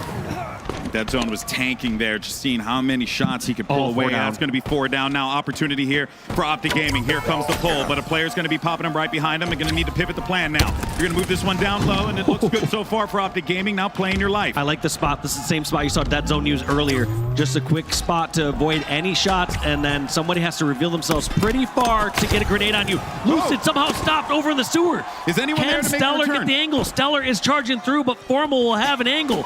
What's going to happen if Stellar gets taken out? New spawner Lucid is going to be able to go grab that flag. In fact, Lucid's going to be the escort, guarding his base. Space Station had a chance to move across. They have control of the Optic hut. They got to take Legend out here. If he's still alive and he's allowed to look over toward this flag, it's going to be a problem. But watch out on your right side as well in this cross. You can see Bound. He's got coverage there. Nobody wants to make this first move, first mistake. Just going to refresh on that flag and just going for slays. Legend out. Optic right now are just going to go for traded slays. In theory, if you go kill for kill, Optic are going to have the closer spawns and eventually get that flag, and that's going to be a tie game all of a sudden. Yeah, but you got Overshield coming up now in 20 seconds, and you also have SSG in a great position to be able to receive that. That being said, Formal's just going to wait this one out. Look at the way that Optic Gaming is starting to make their push over toward that red side of the map. 2-2 in the count. Could only be this way. Next flag cap wins. Look at how much it's slowed down. How often do you have players checking their sewer to see if someone's coming through? But it looks like we are going to be going to some sort of reset or replay. I don't know exactly what the call will be, but we'll wait to hear from our TOs because I do not see a Legend anymore in the lobby. Nope, no Legend there. But, we'll reset. We got 2-2. Next flag cap wins. Yeah, I'll take it. Just like last time. Just like that last fireball. One round just to decide, kind of everything. You know what happened last time? You remember? Optic came out hot. Optic came out hot. Came out hot. You're not wrong. But also, remember the start of this game. Yeah. How dominant were Space Station? Their opening strats were wild. They somehow got all 4 down. You know that Optic are going to be swapping up their starting strat here as they go out. Yeah, they're One thing I would expect as well is likely going to push someone towards their hut and just stand back. Yeah. Likely just hit somebody back at their base with a sniper, make sure that doesn't fall in their hands, and make sure that nobody can just instantly push and get that flag grab like we saw.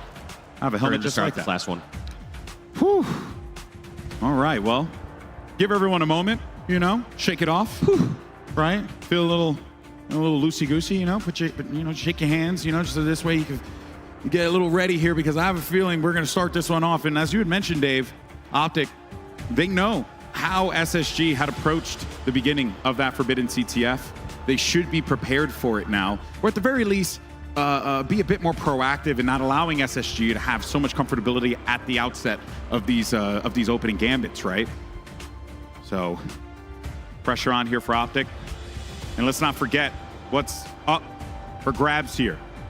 Win this game, you qualify for the Halo World Championship October 4th through the 6th. I get that date right, Lottie? I think so. I did? Nailed it. Thank you so much for that. That's why she's the boss. And we just got word Complexity picked up a win and on our other quarterfinal game. That means they were taking out Alpha, and they are making their way to Worlds and also top 6 guaranteed at this event so far. Freaking shot, dude. Dang. Brother, what a play from him. Congratulations, Complexity. Shout out to my boy Jason Lake. Looking forward to seeing you in Seattle, buddy. But man, oh man. Let's not count out Alpha Esports quite yet. 3-1. Again, Alpha's playing some damn good Halo. Even though it didn't work out in their favor there, this is going to be a force to be reckoned with from that lower bracket. Hopefully they don't let that loss shake them a little bit because they certainly have what it takes to be able to push further into this bracket. Just heard in my ear that we're going to be starting this one with 7 minutes left on the clock. At 2-2, but at this point, it doesn't matter the time on the clock because we're going for that next cap. All right. You think it ends in like 2 minutes? Or you think we're riding the whole 7? Because honestly, with that opening star, I could be like, dude, I can see it. There's a chance that could be like, because last time the first flag went in like first minute and a half. In fact, Spacestation got 2 caps within 3 minutes last time. I don't foresee that happening again. I think both teams realize what's at stake. They're going to be a bit more cautious. They are not going to overcommit, bringing everyone out of their base. In fact, they will likely keep somebody at their snipe hut, just making sure nobody can push across that snipe bridge or get an easy push across flag ramp into their base. They want to have that stronghold there in that position. They want to have that sort of pillar that they can back up to get back up. Yeah. Now, I'll be honest. I know SSG fans won't agree, but I want a game 5. I want to see this go to the streets. Get muddy in the hood. But of course, see how strong those GAs actually are. Bring it to the streets, game 5 with these two teams. All right, here we go. Let's trust these words. Back in the action. Last time, it was a quick overshield grab for SSG, and then they were able to just start that momentum. Ooh, is he gonna just play this if he has to? Legend has a full sniper from Optic. Looks like he's gonna push on over into the back hut. And Dead Zone in a difficult position. Not sure if he should be aggressor on the flag or taking out the defender at his base. Legend. Well, you got that overshield, so you had to go for it here. But he can't hit those shots on Eco. Eco's making himself a hard target, putting a lot of attention his way, but he's finally able to get his mark now. Thing is, you got Bound and Stellar on the move. They just took out Formal, so that means that Dead Zone doesn't really have anyone to work with here. Also, Legend down as well. Dead Zone gonna get a touch on this. Gonna try to stay alive at the Hawk. Can he do it? Gets another kill. Dead Zone getting this first OS and getting the flag so far across. He gets one more toss on. Can he get one more? He does. Gets it all the way to Sewers. Is it gonna be enough though? Legend's on the move. He's got eyes on him. He's waiting for him to get into a position where he can get some shots off, but they gotta make some moves happen here and now. Can SSG stop them in their tracks? Is anyone there to receive him? He's just going straight for it. No, but he has a teammate there to back him up. When in doubt, rely on your friends, and your friend was Formal. Just both sprinting in, realizing the only way that wasn't going to go well is if there was some sort of grenade or rocket. And you know what? Rockets weren't on that map, so you're fine. Not on that one. Grenade, not so certain. Yeah, because, you can get one of those texture bounces that don't go your way. But, folks, we're going to a Game 5 here in Salt Lake City. What a way to start it off on the broadcast today. What a great game this has been. And now we take it over to the Hood, Street Slayer, to end out map 5. I like calling it the Hood. I would like to think I grew up over there. Neon streets, an arcade close by. I don't see anything wrong with that. Whew, man. Of course, though, this kind of is shades of what we had just experienced. We knew it was going to be a great series. Like we always said, Optic rise to the occasion against especially the top rosters. There was no surprise to me that this wasn't going to be just a one-sided affair. Optic came out to play, yeah, they really and did. They have not disappointed. We now got ourselves a beautiful Game 5 to kick off here on Saturday. Oh, this was such a great play. I mean, Dead Zone just making himself the sacrificial lamb in that instance, eating up all those shots, tanking it so that his buddy can go and put that flag in. That now puts us at series point. SSG win this, or pretty much whoever wins this gets themselves a Halo World Championship spot, and I gotta say, that is freaking cool. Hell yeah. I'll take a green sword too, even if that's not lore accurate. You know? Whoo, boy. Players are getting ready to go here. And I don't really know what to expect out of this one, because this one's going to be tough. I mean, I almost want to give the edge to Space Station based on how they played the other Slayer, based on how they played some of those standoffs. Yeah. But, you know, at any point, these teams can just pop off. Someone can have the game of their life. Somebody could just stay alive a little bit longer, get that better of that trade, and just roll that advantage. And reflecting back on that last Slayer game on Recharge, right? It was close the entire time. It wasn't until we hit around that 33, 34 point threshold that you started to see, and actually started to see the Optic guys, or sorry, the SSG guys peel away with it. But this is the, if I'm correct, the last time that they had played on this one. This was in Atlanta. HCS Atlanta. And I think one player that we got to call out that doesn't match up on this one when we're looking at Slayer Streets is, you got to say Dead Zone. Yeah, man. I mean, despite Dropping having a deuce. Close damage to Drippy, just at some point giving up too many deaths and not enough kills. So expect him to reel it back. Yeah. It's okay if your kills are low, but your deaths are low as well, right? And you're just providing assists and you're... Yes and no. I mean at some point, did that in Halo 2 player. the other day. You dropped a donut and Strong Side got all the kills. Wasn't even there. You bum. Also, yeah, another good point there too is Bound to be right for this one. I heard he shook after he lost a 1v1 on Friday night. So. Was that to you? Oh, man.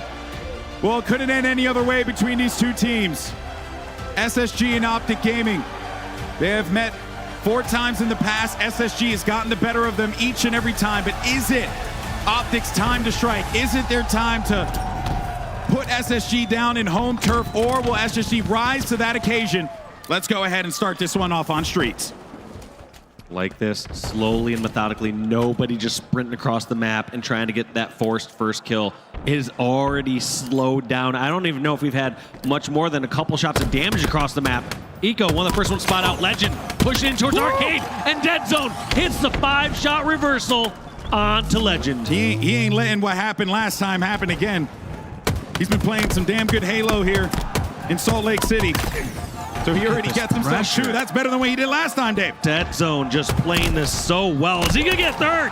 3-0 Penguin, a.k.a. Dead Zone, taking over this game. Ice cold at the start here, looking for another one, but he's going to get pressured here from Stellar. He's got the support there with the marksman rifle from the balcony. You can see those shots coming in, and ends up staying alive out of that one. That's going to be a 6-1 lead here. Optic Gaming start off hot. Somehow breaking through. Those neutral scenarios are the toughest to break through, because as soon as some action starts, you're going to be called out, you're going to be focused down, and every single time Dead Zone was focused there, he just got sent another kill. They just sent him another body. Yep. 3 for Dead Zone. Well, they see where these players are. And you saw how slow that was. How different, rather, the complexion of this start would be had Legend gotten that kill in the arcade. But now, as expected, things slowed down. Pressure here for both of these teams. And this is where as I mentioned at the beginning of the show, right? SSG, home turf, home crowd, everyone cheering them on. That's a lot of pressure in this situation. And Optic Gaming, well, they know that the onus is going to be on SSG to have to, big up here for their crowd. And, well, they got a 10-kill lead, Optic Gaming, so you got to be feeling pretty good about that right now. Also, even just look at that, how quickly Lucid's backing down. He got about 3 or 4 shots of commando into a player, didn't take any damage at all, and is turning to see where this flanker might be coming from. Is someone pushing him from the streets? Can never count SSG. They will find a way to get into this one. And actually do have some help in the mid. That was a killing spree. That's a huge trade. Yeah. Huge trade when you're down in damage there. Just go against that full shield person. Take that trade any day of the week in that circumstance. Bound still looking for his first. You can see him actually chilling about toward Neon. So this is certainly, he knows the pressure of the moment here. And Stellar, he's actually going to be caught between a rock and a hard place there, but Eco does manage to stop Formal. It's going to be a 2-kill swing, and just like that, what was a 10-kill lead is now going to be a 5-kill one, as SSG managed to chop this one in half in a blink of an eye, honestly. And that's scary, just seeing how they can do that from a neutral snare like that, and it has not stopped just yet. Pressure still coming on. We have Eco and crew pushing back towards Tower, pushing over towards Bulldog. Can they get these kills on these members of Optic there just running around? Could not have asked for a better start if you're an Optic Gaming fan, but then SSG manages to just come right back into this one. Love the help that Eco's getting there from his teammate Stellar in case that player decides to push around the corner. Now you got 2 here to work through this. Lucid trying to go in for the fight. Trippy, he's going to be one shot, needing to bail from this one, but he's got Stellar to back him up there. He pushed up from that position. That's back within 5 again. 2 players over toward that arcade area. See where the rest of the spawn start to come through. Everyone's going to be on the left side of the map here. Still 5-kill lead, though, for Optic, but they do need stronger positions. I think the fact that you have Tram in control of Optic, you also have PD arguably in control of Space Station as well. They're just pinched over here on B-side. It looks like they somehow pushed through the center of the map over towards ATM. They felt like their only escape was through the center.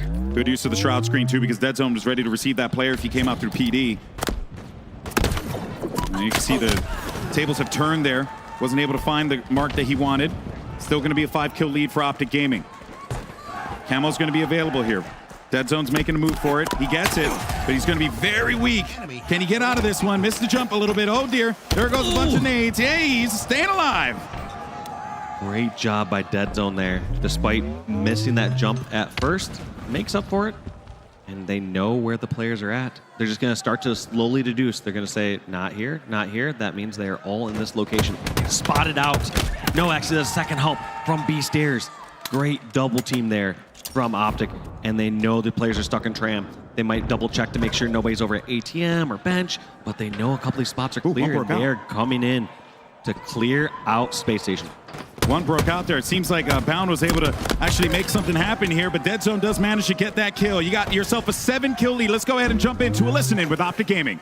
Go back to Nest. Go back to Nest. Watching this. Yo, commando. Yeah, I just smoke, guys. Yo, 2 drive by. Look, watch your big guys. Nated it. I'm looking at B Street.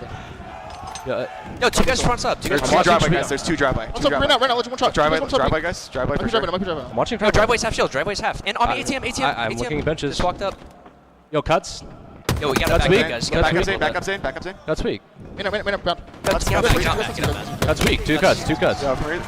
Yo, already in red alley. Yo, look, right purple. One guy arcade. One guy arcade. 2 tires. 2 tires. 1.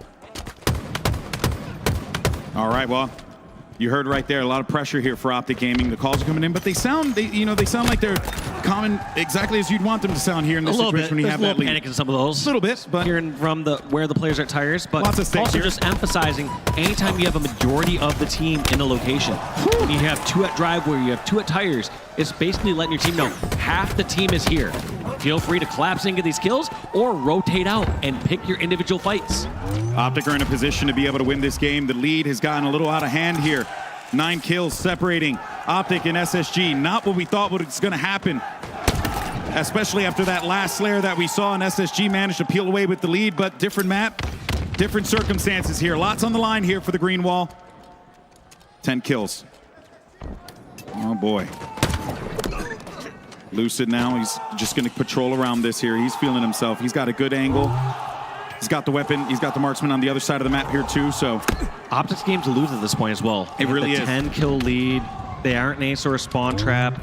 They can just take this slowly, try to just trade out kill after kill, and it's not even trade at this point. The way that they've been playing, they've been coming out ahead in all these engagements. Lucid trying to use his red gun. Sorry, stalker rifle. Only way for Space Station to get back in this one is to get a couple kills and start to stagger the spawns, push across the map, try to get kills over at PD, push back and over, try to trap him in Tram. I like this play also from Lucid. Lucid feeling the pressure, push in towards PD, and does not want to give a near full stalker rifle to his opposing team. So he wastes a few shots of it just to account for worst case scenario. That's one thing I've also said is when there's big swing games, you sometimes need those big weapons or power-ups for that. And in some of those cases, doesn't hurt your team just to waste a full round of sniper. Just get a sniper clip out, because in worst case scenario when you die, no longer do they have 6 or 8 bullets. Instead, they just might have 3 or 4. Yeah, and really you can't really do much with that to be able to climb out of this big lead that Optic has managed to accrue. And that's going to be a few surprising play again. This arcade/pillar setup from Optic has not been broken yet from Space Station. Anytime they come over towards B Street, towards those pillars, they just get destroyed, and Optic are always coming out ahead with kills against those tire players. Dave, they're doing it. Optic are managing to hold on to a big lead here the entire time. Trippy with a BR. He's got himself his 45th for the team. And he sees everyone. Cheeky little melee there. Oh, dear. No, he got it in the end. Got it in the end. That's all that matters. All that matters because he got 3 kills left to grab here. Make that 2. Lucid's got eyes on it. He gets himself a double kill. Finds one more maybe. Stellar, he's going to run away from the fight. Eco, he's going to be inside of PD. Puts in a few shots there to back him up. Legend gets the kill. Optic are unreal, 48 kills. They just have to close out 2 more to take this series 3-2 against Space Station in their home stadium. Where do they get those openings? Those opportunities? Who's in this position? Dead Zone's a little further up. They got a good crunch by Tires or by Steps as well as Arcade. Lucid's gonna back away from this. Also, look at how structured they are. Not even risking to give up this 35th kill. Playing it so slow as if it's a tie game. Yeah. When in fact, Optic are up by 14 and it's their game to win. That is some respect that's being shown to their opponents there without a doubt. It's number 35 though, coming in the form of Stellar, getting a kill onto Trippy. They're collapsing quite nicely there, but bound. He can't get away in time. That's number 49. Lucid though, anticipating that there could have been another player around the corner, but instead, Dead Zone! The guy who had 2 frags in their last encounter on Streets turns out to be the one to win the game for his squad. He played damn well at the start of this series, and Optic Gaming manages to not just defeat SSG on their home turf, but they qualify for the Halo World Championship in Seattle, Washington. Both these teams we fully expect to be there, but one team is 100% guaranteed to be there, and that's Optic Gaming. What a game that was, but I gotta say, man, Optic came out hot to be able to pull away with a massive lead at the start, and then since then, it was just one bad thing after another bad thing, and Optic, well, bad thing for SSG. For Optic, it was great. It was actually fantastic. They played a damn good game. They walk away with the win. Incredible matchup there between these two teams, going the distance, Dave.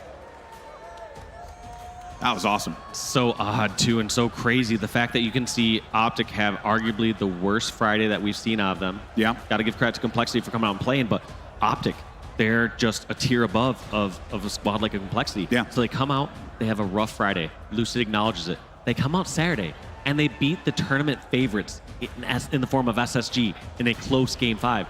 They can always match their opponents when they need to. Yeah, and if you are SSG, kicking yourself for the way that things went in that Forbidden CTF game, especially with that hot start that you had. 2-0 start. Yeah, right. There was certainly a lot of positives to take away from there. These teams are celebrating too hard either. Optic's just saying, all right, tournament's just getting started. Why do we got to go through this in round number 1?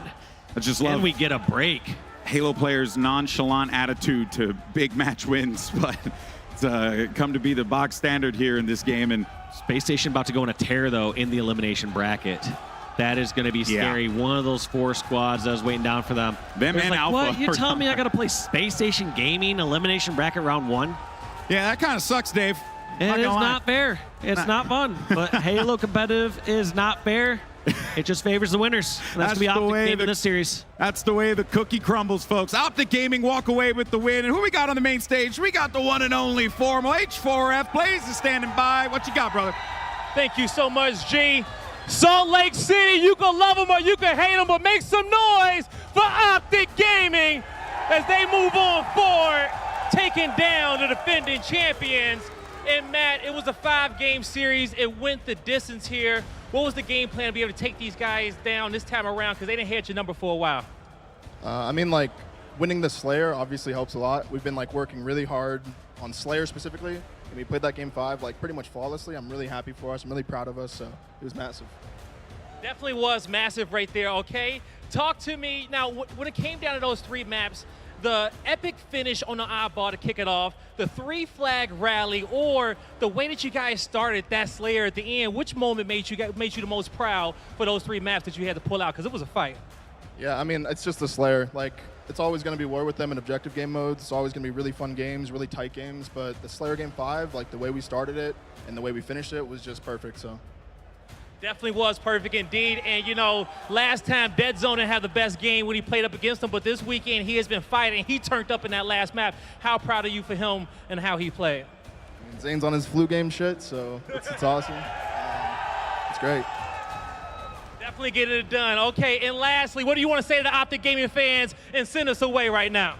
Love all you guys. Thank you so much, man. Thank you. You heard it here. Lot, take us away. Thank you so much, Blaze. What a bounce back from Optic Gaming. Such a difference from yesterday coming into today. I don't want to be a broken record, but resilience is just key for this roster.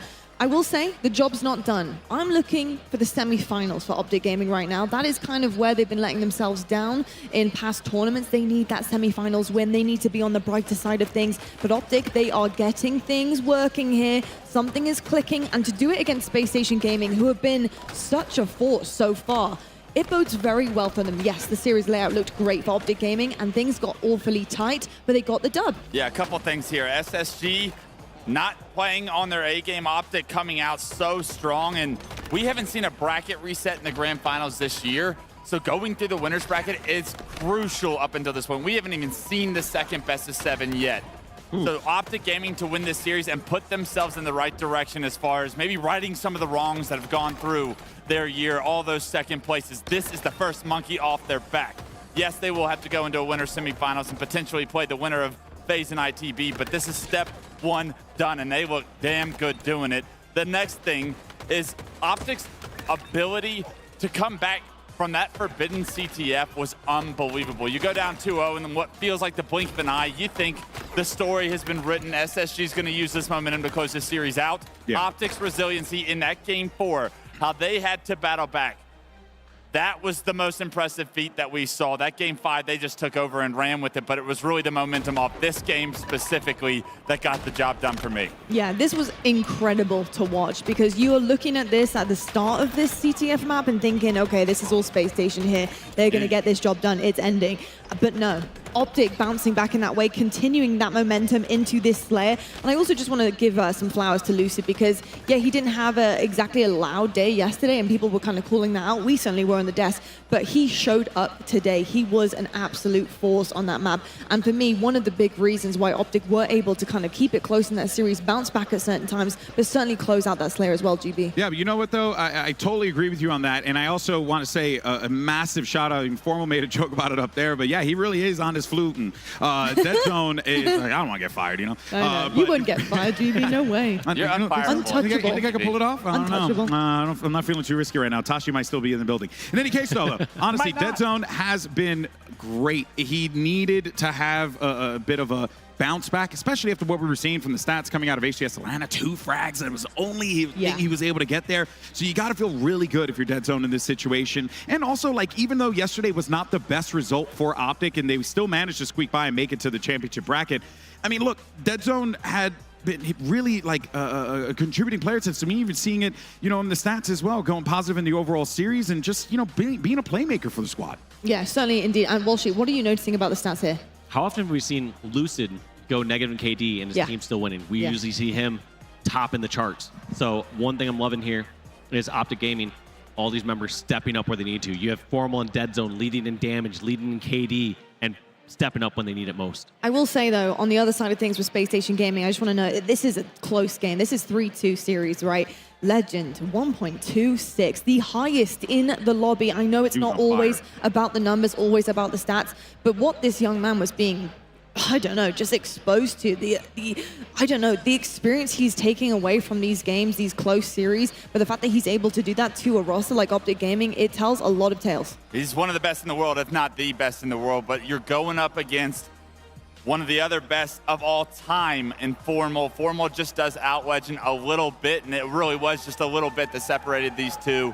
Formal was on his MVP shit that series, and that was some of the most impressive he said it. Halo we've seen. I said Formal had a phenomenal Friday. Formal's going to be here all weekend long, it looks like. And if he gets enough out of the rest of the boys, we know what Formal is capable of. That Green Wall team is an absolute monster as they advance to the winners bracket. I think he really is that rock, that anchor for me. I mean, he won a tournament? Okay. He gets one in tournament. It's in my contract. Oh, okay. I didn't know that. It's in his rider. Don't worry about it. No, honestly, for me, Formal is that anchor. He really is that kind of leader I think that they look up to when they need a crutch. And I think it was really important yesterday that he was that guy. He certainly showed up, but he showed up today as well when it mattered most in the biggest quarterfinals that they have played pretty much most of this year. I mean, FaZe have been big ones for them as well, but I don't think that they have faced that type of FaZe roster that they did with SSG here. And Worlds qualification as well, Indeed. which makes it even more of a Indeed. pressure-filled situation. And on top of that, you were playing SSG in their home turf. I know. Can you just let me host for a second, could you? Jesus, you too, right? Oh, gee me. What can I say? 5 feet away. There's a reason why you can't stand over here. That's the best host in the world right there. I'm just a bystander. Let's take a look at the brackets right now to see how things have shifted with that first quarterfinals here. We do have a semifinals up for grabs, Optic Gaming versus FaZe. I will say, that got awfully close with ITB. 3-2, a game 5 to kick off FaZe's day. And again, I think it comes down to that efficiency. They're lacking a little bit of efficiency when I'm looking at some of the stats there in that quarters.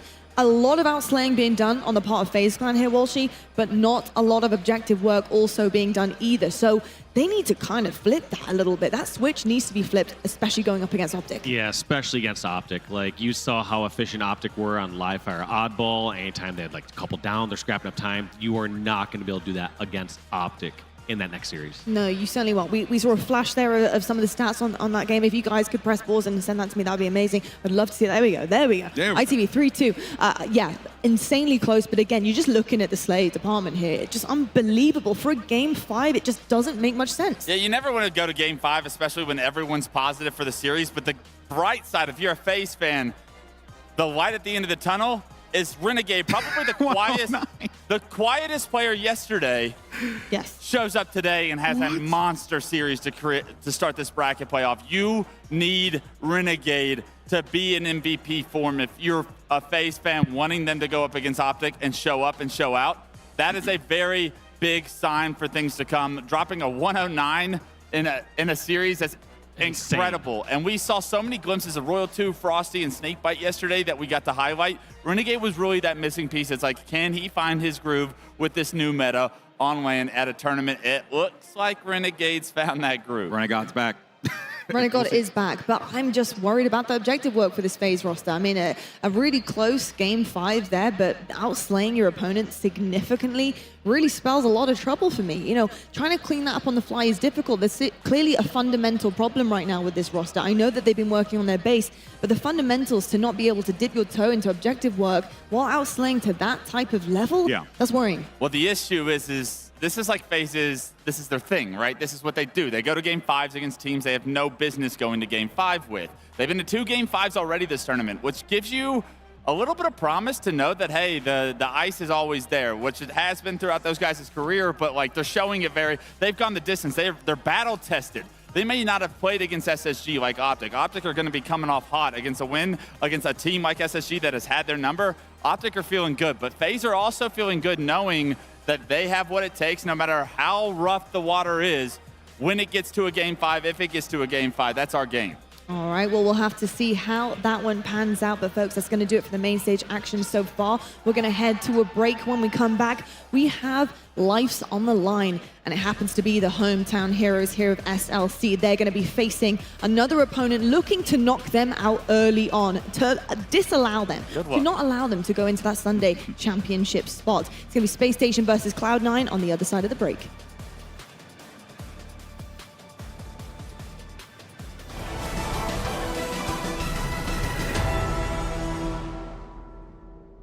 You've seen Bigfoot, right? Yeah. No, but watch this. Not like in person, but... Okay. Okay, so yep. And then right here, when he turns around, you see that? See what? Back up. So this is where AI gets kind of cool. There's nothing there. We'll enhance this. Enhance that. It's oats overnight. It was oats overnight the whole time, and it makes sense. There's a ton of protein, a ton of flavors, and it's easy to take on the go. Hell yeah, Bigfoot. This is the world's most advanced processor. In entertainment, its rendering speeds render other processors obsolete.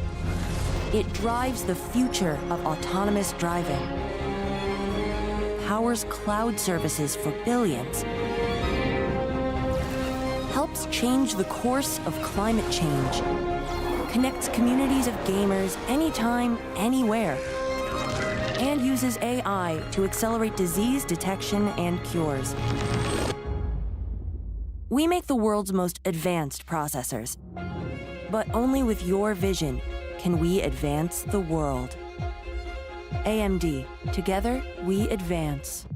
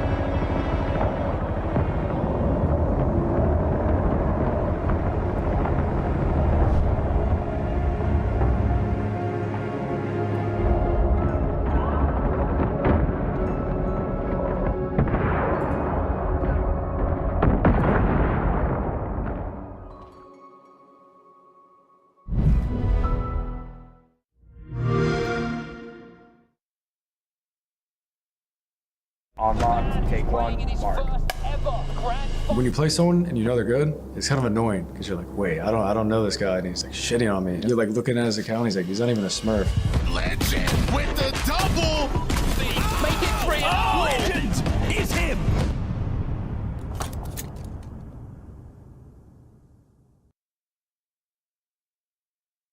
The HCS Spacestation Gaming Salt Lake City Major is presented by AMD and Player X.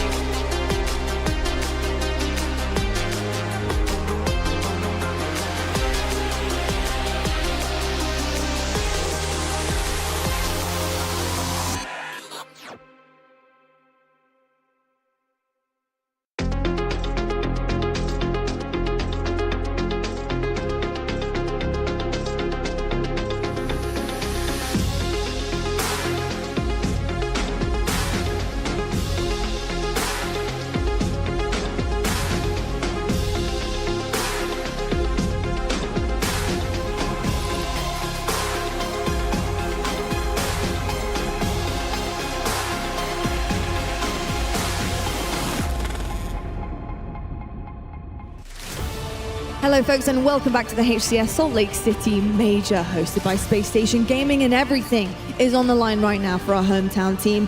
I'm joined by some fantastic faces. Nice to see you guys this afternoon. I keep thinking it's the morning, but it's not. It's the afternoon. We're heavily into the day. Tony, Jersey, Gaskin. Ooh, first of all, I see 2 out of 3 of you are in your Space Station colors, rightfully so, especially for this matchup, because Space Station Gaming back against the wall. Defending champions of Salt Lake City from last year. Tony, how are you feeling about this real nail-biter here?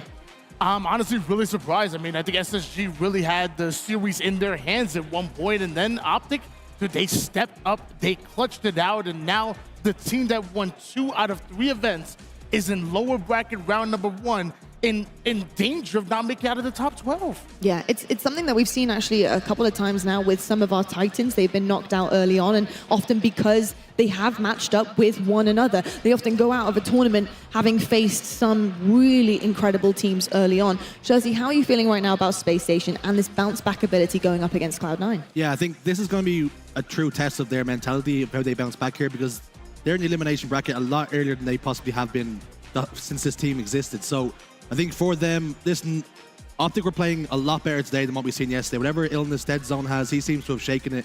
That kid was playing out of his mind. I think if I'm Cloud9 here, all of a sudden I'm thinking, I'm almost cursing complexity for the upset that they caused yesterday, because now we're playing against what our options where we play Optic, who finish second all the time, or we play SSG, who win tournaments all the time. So it's not really a reward for the position they're in here, is it? Yeah, which I think in one sense is a mental battle in itself. But Gaskin, if we start off with Cloud9 on one side of the stage, they do know what they're up against. And like Jersey said, you know, they kind of figured out at one point or another yesterday that they would be facing somebody who's going to be very, very difficult. The question is, with their road right now in the elimination bracket, the back's against the wall for them. Also, are they ready for a Space Station Gaming roster who are looking to make a big run? I don't think they are. I think that SSG dropping into this elimination bracket, it's going to annoy them. When it's happened, historically, SSG go on a brilliant run through that elimination bracket. They are going to want to prove a point, especially in their hometown. But Cloud9 have done very well to get to this point, get out of pools, and they've looked okay so far. But I think the sad thing and the sad reality is something that me and Tony were discussing backstage. I mean, this is a Worlds qualification match as well, yes, and they have to go up against the previous LAN winners. They can't catch a break. Yeah, I think just touching on Dan's point, for SSG, they won't even be considering themselves about that World Championship qualification spot. But for Cloud9, this is the carrot that they were looking for.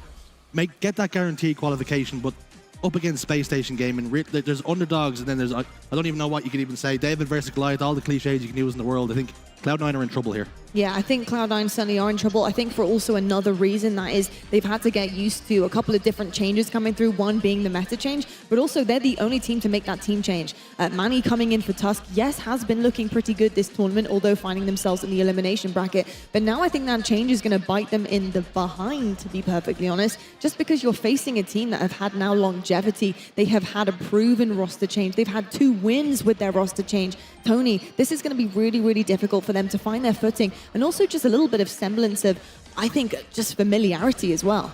Yeah, I think everybody knows that, you know, I love and respect Manny as much as anybody in this league. I think he's the ultimate X factor for this squad. Not only I say this, but also his former teammate in Soul Snipe would said the exact same thing.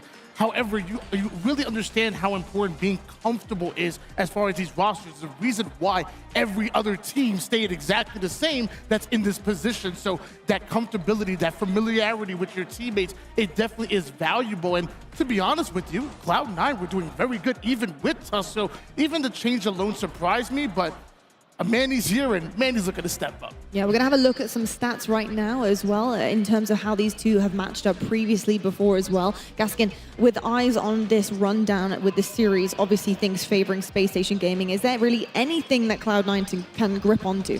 I really want to give you something. I think that there is a chance that Space Station might be a bit deflated after that loss, especially when Tony said, you know, they had it in their hands, kind of gave it away. I mean, backstage, I was writing notes on Optic versus Cloud9. That's how I thought it was going. So there is an opportunity for Cloud9. Maybe if you come out hot here, maybe if you can start this series and catch SSG a little bit flat, you can roll with that momentum. But realistically, we know the 4 players on that stage on the side of SSG, they should be winning this series, and I don't want to try and sugarcoat that. Right. Yeah, I think something you were alluding to, Lot, is Cloud9 making that change. Of course, it might have been the right one for them, but their playbook is not going to be as deep as Spacestation Gaming's because they haven't been a team for as long. So they haven't been put in tough positions. Of course, you can scrim online as much as you want, but when you're playing against one of the top dogs on LAN, it's a whole different kettle of fish. So I think Cloud9 are going to run the gauntlet here. Yeah, I certainly do think so. I think right now, although Manny coming in and has had a great performance this tournament, I think they probably will be feeling the Tusk not being here right now, just because of that kind of familiarity and knowing what you want to do as a squad and how you've grown together. On the other side of things, though, Spacestation Gaming right now are going to be pretty peed off. They're not going to be very happy with what went down, although very close and really started to show some kind of superstardom against Optic Gaming. Had a great series, a lot of them individually as well.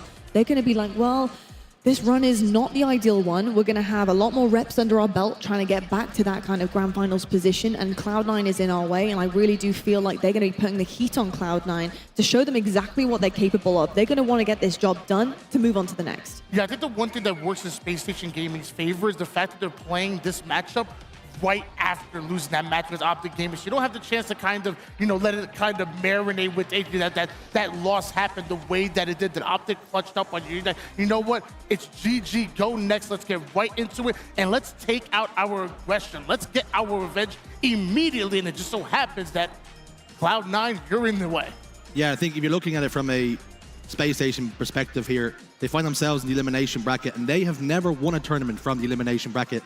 As a matter of fact, the only team to ever do that is FaZe Clan. So they have to do something that they've never done before, and that's go on a run here and get to the elimination finals and then somehow reset a bracket. That's the task that's at hand here from here. Yeah, we've never seen Spacestation drop down this early. I think London was probably their worst performance. They dropped down a round later, and then they went on to finish top 4. So they still performed well in that elimination run, but didn't get to the dizzy heights, and it was that tournament that really everyone was left scratching their heads. But then SSG bounced back and went on to win the next one. And I wonder if it's just going to be one of those scenarios where it's kind of flip-flopping between the two. You have a good tournament, a bad tournament, a good tournament, a bad tournament. If you want a bad tournament before Worlds so you can have a good one, I don't blame you. That is very true. I do, although with that devil's advocate I'm playing here, is the fact that I'm not really seeing that same kind of lackluster Spacestation Gaming that we did see in London. That's the other thing. I just think they had a blooming good series against Optic Gaming, and it just didn't work out for them this time around. And we often do see that, kind of the tussle between the Titans, and it really is like squeaky bum time, right? You just got to try and edge it out. It's a moment, a decision, a play, a kill often, and that seems to happen. When we're looking right now at the series layout for both of these teams, tell you what, rather than going to just one person, anybody seeing anything here for either? Tony, you want to go first, or shall I? I mean, it's going to be tough no matter what. Obviously that Solitude Slayer right now, Cloud9 are 0-3 on that mapping game type combination. The Slayer live fire doesn't fare well towards them. And honestly, even the King of the Hill live fire in the beginning is going to be tough. But one thing Cloud9 are very good at is map number 1. They usually start off really well. And even though SSG are good on live fire, their King of the Hill live fire only a 50% win rate. So that game number 1, that sets the tone.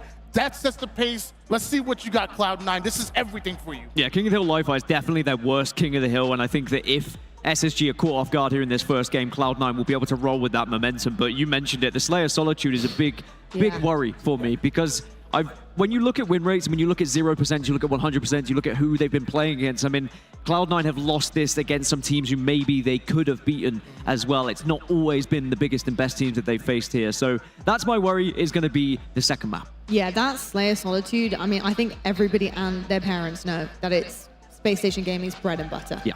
They know how good they are on it. I'm just kind of curious, Shows, why are they so good? What is it about Solitude Slayer that really allows that team to come to life? Well, I think it's the pace that they play at, being able to manipulate spawns, having players in the right positions, and being able to spawn trap. Particularly, they're one of the best teams at putting their opposing teams into blue spawn and just picking them off as they try and leave that space. They're very good at suffocating teams and putting them in the positions that they want. And then you talk about picking up power-ups and power weapons. Well, you get the sniper rifle in the Stellar's hands and you just know he's going to start cooking. So they have to shut down big game players here, do Cloud9, and I just don't think they're ready yet. Yeah, I think that first map is crucial for Cloud9. The next two that follow, just not great. I mean, CTF Aquarius, we're talking about Slayer Solitude and it being in SSG's favor. That Aquarius CTF's also just unbelievable for Spacestation Gaming. They are clean on that this season. That is That's an incredible stat considering how much we do see them play that with the likes of Optic Gaming and FaZe. It's a lot. So yeah, that's a really, really scary statistic. Cloud9 need to show up map 1. Have they got what it takes? We're going to be finding out right now because we're heading over to main stage on our two wonderful casters, Shuzzy and Gaskin. Thanks so much. Really looking forward to jumping into this one, Dan. Spacestation, like we spoke about in the pre-ramble, in a position where they don't often find themselves in the elimination bracket nice and early, but that makes them a very scary opposition for anybody that they're going to run into because they'll be looking to run over anybody that stands in their way. And unfortunately, it's going to be Cloud9. Yeah, I feel a little bit bad because I'm not giving Cloud9 much hope here in this series, but I sometimes have to call a spade a spade. I will change my mind if Cloud9 come out hot and win this first map. Maybe they can do something like Alpha Esports have done elsewhere, right? Beating that underdog and still finding a victory through, but it is going to be a very difficult series for them. People have been breaking the stat sheets all weekend long. This is the opportunity for Cloud9 to do just that, and they will need to. They're playing against the defending champions from Atlanta. They've got it all to do, and Spacestation will be cooking. Shields up, weapons hot, we're underway. If you can get an early start here, if you can go off the back of a disappointing Game 5 from SSG, maybe Cloud9 can wrestle some control in the early stages and get this first hill on the board, but looking at the pace of play from SSG, they like throwing themselves at their opponents. When they feel they're the better team, they are always so quick to get in the face of their opposition. It's that pace they play at, so impressive. And that man on your screen, Stellar, he's got the sniper rifle, and that's going to be a tough task for anybody to be up against. Suspector's got camouflage, so perhaps there is a counterplay to this. Can he get behind Stellar? He's going to be hearing shots get rattled off. Information will be passed to him. He has to make the right decision, though. Gets one, gets two. Sniper rifle down. It's a null factor now. But unfortunately for them, Spacestation have got so much time in this first hill. Well, it's back and forth. Can't really decide which way to go, and I think it may just be accepting your fate and accepting this first point is going to go to SSG. So a pretty easy and comfortable first hill, that's for sure. SSG certainly the best King of the Hill team that we have in the league in terms of the amount of wins they have, but this arguably one of their weaker ones. And maybe that's just because of the pace of play. Some teams have been able to slow it down a little bit, get those setups, and SSG have struggled to break at times, but SSG seem to be the one who are setting up here, so they don't really have to worry about it. Spectre's always one of those players that's impressive to watch. He never fails to get kills. That is his job. And he does so with no fuss, no complaints. The issue that he has had throughout Halo Infinite is just finding a team that complements his playstyle the best. And has he found that in Cloud9? Can they grow in confidence with a few more LAN reps under their belt? 3 dead now for Spacestation, and Cloud9 can start scoring in the second hill. I think Cloud9 will be quite frustrated to be in this matchup as well. I'm sure there's a handful of teams they would have loved to have seen in this position to have a stab at. You've also got to remember that the reason they find themselves in this position because they went 1 and 2 in their pool, and they weren't able to get into those top 2 positions to find themselves in the winners bracket. So you are almost guaranteed a tough matchup here, but maybe not this tough. But they are at least doing a little bit better here in this second hill, and they're ahead for now. Probably haven't maximized as much time in the hill as they would have liked. But Spectre continues to get kills. That will create openings. He does eventually get cut down. Nico pushing over towards the tower now with that camouflage. Eyes trained over top middle, sees it clear, will pass the information over. They know that's a lane they don't have to watch for now. Unfortunately, 2 members of his team have fallen. The Spectre's going to push forward. Eco's going to play this one patiently. Back whack as easy as you like. Playing behind enemy lines. Getting in the face of Sab now, who tries to jiggle peek his way into this fight. Eco's going to back down and stay alive, prioritize just keeping map control here, and Sab will get taken care of. Yeah, notice how SSG are not desperate to throw themselves into the hill. They're waiting until they've actually got a good amount of control. So you're very vulnerable when you're in that hill. Grenades can come out of nowhere, put you down to no shields, and suddenly then that push can come through. In terms of slays, SSG still behind at the moment. Cloud9 leading by 3 kills here. So at least Cloud9 are staying within SSG when it comes to those slays. Problem you have. SSG's has got the snipe. Finds the face of 1. Rolled up top middle. The body's good enough for 2. Set the fight. Does not dare peek. And with good reason, because he would have lost his face. 2-0 the score. Cloud9 give this one up too. Yeah, quite intelligent not to peek the sniper rifle, but of course by doing that you are definitely giving up the hill at the same time, but it's about setting up for the next one here for Cloud9. They had the opportunity in the second hill to set up, to get good time, but you mentioned it, they maybe didn't get as much as they could have. And that might be a bit frustrating for them. So now they need to learn that lesson here in this third hill and actually get some good time on the board when they have the control. Sad gets one, faced with two members of SSG though. Ultimately forced down bottom middle towards the rat cave. There's trades elsewhere. Numbers favoring Cloud9 right now, and that's why they have control of the hill. Bound tries to turn the tide in that fight. Double kill for Sab. Wisely backs away, knew he was down in the fight, but Legend chases, Legend secures the kill. Cloud9 know this is much better. I mean, it's an interesting decision to back off like that because it's something that SSG don't do. Even if they're down in the fight, they output as much damage as possible so that the rest of the team can clean up. Maybe Sab just thought he could get out of dodge using the avenue of the toilet. But he is back off the spawn and is putting up more damage, more kills. He's up to 13, so he's certainly being one of the better players on C9 right now. Stellar caught unaware on sandbags. Eco fresh off the spawn's gonna go down as well. Legend down to no shields. Sab gets close. And him and Manny combined to get the kill. This is gonna be a camouflage and some more hill time for them. They're making plays here. They're getting themselves back into this game. And unless we see a successful push here, it should be 2-1. Cloud9 should be able to score this one.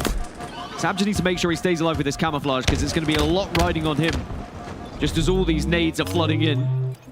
And actually, he's going to use this camo just to get that final little bit of time. And even with Bound diving in, it's not going to be enough. So Cloud9 put one on the board.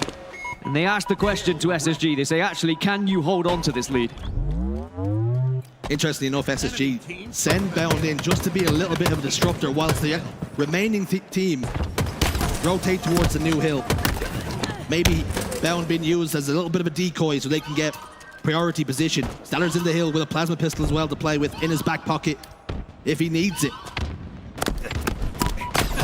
Facing a little bit of competition for the hill though. Stellar will go down, but he gets a trade in the end.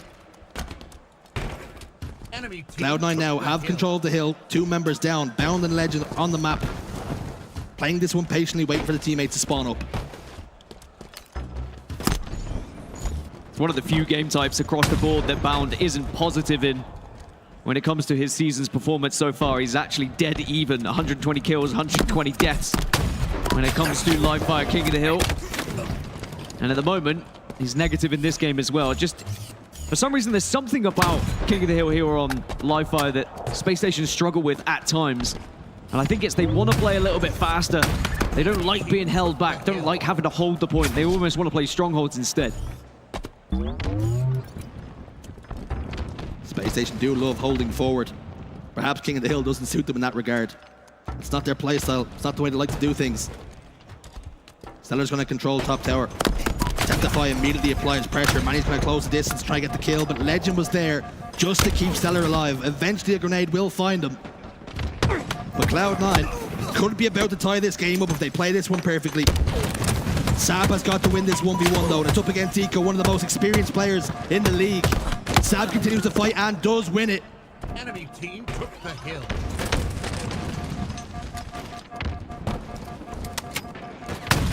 And SSG right now being outslayed by about 10. 1 minute left on the clock. Cloud9 looking the more likely to close in to tie up this game, but SSG are going in with brute force just to try and take any skirmish that they can to try and delay Cloud9's chances of getting into this hill. SSG are just, they're bullies at time. You don't want to have lunch money or any spare change jingling around in your pockets because they will turn you upside down and take it. Do not give them any opportunity to capitalize on mistakes because they will make you pay. Manny's in the hill though with a teammate. They're going to secure this second hill. They're going to tie up this game. This is good from Cloud9. Well, just like that. I mean, Cloud9 right back into this game. 50 seconds left, so we're more than likely going to end on this hill. And it is top middle, and we know how crazy these top middle hills can be. You're going to get bombarded with grenades. People are going to full send it every time off spawn once they start to get a little bit desperate. But tower controls everything, and Cloud9 do have the tower side. Interesting to see, will Space Station try and take the fight over top middle or prioritize getting control of that tower? Thus is its importance in the setup. Manny's gone down. Sab will answer back with the reply onto Legend. Bound will fall as well. Now Stellar's over towards sandbags now. He's going to try and delay as much as he can, waiting for his teammates to spawn back up. Manny will step in and start to score. SSG are in trouble of letting this one slip. What a series has been already from Sab by the 24 kills, 12 deaths. And he has been really the leading charge for Cloud9 in this game. And I feel like SSG, a little bit of a hangover still from that previous series. Sab continues to try and anchor tower side. Eco caught reloading his gun, not ready for the fight. Sabinator will choose that and chew it up. Meat and drink to him. The freest kill he's gonna get. Gets a trade with Legend. And you can see SSG are trying to prioritize securing the tower. Unfortunately, it's Cloud9 that have the advantage in the hill. Suspectors continue to try and slay out and do damage just to keep them out of the hill. But Eco, he's in there, as is Stellar. Cloud9 collapsed. Cloud9's push is successful. And they will continue to score then. And they're so close to securing this one. And it could be the game right here, right now for Cloud9 as well. 19 seconds left on the clock, and they do take the lead. So SSG, their backs are well and truly against the wall now. And they've really got to try their best to hold on to green. It's got to be perfect. The old cliche, perfect Halo. They've got to keep a man inside that hill, because if they get fresh 4 dead, the amount of time it's going to take them to spawn back up and get close to the hill whilst also slaying, it's an impossible task. Suspectors in green, being a nuisance. Manny's over towards Nest, he will fall.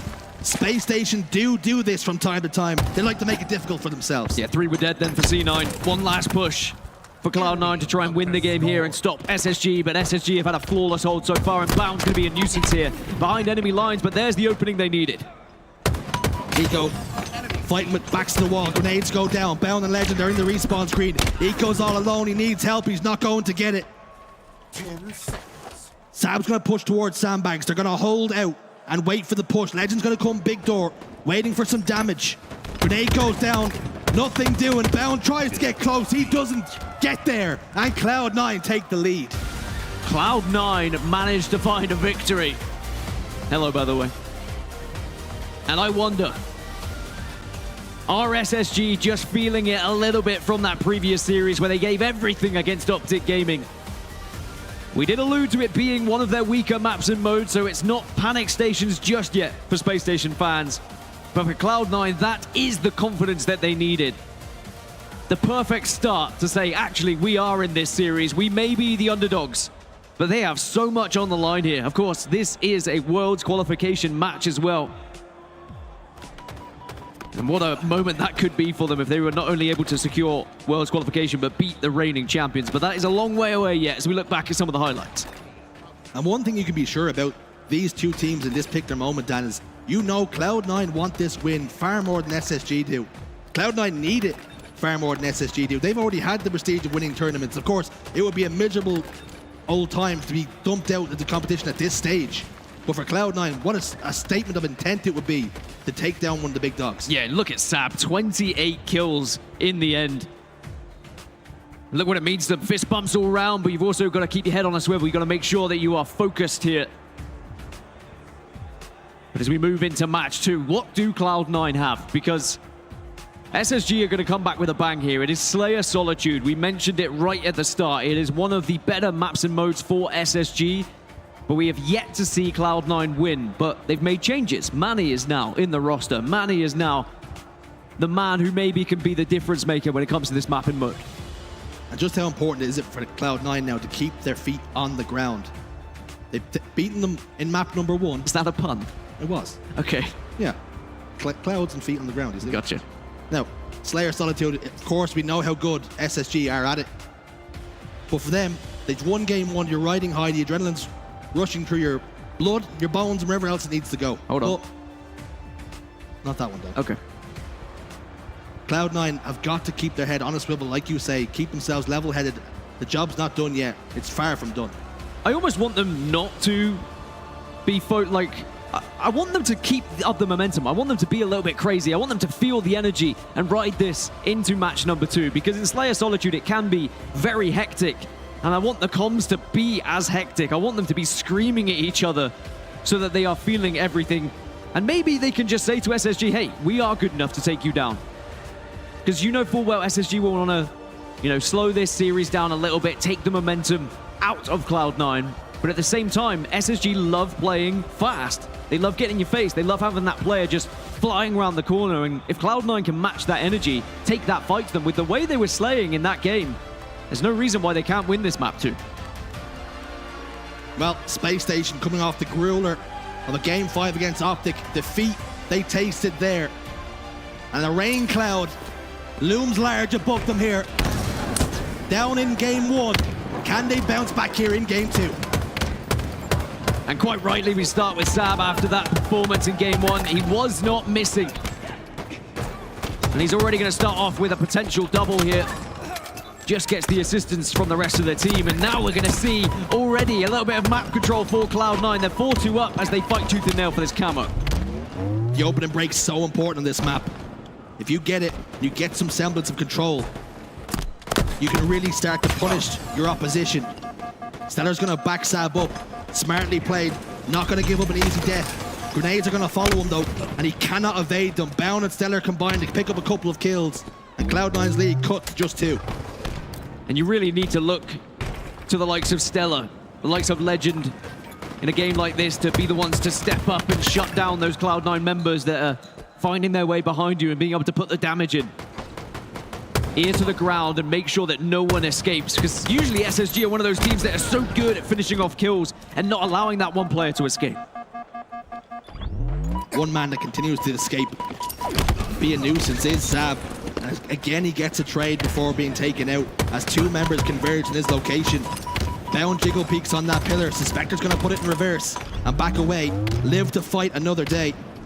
This is good from Cloud9, not taking the dumb fights, not being overzealous, doing damage, staying alive, and making themselves a difficult kill. They're not overcommitting to anything at the moment on Cloud9, and it's good. They're listening to each other and full sending it as soon as they've got a little bit of damage onto someone. And you can see with Suspector cleaning up that kill, very aware of where the player was going to be hiding bottom middle. But we are all square at 13-13, and maybe this next camouflage could be something that really influences the game for Space Station. Eco's popped it. He's gonna look to rock and roll with it now. Sab on there, Septifies S4 as well. Eco under so much pressure. Sab ups the lift. Septify continues to shoot from S4, and Eco just couldn't get anything going. There was just so many eyes trained on him. Someone was going to notice him. Someone was going to be able to connect with a bullet. And the camo amounts to nothing, but for maybe a little bit of map control off the back of it. There was so much focus on Eco that the rest of SSG were able to kind of position themselves wherever they wanted, and now they have a 2-kill lead, and they're starting to close in to try and surround, to try and trap C9. Legend gets 1, continues to keep rolling. He's going to offer support for Bound, but he didn't need it in the end. They don't have the information, it would seem. There's a member in blue. Septify's last alive now. They are trapped S1. And Sab goes up the lift, and it might be to his death. He sinks into S1 looking for some cover. He tucks his head between his legs. He unfortunately has to kiss his ass goodbye.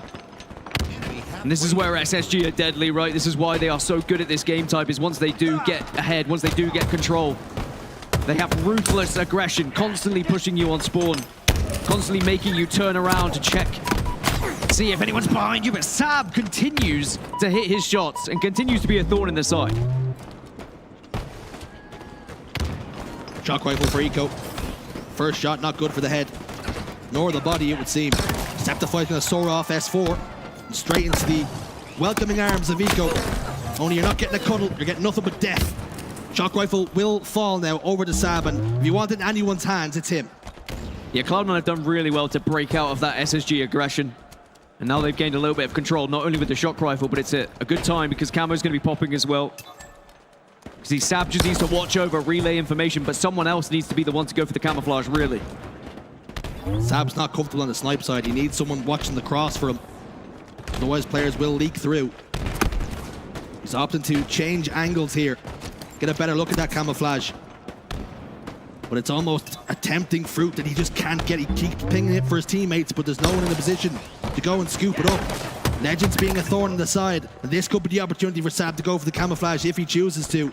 Instead, prioritizes the position over towards Loop. And you can tell he wants it. Because what a difference camouflage and shock could be. Eco over towards top yellow ledge will just about evade the headshot. But now Sab has the camouflage.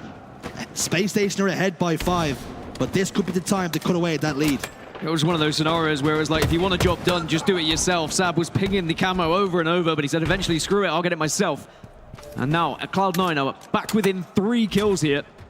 At one point, SSG were up by 8. Cloud9 with the camouflage have a chance to close the gap even further. Stellar falls. Legend could be about to join him and does. Double kill. Perfect killing spree. Medals galore for him. He's been highly decorated in this series already. Bowing down to no shields in the hotel.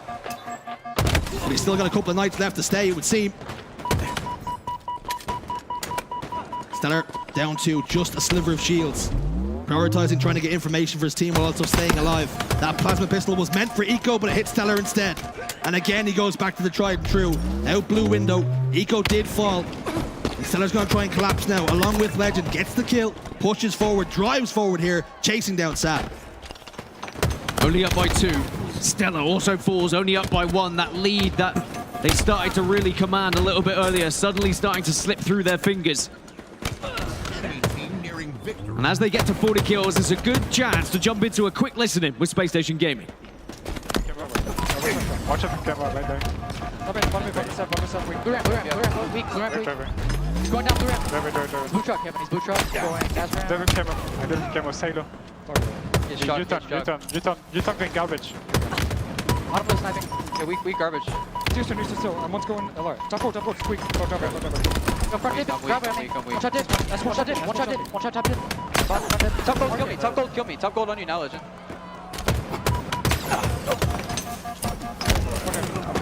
Top gold. Where's your gun? Here, down. I don't know. Doors is up. But we go to a listening when they were ahead. Now suddenly they are down by 3, and Cloud9 on the brink of going 2-0 up here. And SSG, they're looking a little bit rocked. Cloud9, this Slayer means so much to them. Momentum is a hell of a drug, and they're trying to ride it out. 5 minutes remain. Lock in that game too. It would be massive, just to give them that insurance policy that they can drop a game or two. But they're looking to do it here. They're looking to cause that upset. Do what Complexity did to Optic Gaming yesterday. It really has been a tournament for upsets. Tournament for upsets, a tournament of breaking stat records as well. Remember, Cloud9 haven't won this mapping mode so far this season. But they are only 4 kills away from changing that 0%. And really putting Space Station potentially to bed. 47 to 43 now. A couple on the board do go in favor of SSG though. This is not done yet. Big kill to make it 48. It's important now. Cloud9 play this one patiently. They do not throw good money after bad. Do not put yourself in perilous positions. Do not panic. You've got time. Lots of it. Make Space Station make the mistakes. Sab's down to no shields. That means Space Station have damage advantage and they can take map control. Camouflage is up. Yeah, camo's up. Eco's trying to grab it. If he can, it's an opening. Maybe a lifeline for SSG. But Cloud9 will need to be checking the corners, but camo has not been grabbed yet. Because SSG know if they step out, it could be danger. They get an opening though, 48-47. How many times do we see Space Station in this situation, snatching defeat from the jaws of victory? Cloud9 threw it away. And Space Station are level. What did we just see from Legend, and by the way, in that kill feed? Cloud9 had that game. But that is why SSG are the reigning champions. They can pluck that game away from you right at the death. And will that be a big shift in momentum now in this series? And will Cloud9 rue that day that they have given up a very advantageous position here in this series? Heartbreak for Cloud9. For Space Station, it's business as usual. They'll be looking towards Game 3 already, not content with just one win. How good they play, Cloud9, but it's those final moments. That playbook, you've never been in that situation as a team. Playing against one of the big dogs, ahead in the game in the final knock-ins, and they threw it away, Dan. Yeah, they almost slowed the game down and allowed SSG to come up with a play, to come up with a plan to try and break through. And you can't give SSG that time. You can't give them that freedom. And sadly, even though it was another brilliant game from Cloud9, it all amounts to nothing at the very end. But boy, did SSG need that. If they had gone 0-2 down here, it could have been their tournament life over. Heads would probably start to drop. You'd probably start to think about, oh God, are we about to exit at top 12 at our own blooming tournament? But now at a level 1-1, they can just relax a little bit and start to think about what's up next. When we talk about momentum, Dan, Cloud9 were riding it after game 1. So close. They had that snatched away in the Slayer. Is that now? Do you think that's their opportunity? Do they take that one on the chin, or do they almost put their heads down and think we were that close, and that dwelling over it could be the thing that really kills them here? I think with the way Cloud9 playing right now, it shouldn't upset them too much. I think they know that they are kind of facing SSG toe-to-toe, and they are matching them in every aspect in the moment. I mean, objectively, they were right there in game 1. In terms of slays, they are definitely matching the pace of SSG. But you do worry about that clutch factor, about that ice that everyone talks about, right? When you've just lost out in those final moments, what happens if you go to a match 5 against SSG? You would always start to think of, oh God, I hope this doesn't happen again. So I do worry a little bit for Cloud9, but at the same time, SSG do not look comfortable. They look rocked. I think that Optic have taken the wind out of their sails here. I wouldn't mind, you spoke yesterday how when it gets to game 5 situations, how Spacestation were unbeaten in that situation. So, yeah, well, until today. Until today, of course. There's always time to throw the rule book and the stat sheets out the window, and that really has been this tournament. That meta change has really shaken up some things. With game 3 in the horizon, Dan, tell me something. Well, it is an unbeaten map and mode for SSG. They're 100% win rate on CTF Aquarius. On the side of Cloud9, they're 1-3, but again, you know, changes to the meta, changes to your team as Manny comes in for Cloud9. And I think SSG will be looking at this one as a must-win. You cannot allow Cloud9 to take the advantage in this series again, because they are clearly riding that momentum. But if SSG can find the same kind of playstyle they had right at the start of the tournament and stop lingering on the fact that they lost that series against Optic, maybe we can see them return to their former glory. Rocking and rolling in game 3. On board with Eco. As he looks over towards the car side. Over shields up, Spectre's down to no shields, tries to pop, fails. Eco pops and locks. He's rocking and rolling, and he's pushing forward. 3 dead. Manny's going to be the last remaining. You can see they are trying to find him, and they're finally going to get eyes on him. But now that means spawns are going to be over towards Flag, and they can begin to surround things. It's going to be a 4 versus 3 push here. All pushed out towards the fridge side, leaving the Flag exposed. But Eco's going to prioritize getting the kills. 3 dead go. Cloud9 once more. Manny off the respawn. Eco just a little bit of a blunder trying to scoop up that Flag, and that's going to delay this push and this pull. Yeah, just minor things that you don't really see often from Spacestation, especially Eco. As now that Flag is going nowhere when, okay, it wasn't going to be the best opportunity with the spawners and where they were, but you never really know. Now double for Septify. Cloud9 answer back to the early aggression from Spacestation here. Can they now push forward and start to influence the game themselves? It's all well and good playing defense, but what's in your offensive playbook? What can you do to apply the pressure and put Space Station in some uncomfortable positions? Bound down to no shields. Gets a trade though onto Sab. 3 dead. Suspector will be the last man alive. Fortunately for Cloud9, he is behind enemy lines. He is in the opposing generator. Good enough to get one and stay alive. Keep it pushing, but does eventually fall. And of course, with the meta changes, SSG were one of the teams that we were a little bit worried about how it would affect them, but day 1, I mean, pool play in general, we were saying, well, it doesn't look like SSG have been affected by the fire rate change. They look absolutely fine. But then suddenly, things aren't looking as comfortable here. They are and were the best team in the world coming into this tournament. And they need to answer back big here in this series if that is to carry on.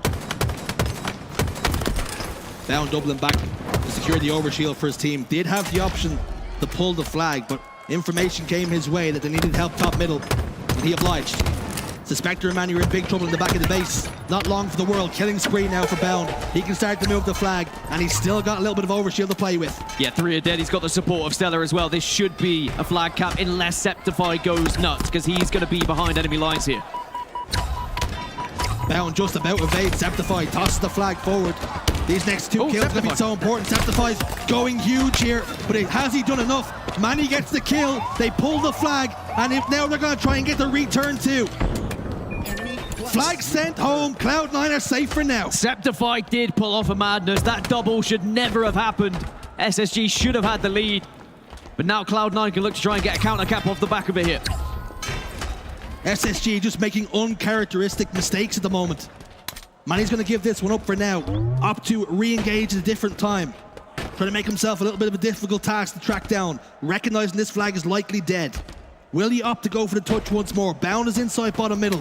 Manny tries to go for the touch and succeeds. Keeps this one alive. Stellar and Bound combined though. 3 members down for Cloud9, and here comes the SSG push. Did they overcommit for that flag? You mentioned it might have been dead, but by just sending yourself, by putting yourself in a vulnerable position, being a player down, it opens things up for SSG to grab that flag, and now surely, and it will be, Spacestation taking the lead. SSG, like vampires, do not invite them inside your house. They will make you pay, and they take the lead. How many vampires have you had make you pay? Two have been invited into the Jersey household. Bloody suckers. SSG now can maybe look to command this game as they can settle the nerves a little bit with an early flag cap. 8 minutes still remain though for Cloud9. Plenty of time to play with. And they've been down the objective before in this series. They go down 3 once more. Legend's got the overshield, which is only going to compound the misery. He drives forward. Manny comes back for more, and that was a mistake. He bit off more than he could chew. Legend prioritizing trying to get the kill. Decides instead to toss it out. Septify's going to re-engage. Will that be a mistake with the Frenchman? The answer's no. Septify comes out on top. One of those where he didn't realize he had to reload, otherwise he probably continues to run that flag just to try and do something with your life. Albeit at least he does delay the push out of the base, and now Stella can look to command the space that he finds himself in.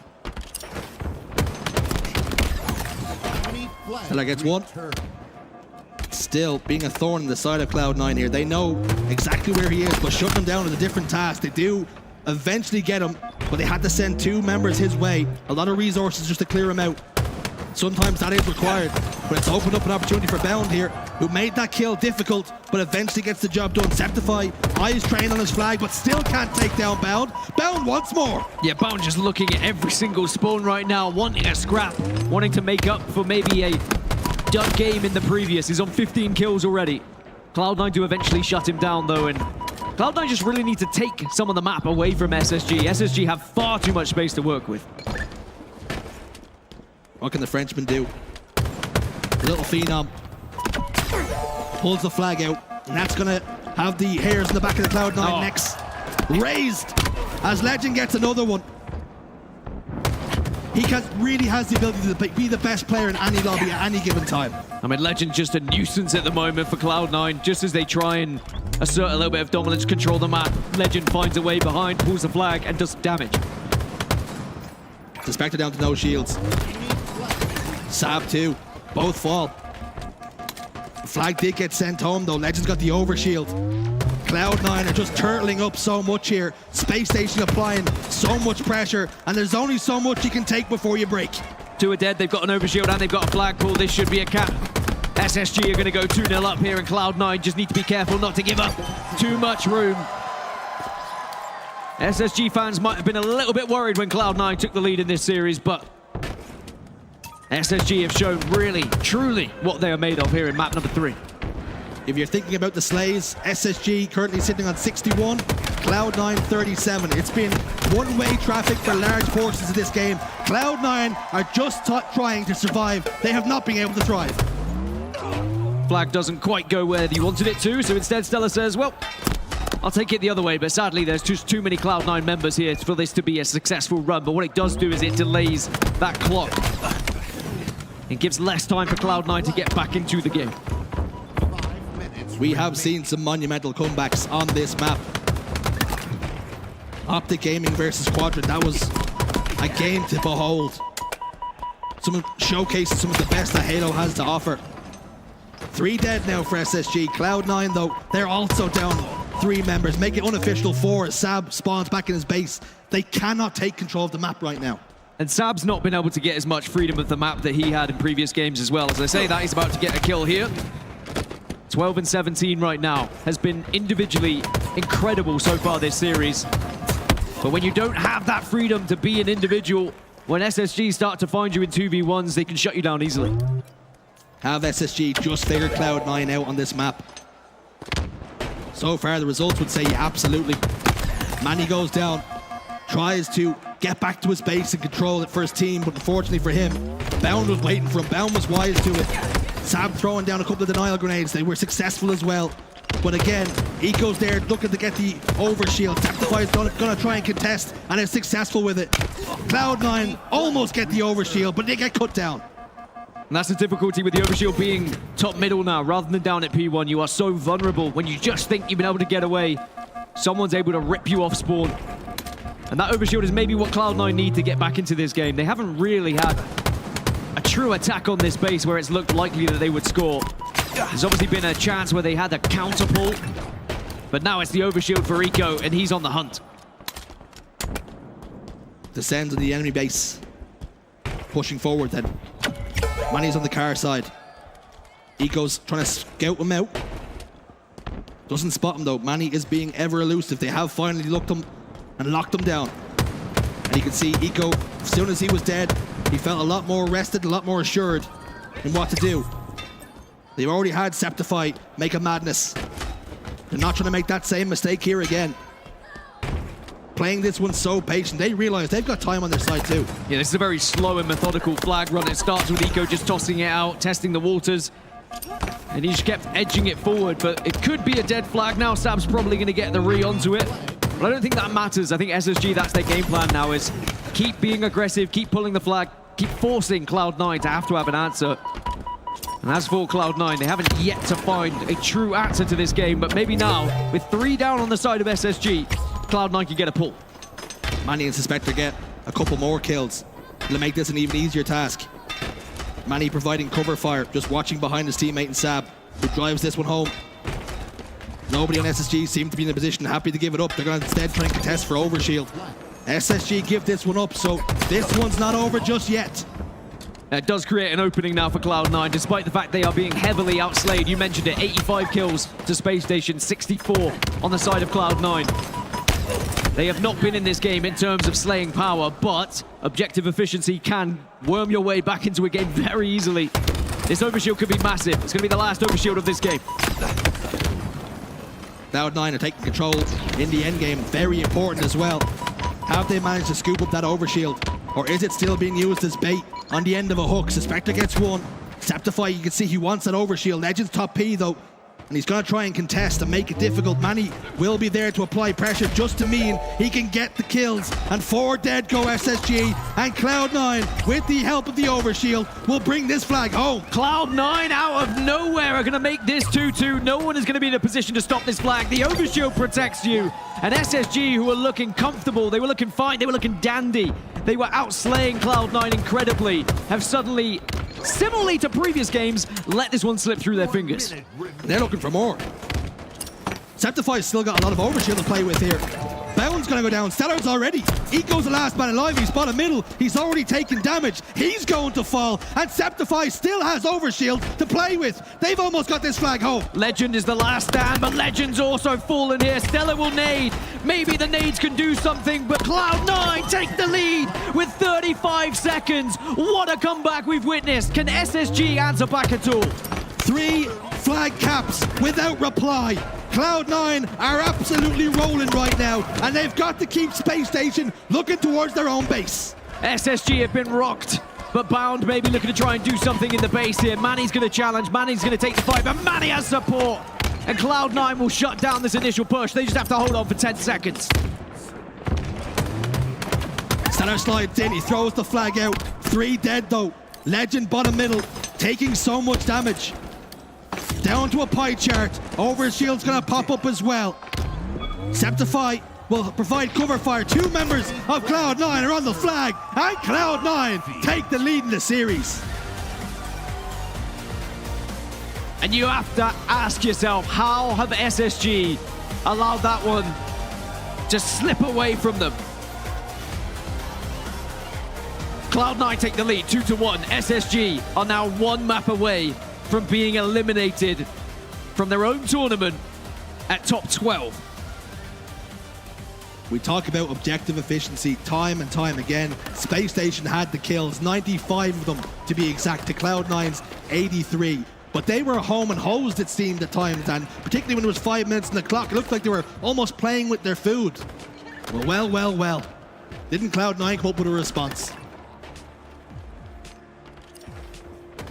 And I feel like SSG have fallen victim to that a few times in this tournament already, where they maybe think they're a little bit more comfortable than they are with the clock and the position it is, but you mentioned it, you know, comebacks can happen very quickly with the speed of which Flag can transition from one base to another. And Cloud9 just had that momentum behind them. They had the map control, they got the overshields to work alongside it as well. And now sadly for SSG, they are looking down a barrel here, and Cloud9 very much prepared for this next matchup. Just to give you an idea of what's happening in all the matches elsewhere in the elimination bracket as well. You've got Into the Breach losing 2-1 to Sentinels. You've got Quadrant 1-0 up against Pure. You've got Alpha Esports who are losing to Native Gaming 2-1 as well. So many closely contested games here in this elimination bracket. And of course, very important games in the grand scheme of things. They are matches to qualify for the World Championships. And it really goes to show you with Halo, it's comparing teams and how they match up. It's almost comparing apples and oranges. ITB go to Game 5 with FaZe. They almost win that series. And then they find themselves struggling against Sentinels. You just never know what to expect. I mean, ITB beat Cloud9, right? In their pool play as well. And now Cloud9 are currently up against Space Station. It really does feel like a game of rock, paper, scissors sometimes with the playstyles that we have of these teams. But it is not over yet for Space Station Gaming as we move over to Oddball Streets. Now, again, it is another good game type for Space Station, but they had never lost CTF Aquarius, and then Cloud9 threw another one of those 100% win rates out and really into the trash. Can they do it again?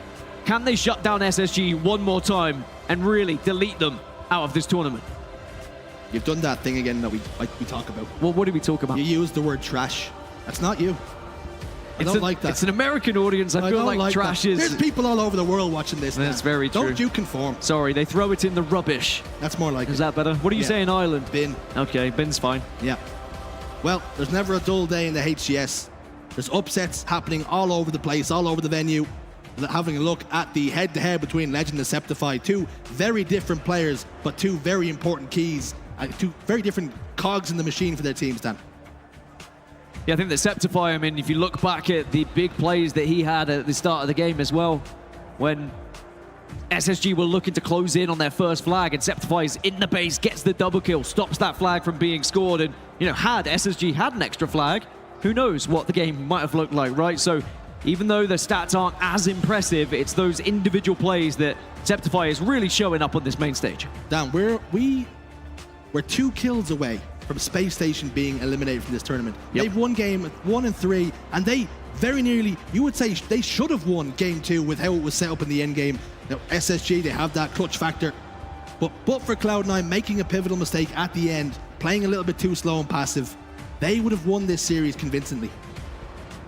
It's crazy how closely contested this game is, and I'll put my hands up. I didn't give Cloud9 a chance in this series. I said game 1 might have been close, but they have come out and they have proven that they deserve to be on this main stage, and the team change in Manny has been excellent for C9 as well.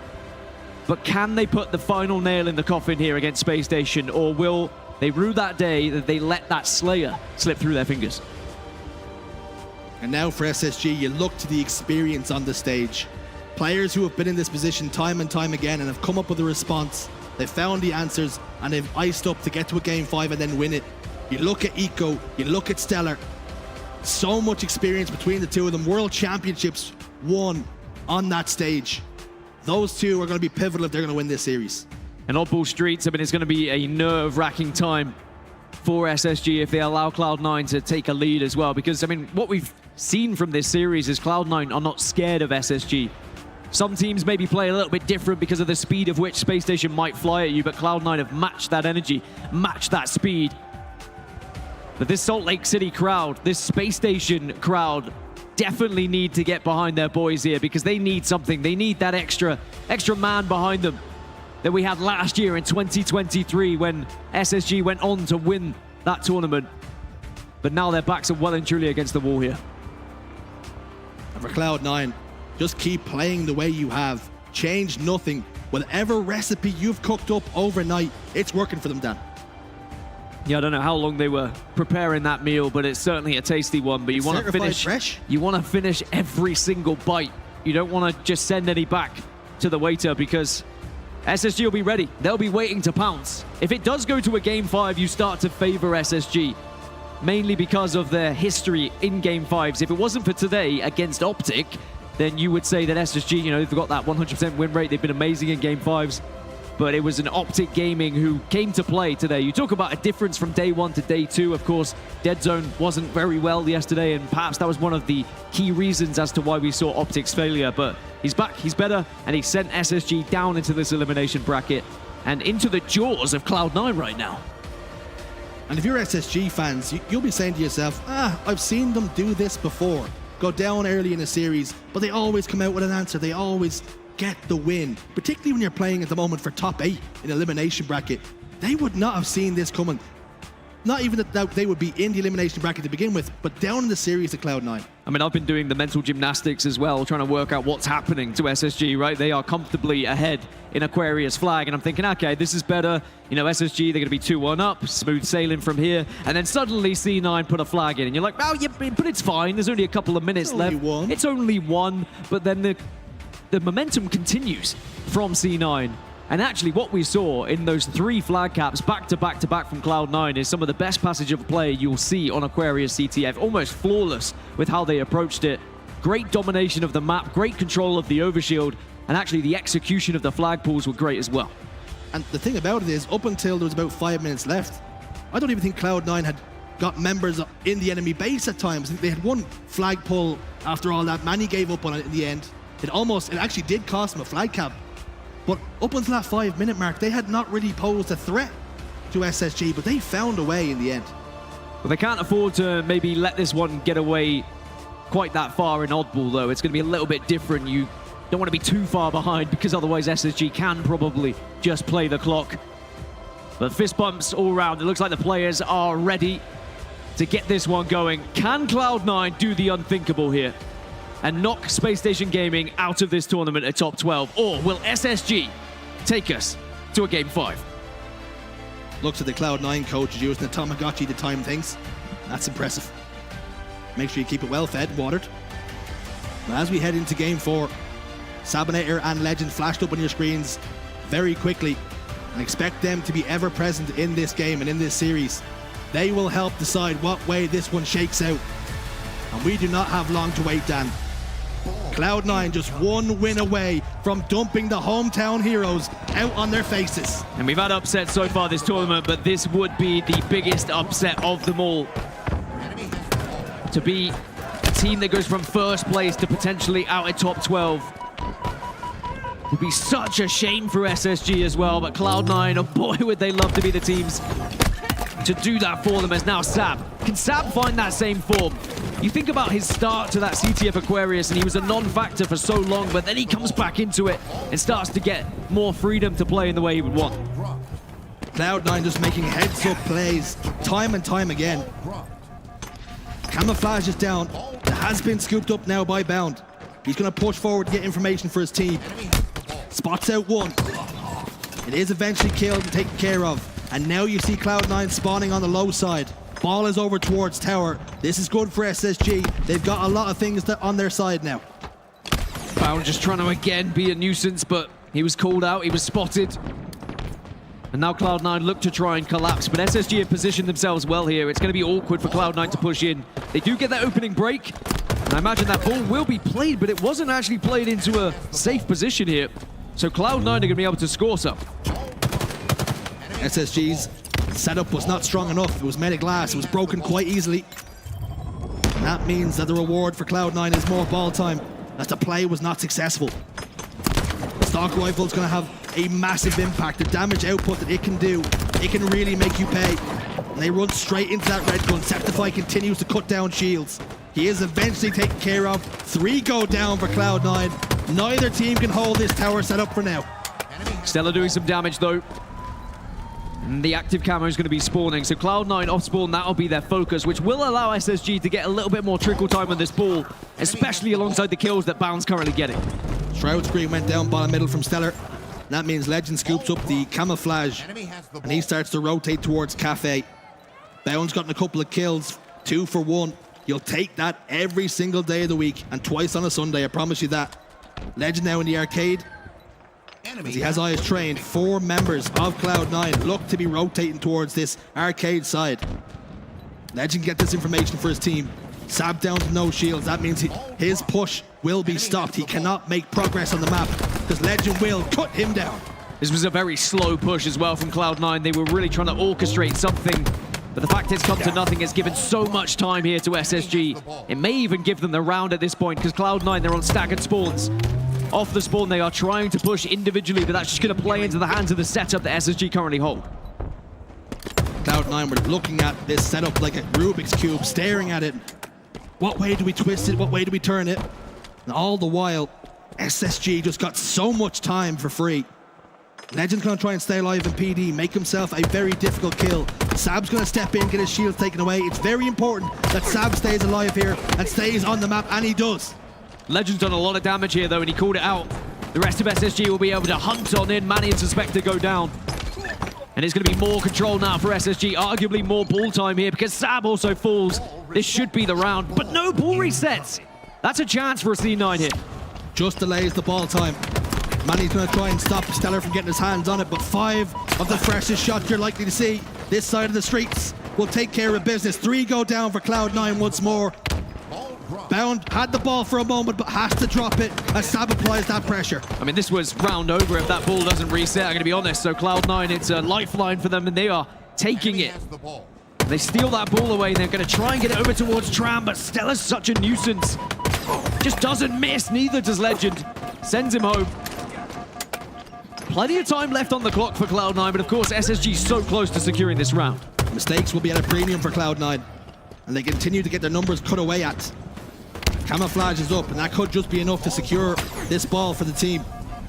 SSG has got it towards Tram now. He's got over towards his heaven position with only 5 seconds left.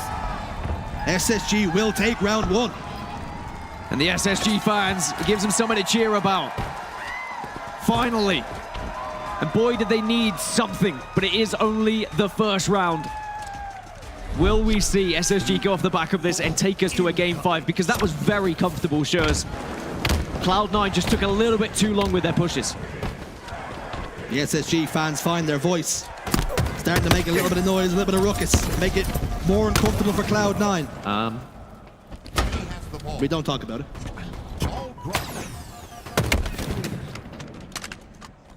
I think if Cloud9 learned anything from that previous, it was that they can't afford to be thinking about their pushes too much.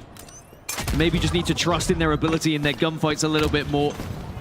Because as soon as they tried to derive some sort of plan, SSG were able to counter it, but this time maybe Cloud9 could be the ones to set up. C9 will be hoping they've lured Spacestation to a false sense of security, and perhaps they'll take their eye off the prize once again. With how easy round 1 was, can they make it more difficult task of it this time? That's going to help. Suspector gets 2. A beautiful flank. Stellar's going to be weak from that fight. He will fall, so 3 dead now. Bound's alive on the B steps, but Suspector's going to throw the ball inside and look to provide cover fire for his teammate. Now they can start to score again. Good from Suspector as well. A lot of players would have probably just carried that ball into Tram and left Bound there to take the fight with a teammate, but he wanted to ensure they get the kill, to get the control, and have the extra player on the map. But Sab's just fallen, as is Legend, so it's a 3 versus 3. Beautiful rotation here. Knows exactly where the pressure's coming from. Has to drop it, put some damage down. Does so successfully. 3 dead for SSG. Legend over towards the arcade, trying to cut this ball off. Doesn't know Suspector's there, but he got a trade. Numbers still favor Cloud9. So this is far better now from Cloud9. They're actually taking the game to Space Station, saying, look, we want you to be the team to try and break us instead. And SSG at the moment have just been kind of throwing themselves in one by one. They're still going to be the next one, maybe, as part of that equation. But they did force a play ball, so I guess it's some sort of success here for SSG, and they may be able to get a camo off the back of it too. Legend's going to pop that into his chest. So a successful break from Spacestation Gaming. Manny had done so much damage there. The 3 players. Stellar got it first, then Legend over towards the caution area, and then managed to get the kill inside Tram as well. And you can see he was just too early for that camouflage. How quickly things can change. Momentum can shift. Bound will get this ball inside. Suspector couldn't get the perfect shots that he needed, that he required, that Cloud9 wanted. But this setup isn't comfortable, and Space Station have to drop the ball and clear house before they can score. Yeah, SSG didn't actually get the ball inside. Bound in a sheer panic of trying to get away, and that might have been the nade that blew the ball down here as Suspector puts a double on the board. 3 are dead. And it's gonna be a triple. Cloud9 in control, have the ball. And it just seems like they need to go behind to get that kick up the backside, and then they find their voice, then they find their rhythm. And Suspector with the red gun has done real damage to this lobby. Red gun all out of ammunition now. Oh, the bandit's out of ammunition. Suspector's used everything in his arsenal at that stage. Just didn't have the time to reload the weapon. Sab can play this ball if the pressure gets a little bit too hot in the kitchen. The SSG push is going to come up the stairs, and numbers do not favor Cloud9. That ball has been played out towards the front base. Bound's going to scoop it up. No, he's not. He's going to get taken care of. Yeah, that's really good again from Suspector as the last remaining player to ensure that you delay that ball from being brought into Tram, from being set up as Manny tries to Superman punch, but sadly is not successful. And actually, it's team nades coming in here for SSG as they are 60 points behind. Still plenty of time, so they don't have to worry, but that is far better from Cloud9. A great setup to give them the lead here. A lot of work to do. The camouflage to contest as well. Numbers even on the map, at least they were for a moment. This should mean camouflage goes in Cloud9's favor. Stellar recognizes that, drops the ball, and gets out of dodge, wants to be an influence elsewhere. Means he gives up the ball, free time now for Cloud9, and they can set up and try and stop the push. Well, Sab really wanted to get his camo back there and was just hoping that the shots weren't hit. And he's rewarded with that play. Might be able to pick up a couple here, but it's going to be 3 members of SSG all facing him at the same time, and Sab's just trying to stay alive, but cannot do so. Legend was like a bloody Terminator coming out of Tram there. Leave me alone. I don't want the fight. The Frenchman didn't care. Well, I think SSG know that this round is so important. They can't allow Cloud9 to get back into it, and they maybe sense that there's an opening here because they've done far better at breaking their setup towards Tram. They just need one of the ideal setups themselves. But Cloud9 are being slippery at the moment. They are delaying that fact. They are delaying that chance for SSG to set up by just tossing that ball out time and time again. It's important they don't get overzealous and make mistakes. SSG will punish if you start to do that. You're playing this one perfectly, and as time starts to tick away, it only benefits your cause. Make them work hard for it. If they're going to win this round, make them do it the hard way. Stellar's got his hands on the ball, and he's brought it inside Tram. But Cloud9 do have the numbers if they can push forward and make the most of it.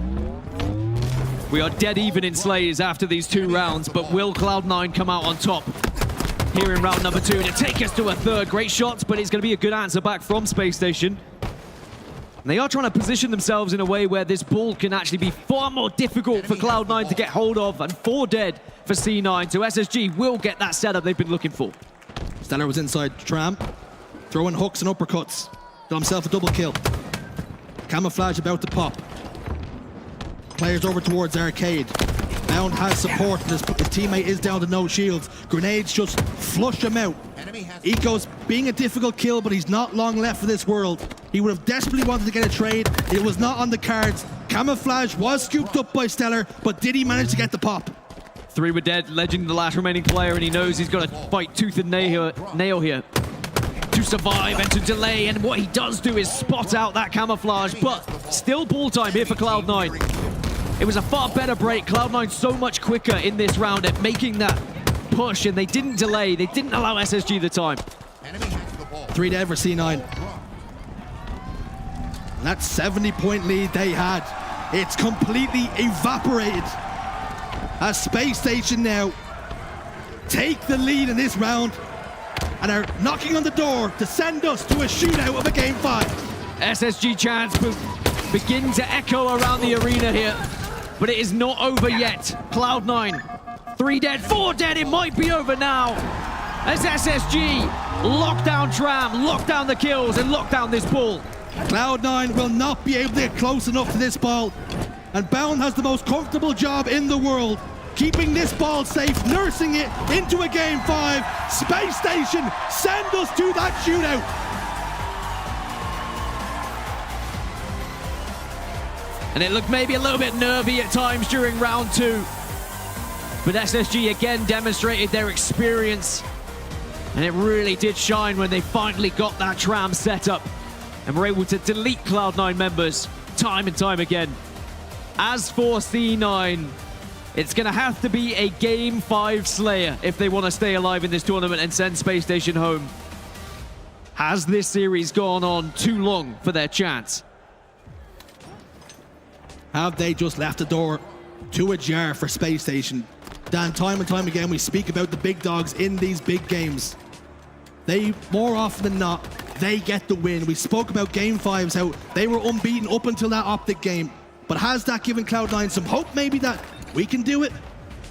They've been so competitive in this series. They should have won it by now. But will those mistakes come back to bite them? Will they rue the things that they didn't do? Well, I think that Cloud9 at least can go off the back of the Slayer performance they had in Game 2, the comeback, and say, all right, we just need to not let this happen again. We were up, we had this game. Let's make sure we learn from our mistakes and shut down SSG if we are ahead by 4 or 5 going into those final moments. Just to give you an update was what's happening around the arena as well with our other elimination brackets. Native Gaming have taken down Alpha Esports 3-1, so it was a fairy tale ride for Alpha Esports from open bracket into elimination bracket, but they will fall and bow at top 12. So Native Gaming qualify into the top 8 and will, of course, get that spot at the World Championship. What a year, what a season it's been, an up and down season for Native Gaming, but they will secure that spot that they have so desperately been looking for. I want to give huge amounts of praise to Alpha Esports. They were on track to be the best placing LATAM team we have ever seen. Beating Sentinels, we had the hope that they could be that team. They represent LATAM all the time. But they fall short to Native after the great work, the wonderful work that they've done early this morning. They just ran out of gas, ran out of steam. And Native Gaming, they get the win. So the story and the victory goes their way. Still waiting for confirmation on other games at the moment. Quadrant are currently 2-0 up against Pure, which would be a massive result for Quadrant. And Into the Breach are currently losing to Sentinels 2-1. So some massive matches happening elsewhere. But of course, we are heading into a Game 5 here between SSG and Cloud9. And if you think to now SSG, right, the mindset of these players, they take a little bathroom break just to reset. They probably were thinking, could this be it going into match 4, right? Could this be us out of this tournament? But now they've been given a lifeline back in, and you can't pass up this opportunity here in Game 5. And just what is it that makes Space Station, Optic and FaZe so good in these Game 5 situations? When you're on the brink of elimination, it's almost like if you don't believe you will lose, you just won't. Experience, lack of nerves, being there before, not being scared of also what happens in the results. Because I feel like if you are one of those teams that's a little bit lower down and maybe haven't been in those areas before, or you have experienced it before, you start to think about the what ifs. You start to think about the repercussions of what happens afterwards if you are eliminated that stage. Is there a team change? Do you get dropped? Is your all going to stick with you? All these things start to flood your brain. I've been there back when I used to play and I used to worry. Instead, you should be thinking about what happens if we win this game. How far can we go? How good we are. Trust in yourself. Believe in yourself. It was something that Bound said on the main stage yesterday, that we just know that no matter where we are in the game, how far we are behind, we trust that we can get back in, and they don't ever believe that they are going to lose. And for Cloud9, they've pushed so far, they've played so well, but as it stands, there's been no reward for the work that they've put in. They are also now on the brink of elimination, and their world's spot is in question now. You did not want to run up against an Optic Gaming or a Space Station. They have complexity to thank for that. But now that they find themselves in this situation, they're just getting on with it. They're trying to cause that upset down. Have these Spartans had a scrap yet? Because I'm glad they're all friends. That's all I'm going to say. Because it could be very controversial down at the front stage if things got ugly. But it looks like they're all supporting the same team, all behind Space Station. No Cloud9 fans. amongst the Spartans. But they do look fantastic, by the way. Shout out to them. Unbelievable what people are able to do with their creations nowadays. But can they spur on Space Station here in map number 5? Or will we have a pretty disappointed crowd for the rest of the weekend? Well, there'll be some of the crowd that'll be excited about it, though, because, I mean, the green wall was pretty loud earlier. It was incredible to hear Optic versus SSG in the previous matchup. By the way, getting confirmation in my ear that Quadrant have just beaten Pure 3-0. After the incredible efforts of Pure back in Atlanta and the awful tournament that Quadrant have, they've come back, they've found themselves into the top 8, they've guaranteed themselves at Worlds, and they now have a duel with Native Gaming for top 6 in that elimination bracket. What is happening in this tournament, Dan? With the way Quadrant were playing yesterday, we were struggling to see where they would find the win, where they'd find their feet. It has been struggle all tournament long for them, but they've turned up today on Saturday when it's mattered most. Well, Quadrant get the job done against Pure, but who is going to get the job done here as the players return to the main stage? They've had their break, they've had the mental reset, a chance to have a little chinwag in the back and discuss about any final plans as we head into Game 5. And it is going to be Slayer Livefire.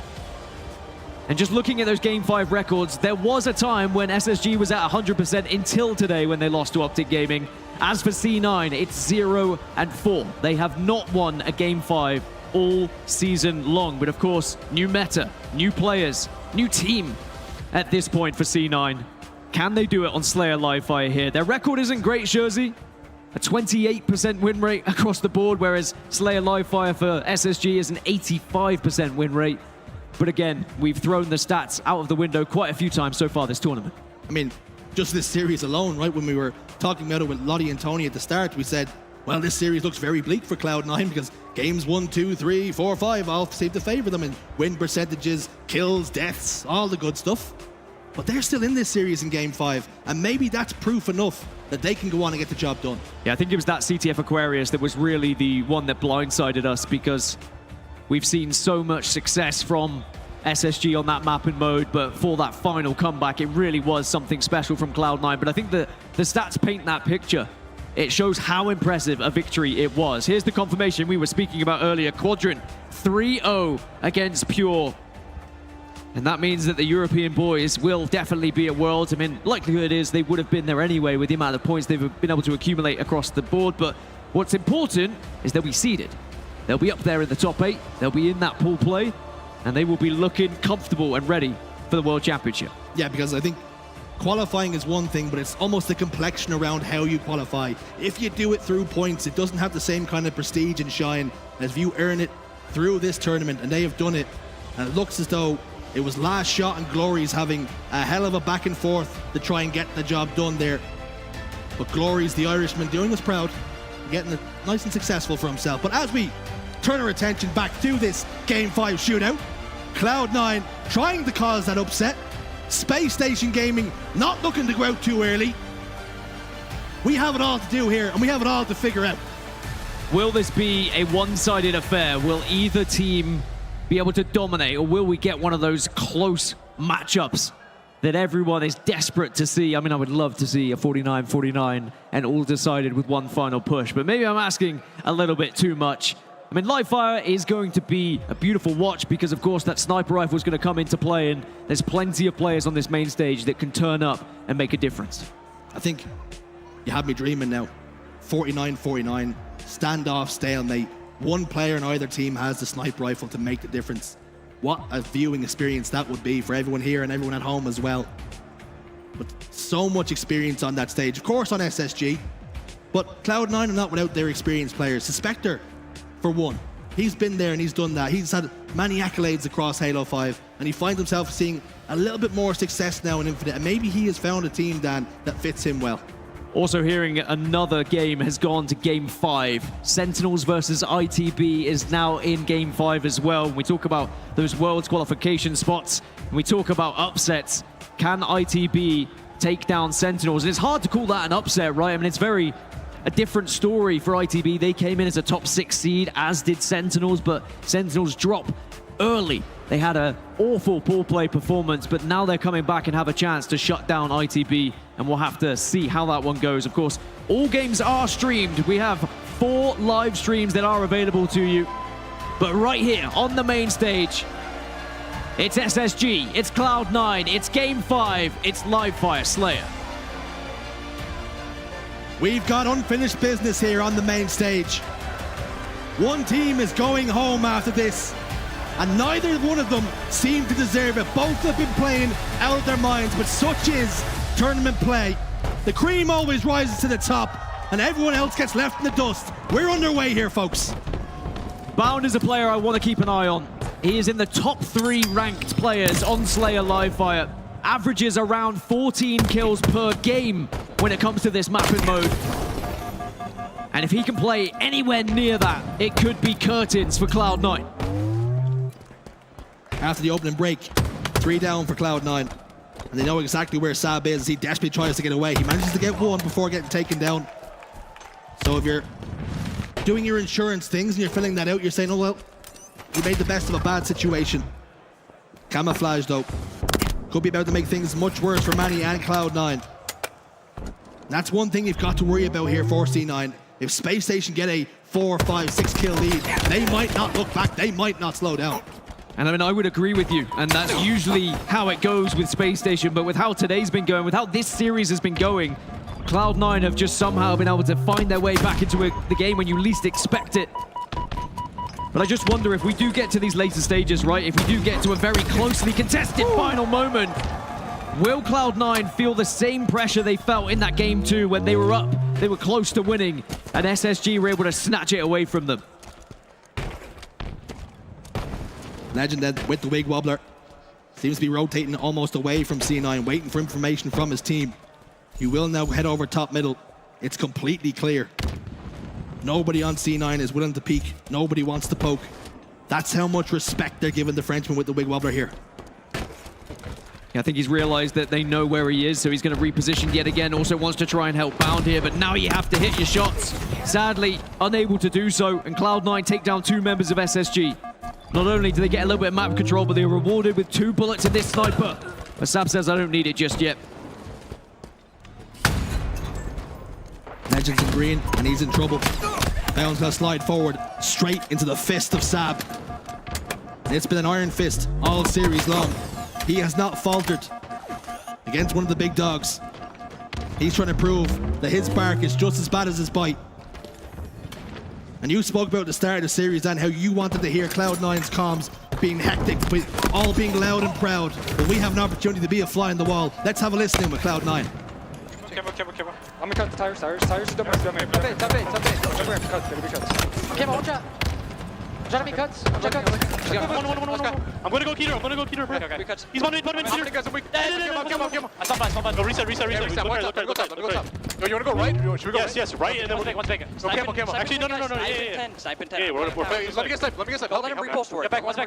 One's back. On it, guys. On it. Bound. Did he drop? No. Yes. You want to kill her. A plat 2, guys. A plat 2. Walk on the side. One's cuts. Legend cuts. Looking cuts. Reset. That one's green. 2 A plat. Over. I have right. Nothing right. There's nothing right. It's not green.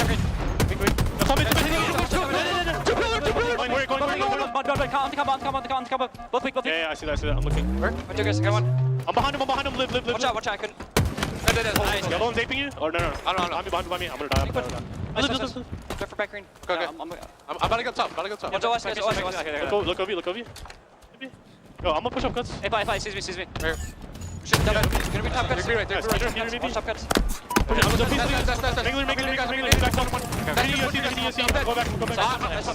Make Top cuts. Max damage. One slice. He was top cuts. To your left. Yeah, I'm living. He's top in the hole. He's going back to cuts. A5. Skip me.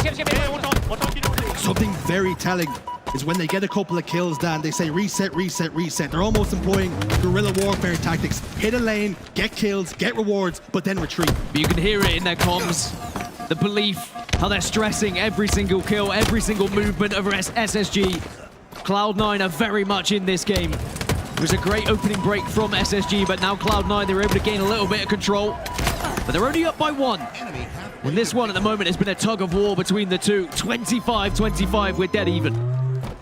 That's always the concern when you're playing well against a team like SSG. As soon as you start to think, oh, hang on a minute, we could actually win this thing, you make a mistake or two and they're right back in it. And SSG take the lead now. Do Cloud9 have a response to keep themselves not only in the Slayer, but can they threaten to take the lead again? Septify just looking to try and make a difference from the low ground here, and actually he's going to catch Stella from behind. Really good awareness of where SSG were going to be, and again, it's because he's listening to the call-outs from the rest of the squad. It's a slender lead. Camouflage is about to pop, and it looks like Stella's going to be there waiting to grab it. Can he get away? He's managed to get away. Thrown in a couple of grenades. He wants that kill. Has to settle for a trade, and that's actually more beneficial for Cloud9 than it ever could have been for SSG. Yeah, I bet he wished he could have plasma grenades there or even a frag. Would have made the difference, perhaps could have picked up a double. Bound, though, now starting to get involved. You know what I said, an average of 14 kills, where he's already up to 13. Looking to try and break that average and be the difference maker for Space Station. There's just something about this map on Slayer that Bound just flies around, challenges every single fight, and everyone fears him when he takes on the 1v1. Bound, beautiful bit of movement. Using the repulsor just to shape himself up towards top middle, cut off a lane, maybe over towards cuts. Expecting a push from Cloud9. And this is what you worry about, because all of a sudden Cloud9 are being put in a vice, being put in a blender, and they've got to make sure they're tough enough for it.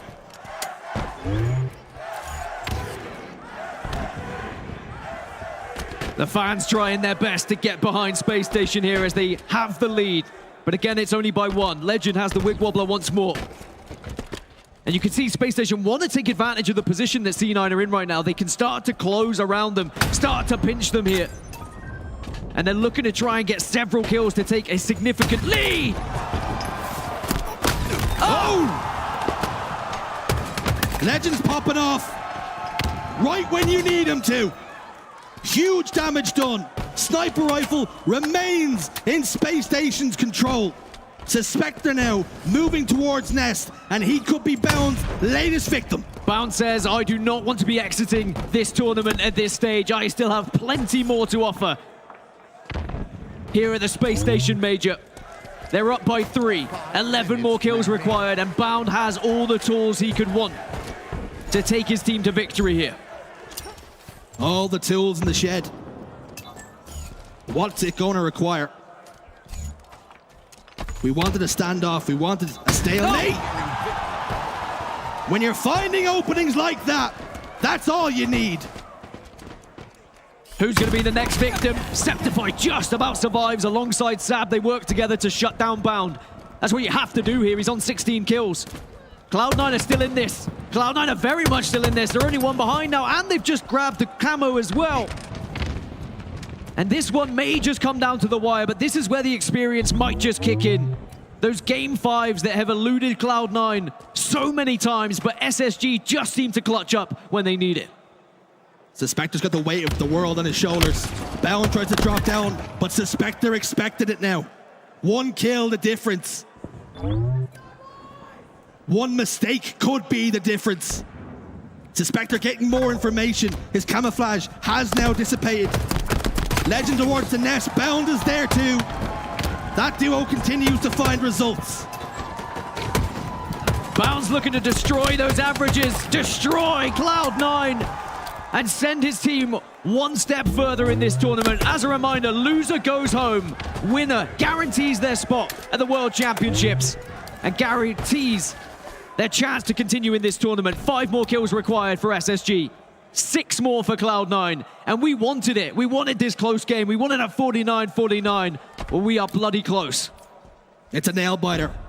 Bound, 19 kills. Nobody on his team even reaching double digits at the moment. What an influence he is having, trying to drag his team forward. But we're all tied up. He continues to push forward and take damage whilst also putting some down. But we're still tied. 46 apiece. 47, 46, 47. All now. But Cloud9 continue to find a way, continue to find the damage, and they are once again 2 kills away from winning a Slayer. Will they let this one slip through their fingers like they did in game number 2 earlier? Cloud9 cannot afford to falter here. Manny has passed the sniper rifle over to Septify, thus the responsibility now rests on his shoulders to be the difference. Space Station are aware of this, not wanting to give away a pixel, trying to get as much information as they can, whilst also minimalizing the risks that they take. Bound continues to jiggle peek. Manny's gonna try and capitalize on the damage bottom middle. Doesn't quite get the nade though. And SSG, they're trying to make a play. How many times have we seen this throughout the history of the HCS? Where SSG are down, SSG are close, but then they make a play call. Camo's now come up. Cloud9 are backing off. They are waiting. They are hoping that SSG will just walk into their crosshairs here. Who's got the stones then? What are you made of?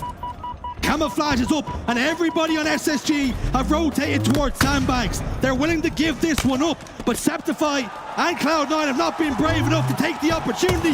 Legends got camouflage. All 3 members of SSG, they make it happen again. They win the game 5. Somehow, someway, SSG always find a way through. And for Cloud9, they were so close to taking down the current reigning champions in their hometown. But SSG again demonstrate that experience, that Game 5 ice, as they send Cloud9 packing. And they will live to fight another day. Cloud9 looking crestfallen, and with good reason. They were not the favorites in that series. They're playing against the champions. And they took them to the death, Dan, but came up short. And you have to give the credit to Cloud9. I mean, I'll be honest, I didn't give them a chance in this series. You heard what I said. I don't think anybody did. I don't think many would have. And they may be disappointed right now, but they can leave this tournament with their heads very high in the air. And I'm sure we will be seeing their faces again when the World Championships come round, because sure, they haven't got the guaranteed qualification, but, you know, with points and with experience, they will have that opportunity to still get into the World Championships, and I'm sure we'll see them in Seattle, or at least some form of it. I mean, I don't know. I don't think they should change anything after a performance like that. It is nothing to be ashamed of to be exiting the tournament after losing to the current champions. I mean, their tournament might not even be over. They might have the LCQ to play after this with the way it's all shaken out. But Dan, what a series, and what a way to shake it out, and we still have one of the big dogs in the tournament. Well, that was quite the dramatic series, and one player who kept his calm the whole way through was Stellar. Guy, take it away. Thank you so much, Dan. Salt Lake City, make some noise for the home team, Spacestation Gaming, as they stay alive in this tournament. Man, you know, I want to get it while it's fresh in your mind right now, Stellar. Those last 3 kills, we watch you pick up snipe, get back smacked, give it up to other team, and then from there, what was going on there in the comms for you guys to just kind of stay close and trade out those kills? Yeah, we just made sure we were sticking together, and we got some good damage on them when they were in A, and we got a good push off that and got the cleanup kills. Definitely did to close that out. Now, starting off the day with 2 Game 5s, okay? 2 close ones against Optic and Cloud9. How you feeling right now, just, you know, being in the loser's bracket and surviving this series? Not good, but, you know, there's more Halo to play, and we're going to get our shit together, so. And I think it's really just as simple as that. You know, it's not much we can talk about in the rest of these maps. You guys got a lot more matches to come out here and win going into this next series. But what do you want to say to these Space Station Gaming fans? Because every kill, every map, when it seemed like you guys were down, they were out here cheering their asses off. It helps a lot. Thank you guys for all coming out, and yeah, it doesn't go unnoticed, so thank you guys. It don't go unnoticed, Salt Lake City. Keep bringing that hype. Space Station still in the tournament. Lot, let's break it down. Thank you so much, Blaze. Wow. Okay, there's a lot to take away here. I'm going to try very hard to just get my thoughts into kind of a structure here, because there's a lot going through this brain. And one is, how wrong were we? And to be fair to us, I think in terms of statistics and in terms of what we know from Cloud9 and to be perfectly honest, the pickup as well, the change that's come in for them too, we really didn't have a lot to bite onto here in this series, and it clearly would have been a Space Station win. I did not think Cloud9 had any form in this series heading into it, but was I wrong? Certainly was indeed. Tony, let's just talk about how incredible Cloud9, Space Station Gaming were, how they matched up. What were your thoughts going through it? I mean, I feel like you really do have to feel for Cloud9. You know, they've just been drawing the short straw. Literally, time and time again, back in Atlanta, you run into the hometown champions in phase in that elimination bracket round number 1. The same thing happens here in Salt Lake City. You run into the team that's won 2 out of 3 events in elimination bracket round 1 just to make it out of that top 12. And although everything mattered here in this series, they wanted to guarantee themselves a spot in Worlds. They emptied the tank. We knew this meant everything, and you just gotta feel for them. Like I said, it's really tough. This is where you really knew Cloud9 were the real deal. The comeback here, I could not believe my eyes. I actually nipped to the toilet during this. I thought it was GG's. I thought Space Station had it in the game with the 2 captures. And boy, was I wrong. I came back, I saw the series score. I couldn't believe my eyes. Apparently, I was told the teamwork from Cloud9 was what carried them through that Aqua CTF, and it had not slowed down since. No, I think that series was really, for both teams, a story of maybes, what ifs. You see both Slayers going the way of SSG, 50-48. They were 2 kills away both times. If Cloud9 had won that second Slayer, we were looking at a 3-0. A totally different complexion that we're looking at this series. They hung in there all the way till game 5, and it's just heartbreaking to see them go out the way they did. I mean, we kind of manifested a finish of 49-49, and we weren't far off, but I think that Space Station don't want it to be that close. For them, they don't feel like they should be going to a game 5 against Cloud9. They'd be expecting to be winning these kind of matches 3-0. So they'll be looking at this one saying, all right, lesson learned. Let's make sure we wake up and get there together, like Sela said, and make sure that they can focus up for the next. Yeah, I've got to say, I think there's a reason why we are starting off with Cloud9 talking about them. It's purely because, folks at home, if you are just joining us for the first time in the HCS, this is just unprecedented. This is an unbelievable feat from Cloud9 to not only keep it that close, but to have, honestly, Space Station on the back foot for the majority of the series, fighting on the defense for their life. It is incredible. So Cloud9, I really do hope that they manage to get this done to go into Worlds, because it's going to be rocky for a lot of our teams with the competition level that we're really seeing here at Salt Lake City. Unbelievable from Cloud9. Commiserations, but Space Station Gaming looking so, so good. And there are just certain things, certain ice moments, Tony, that we had seen from Space Station Gaming that kept them in this series, and not only kept them in it, but they managed to win. Some of the things were on certain maps, and you do have a breakdown for us. Yeah, going into that game 2, Slayer, I think, Dan, you mentioned it already. This should have been a 3-0 in favor of Cloud9. And we have it paused a little bit here because you're going to notice that there's a 3-man push coming out of Cloud9 from the yard side as Sabinator's pushing up over towards that bottom U-turn side. And it's going to be a 3v2. I want to start this clip here because you're going to see Bound and Stellar working together towards Cafe.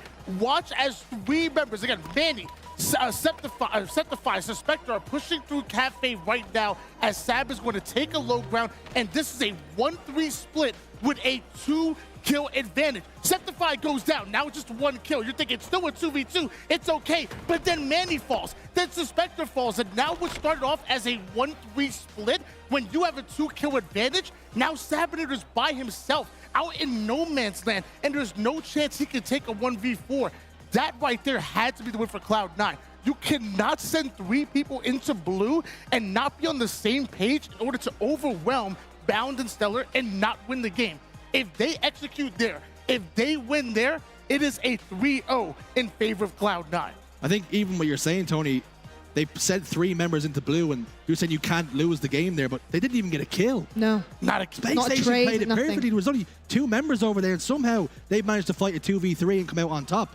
That's the difference between these teams. When you make that play call, making sure it's successful and backing down when you need to. And we often talk about, when you talk about Slayers and objectives, the best teams usually win the objectives. But Space Station had to rely on both Slayers to get through this series. Yeah, it was a snowball nightmare, to be perfectly honest. Not getting a trade, at least in blue, that would have loved to be a fly on the wall as an observer, because I want to know what happened to get just that consecutive kill from Spacestation Gaming with that push from Cloud9. I don't know how it happened. Unfortunately, Sab left in the middle, kind of guarding camo, you know, hoping to be able to jump up and collect that based on a trade or even a kill from his team, and then to be kind of caught out because he's trying to help his team with some damage as they're going back into blue to meet the rest of them.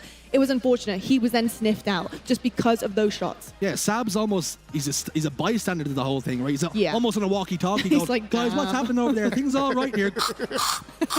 Like, okay, well, I guess all my team's dead now.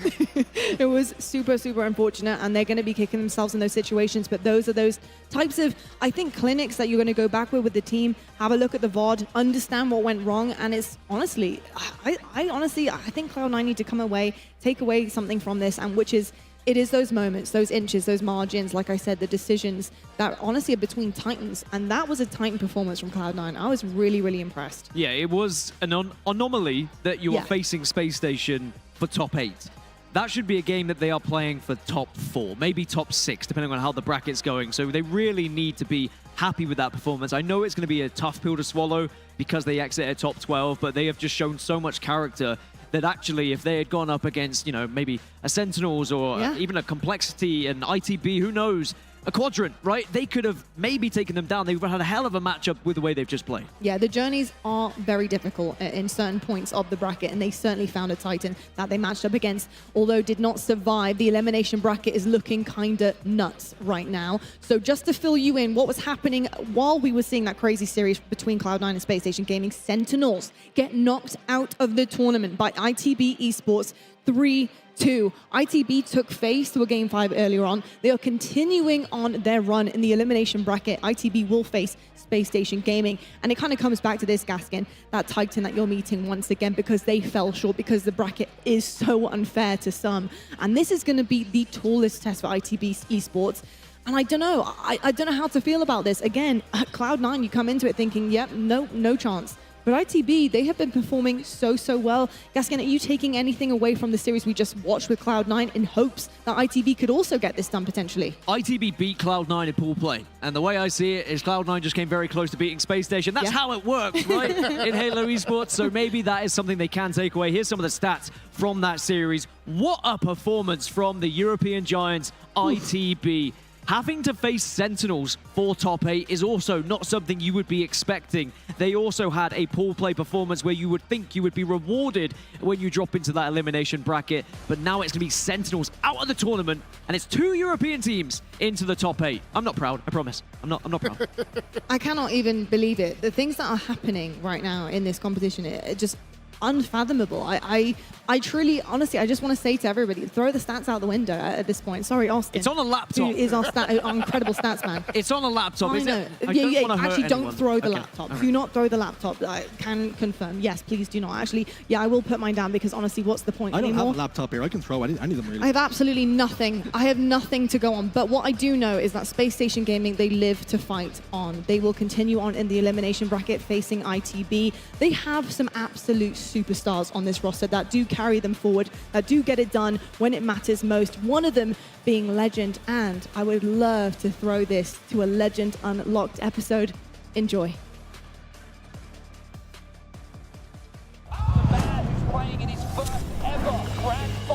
When we talk about his career later on down the line, I think he will go down as one of the greatest of all time. By far the best European player I've ever played. He is the hardest working player in Halo right now. Him being able to compete with all the NA players without practicing against them consistently. His ability to listen in multiple languages. For someone outside of the US to finally get an opportunity to compete on one of the best teams in the world. It meant so much to North American fans and players to finally see a region now competing with the best of the best. In terms of European exports, I think the 3 biggest that we've ever had is football, Guinness, and Legend. It's 49 as Legend. Such a game-changing kill right there by Legend. With the double. Oh! Legend is him. This is Legend Unlocked, take 1, Mark. Je m'appelle Cassis Sabri, je suis un joueur français et je joue pour Spacestation. Legend's reputation in the scene is just like #1 grinder. Like he'll be playing matchmaking 10 hours a day, scrim for 4 hours, just grinding, put it in max work, and it really paid off, and it showed. Whatever you need, you can get it from Legend. Yeah, Legend's a god. 5 and rising. Glory taken down. 2 dead here for Na'Vi. Make it 3. Oh, there is the punctuation point coming in from Legend. I think one of the most defining features about Legend's playstyle is that he doesn't really have a playstyle. He doesn't have a weakness. Legend plays super fast. Hard to say he's the best OBJ player in the game, without a doubt. He's definitely the fastest when it comes to OBJ. Very annoying to play against. He's got one of the best shots in the game, and he plays for the win. Very good combo for success. All Fail 4 members there, and Quadrant take the lead here.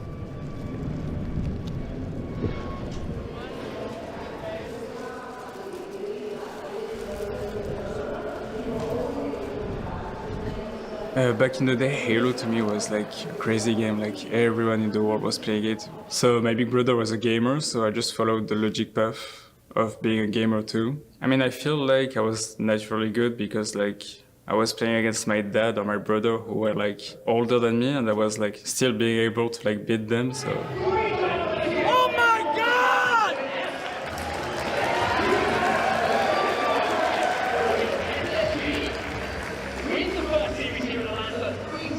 It's really hard to be an up-and-coming player, but to be an up-and-coming player in Europe, it's a whole different level. It was kind of like parallels almost. Like I was coming up in America and he was also coming up in Europe. He also, like, no one really knew what he looked like too, so it was kind of like we were both mysterious. We were like the same, just like different sides of the earth at one point. So like looking at it, I was like, it's actually really cool. The first time I played him was around 2020, 2019. His Legend was his name, and I was like, who is this kid? Like when you play someone and you know they're good, it's kind of annoying because you're like, wait, I don't know this guy, and he's like shitting on me. And then you're like looking at his account, he's like, he's not even a Smurf. The first time I heard of Legend, he was part of a group called the Cartel. They were dominating Halo 5. He was playing 2v2s against Americans. He was jumping in any tournament that he could. And it was kind of exciting to see them playing against some of the better players in the world at that time. And Legend was the front runner as far as the skill and the talent that was on that team. He was really starting to make a name for himself as one of the Cartel Kings. For years, we were crying out in Europe for a team that could go on and make history. We didn't think it would actually happen because there were separate contracts, there was Ascend, there was Quadrant, and then suddenly it did happen. SLG, Seeker, Chick, and Legend. 4 players from France who surprised everyone. I feel like I was very happy to play into this team because like you represent your country, the communication was easier. Watching Quadrant play last year, it was very apparent that they were really fast. They're just super quick on their rotations last year, and just how like fast they could get a setup and just hold that. And that Quadrant team just became one that separated themselves from, it felt like European Halo. You have your standard European Halo teams, and then there's Quadrant, which is this step above. This Quadrant roster immediately went into a series against the world's best, figured out a way to win, and that's when you know they had a little bit something that nobody else had. And Quadrant are about to do the unthinkable by clean sweeping the world champions.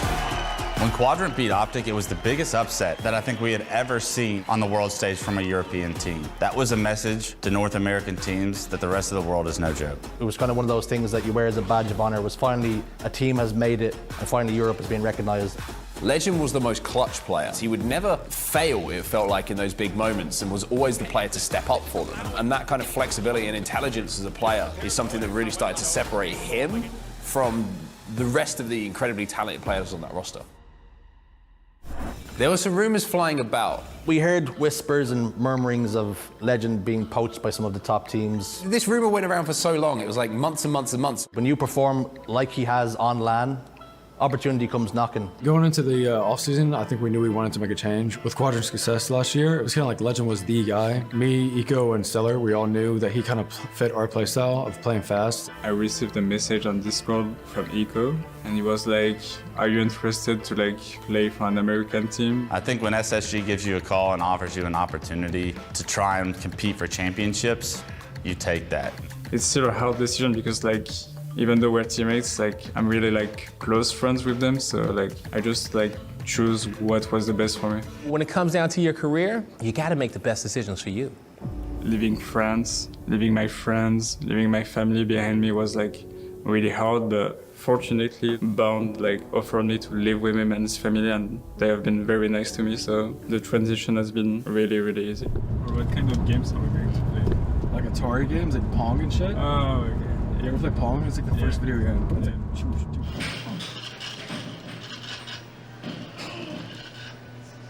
Bound reached out to Legend and was like, hey, I'm your new teammate. I've got space for you in my place. You can come and live with us. That's a documentary I would like to watch. Bound and Legend, the roommates.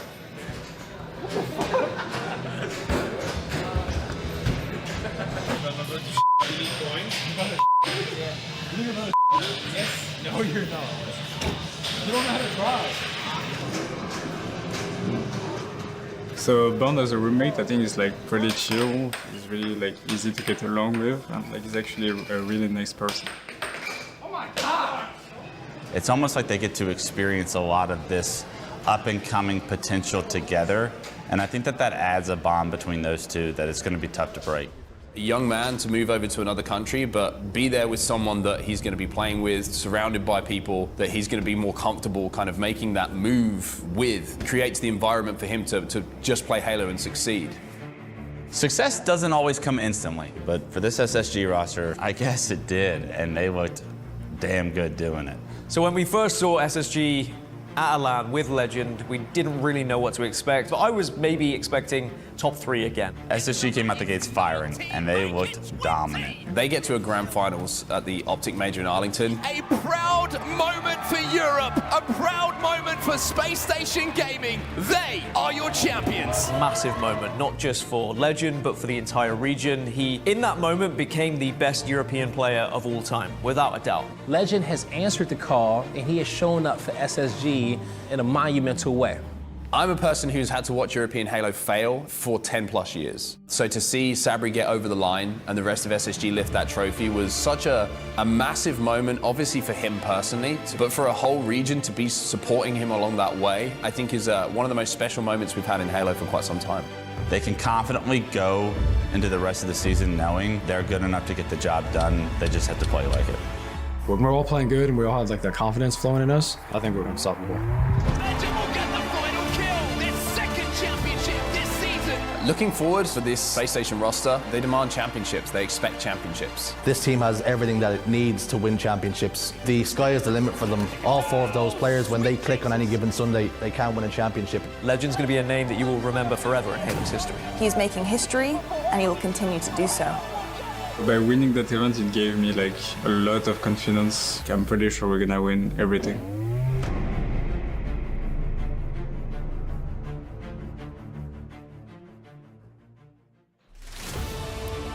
Très bien, Legend. We absolutely love having you in the Halo Championship Series. It would not be the same without you. Incredible young man. I think on and off the sticks, to be perfectly honest. And I think Unlocked shows exactly that. Shines a light on our players. I love getting to know their personalities, what they're like, what they're up to, behind the scenes. Absolutely incredible. What an incredible episode of Unlocked. And Legend continuing on in his home major. It has been a little bit rocky, the road, yes. But it's good. Experience, right, for this young man. Experience for the superstar. He's won 2 championships now. He needs to know what it feels like to be on the back foot.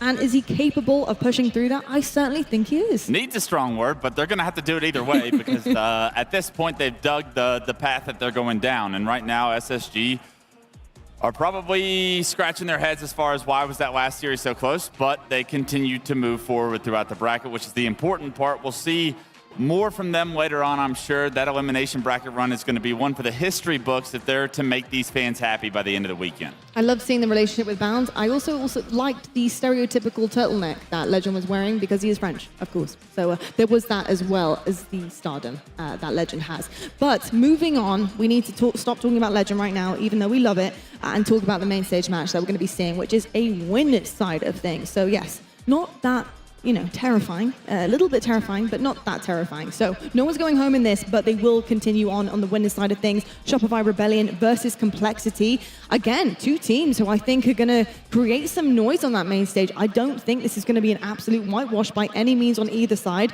Shopify Rebellion have been very consistent this season on set. Complexity, though, coming into this tournament feeling like they're one of the teams to be a favorite. I mean, this is insane. We are seeing some incredible magic happen on this main stage. Do you think Cole are ready for Shopify? I think Cole are ready for anyone. How they played yesterday and how they've been playing so far today. I think they are very excited to just play Halo. They don't mind who's going up against them on the other side of the stage. They just want to get into those games and keep this momentum going. It's been a fantastic run for them, and when we were on the desk yesterday, I was saying, like, it's a surprise to me, for sure, because there hasn't been many good things to talk about for Complexity this season, but the return of Rain, a little bit more practice under their belt, and maybe some favorable conditions means that they are now in this position where they could go on this potentially crazy run and get their best placement of the season, and the perfect time to do it is in the final major of the season with the Halo World Championship just around the corner. It certainly is, and we're seeing very similar stories in terms of their runs here in Salt Lake. They're both 4-0 clearly in the winner side of things, but 12-2 for Cole and 12-4 for Shopify Rebellion. That tells me Complexity have got it done cleaner this time around so far. We're looking at the series layout. Things do kind of tend to go in Shopify Rebellion's favor, but that is just in terms of their 2024 records. We're seeing a different Complexity here, Brav. I mean, we really are. I think everyone's been waiting. Knowing the amount of talent on Complexity, everyone's been waiting to see, is this team going to show up this season, to be frank, at all? And clearly they picked a great time, as Mark was saying, to do just that. They're looking strong. Mark and I got to see a lot of Shopify earlier this weekend as well. We casted their match against Pure, and yeah, excited to see this one kick off. Well, I'll tell you what, we don't have much time to talk about this one. We'll let the play do the talking for us. On set, Brav, it's over to you. Thank you so much, Lot. And yes, indeed, the main stage action continues here in SLC, and if it's anything to go by from the matches we've seen so far today, then this one should not disappoint either. You have Shopify Rebellion, who came off a big win that we commentated a little bit earlier against Pure, a 3-1 victory in that series. Their next challenge, though, is probably one they didn't see upon the horizon. Complexity have been on a run, and they will want to keep it going here on the main stage. Yeah, there's no way Shopify expected to find Complexity here at this stage in the bracket, but this will be their opponent, and it could prove to be a pretty difficult one if Complexity keeps the same tricks up their sleeve. Let's not forget they won their pool, and they are ready to take on one of the best in the league. Shopify versus Complexity, we're underway. Gonna be Strongholds recharge to start things off here. It's going to be Complexity, who look like they have the upper hand in this opening strat as well. Huss is going to grab that camo. We'll get that player cam fixed for you as well, and he's going to step straight inside of B. So early on here, it'll be Complexity who are scoring. Breaking shot does get taken down, though, so there is an opening, but that's going to be shut down almost immediately by a very, very simple kill. A few points on the board here on the BC hold coming in for Complexity, and we have to say, it has been an unbelievable weekend of Halo so far at the SSG Major. We hope you've been enjoying. Actually, we know you've been enjoying. Taking his time as Huss will get that easy pick. Try to snap over to batteries. Eventually will be forced to retreat, but unbelievable matches all weekend long. We got a feeling this one's going to be no exception. Yeah, really good decision there by Huss as well, recognizing that even without numbers, that he could rotate and take the 1v1 over at C, which keeps Complexity scoring here. Now he turns his attention towards capturing B, as he knows that the fights are going down in and around A. Beat down battle is going to go down. Only going to be one-sided, though. Soul Snipe will get that kill, but he finds himself as last alive, as Ryan Noob does on the other side for Complexity. Yeah, momentary 3 dead. See what they can do off the spawn, but Shopify will now have an opportunity to certainly get on the board. That A is capped quick. They're also working on C. As you can tell, already long haul push coming for Complexity. We'll see if they win this push. Breaking shot just turns around as well to see if he can deal with Soul Snipe. He can't, though, because a little bit of help comes in. Cross map from Suppressed. He's going to turn that first kill into a double himself before falling, but Soul Snipe now looking to push for this triple cap, and it's a great response here. After a little bit of early pressure from Complexity and a few points on the board, now you're starting to see Shopify Rebellion roll. Oh, good shots as well from Soul Snipe. We'll see if that gets cleaned up at bottom tower. Might be able to get away. Stays alive somehow through additional nade damage as well. We'll see what Breaking Shot could do here from bottom middle. Camo about to pop. Looks like he's trying to play past that camo as well, allowing his teammates to move up from the space that he's created, but just stepping into that stronghold may have given away his position for 2 seconds. Shopify Rebellion turn around and deal with him very quickly, and the camo will go over to the side of Shopify Rebellion. Not only that, the triple cap is about to be locked in. Complexity were 4 dead as well, and the shock rifle for Soul Snipe can be devastating, especially when you put it in the hands of the camo. I mean, what a swing here from Shopify. Pick up another one. Good damage, and is also going to live to tell the tale. What a run here. It's going to be 4 dead again, and the trip cap will continue, and Shopify indicating why they are the heavy favorite in the series, despite Complexity's success here in Salt Lake. 100 points on the board already. This triple cap is a problem for Complexity. They're trying to break out, they're trying to find kills, but every single time it seems like They step back onto the map off the respawn. The first pick is going the way of Shopify Rebellion, and you can kind of tell how much pressure the Shopify have on the map because Soulslime's not even had to pull the trigger yet. But when he does, he makes it count. Gonna also push him off the bat. Range is trying to dance in between back left and back right bats. Not gonna be comfortable for him as Shopify will reset here. Soulsnipe resetting C, and they will continue scoring. Trying to flush out Huss as well. You can see he's at the bottom of the tunnel here. Huss will get one. Soulsnipe maybe thinking about playing this snipe and will indeed get the shock rifle off of the map. So Complexity find themselves 2 dead, but might be able to just stifle the scoring for a second as they have a B-C hold here. Trying to stay alive is breaking shot under a lot of pressure. He knows that Cycle would suppress and maybe even more friends might be coming in. However, it's nice presence here around control, so Complexity gonna just stack hard and be able to push out. They're scoring once again. It's been a minute since they had, because let's not forget they were up 40-0, and now just like that, they're down by 100.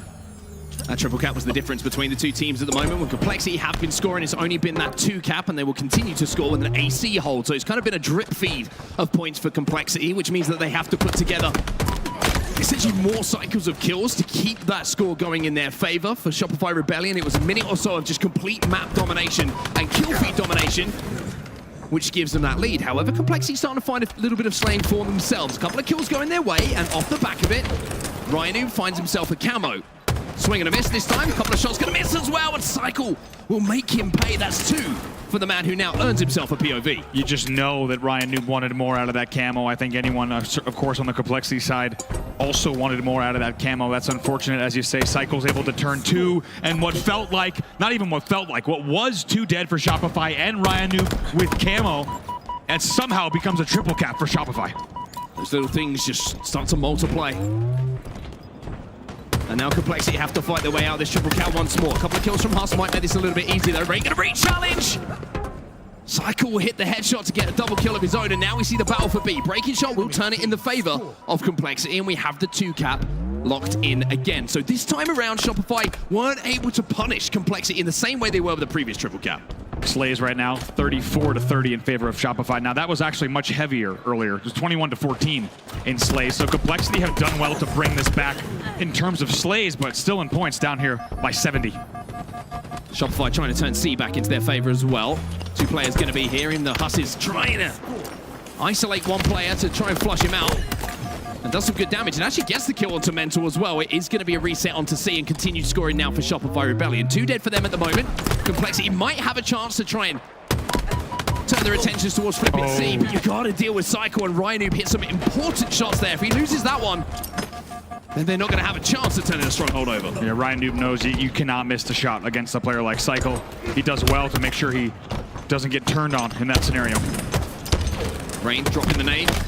Gonna get the kill as well. Complexity finding a bit of momentum, but the scoring is still going in the favor of Shopify at this point. AC is their hold. Looks like Complexity are trying to make a play onto C now to try and flip it over, and Ryan now has an opportunity to right the wrongs of the previous camo. Let's see what he can do here now, as you say. A second chance to take advantage of the power up. B will start to flip. Cycle gets that, so despite, once again, camo hold and even the kill coming in, it's still Shopify scoring. Rain gets one in the feed though. Numbers stacking up. Ryan with the chance to hit this headshot and turn A back into their favor. Patiently waits for that player to poke. It was Mental too. We've seen what that man does with a peek shot. And now you see Complexity managing to flip A over, so it will be another 2 cap for them. Ryan starting to find a little bit of form in this game as well. A couple of headshots, a couple of good individual fights being won. And now it will be Complexity who finally turn a double cap into a 1-1. Now, can they do the same thing that we saw a few moments ago from Shopify Rebellion and really make a run here? Surely they knew Mental was still there. I was pretty sure the reason the Shroud went down was because they knew there was a player in play. I'm surprised they let Mental get away with this. A lot of damage, and he picks up some kills that you think maybe he shouldn't have. 223 to 140 on the board. Momentary 1v1 on the map here. Cycle going to be closest to a Stronghold to try and flip it though. Complexity trying to flip C. Might not quite have the timing to stop Cycle moving into tower. Some good damage coming in cross map. Going to slow him down, but Suppressed is going to be there to pick up a double. Complexity find themselves 2 dead. Shopify continue to try and work on to B here and flip it in their favor. But why they do, look at the rotation now coming in from Complexity over at A, but they're also going to have to be aware of C because there's a split of resources from Shopify Rebellion, and by doing so, they now will continue scoring. BC is the hold, and they're around 25 points or so away from closing out game 1. Keep an eye on the kill feed. Suppress is the first to fall. Could be an opportunity for Complexity to start to rally back here and start to work on C, but it is a long road back into the lead. Ooh, that shot could not have been closer.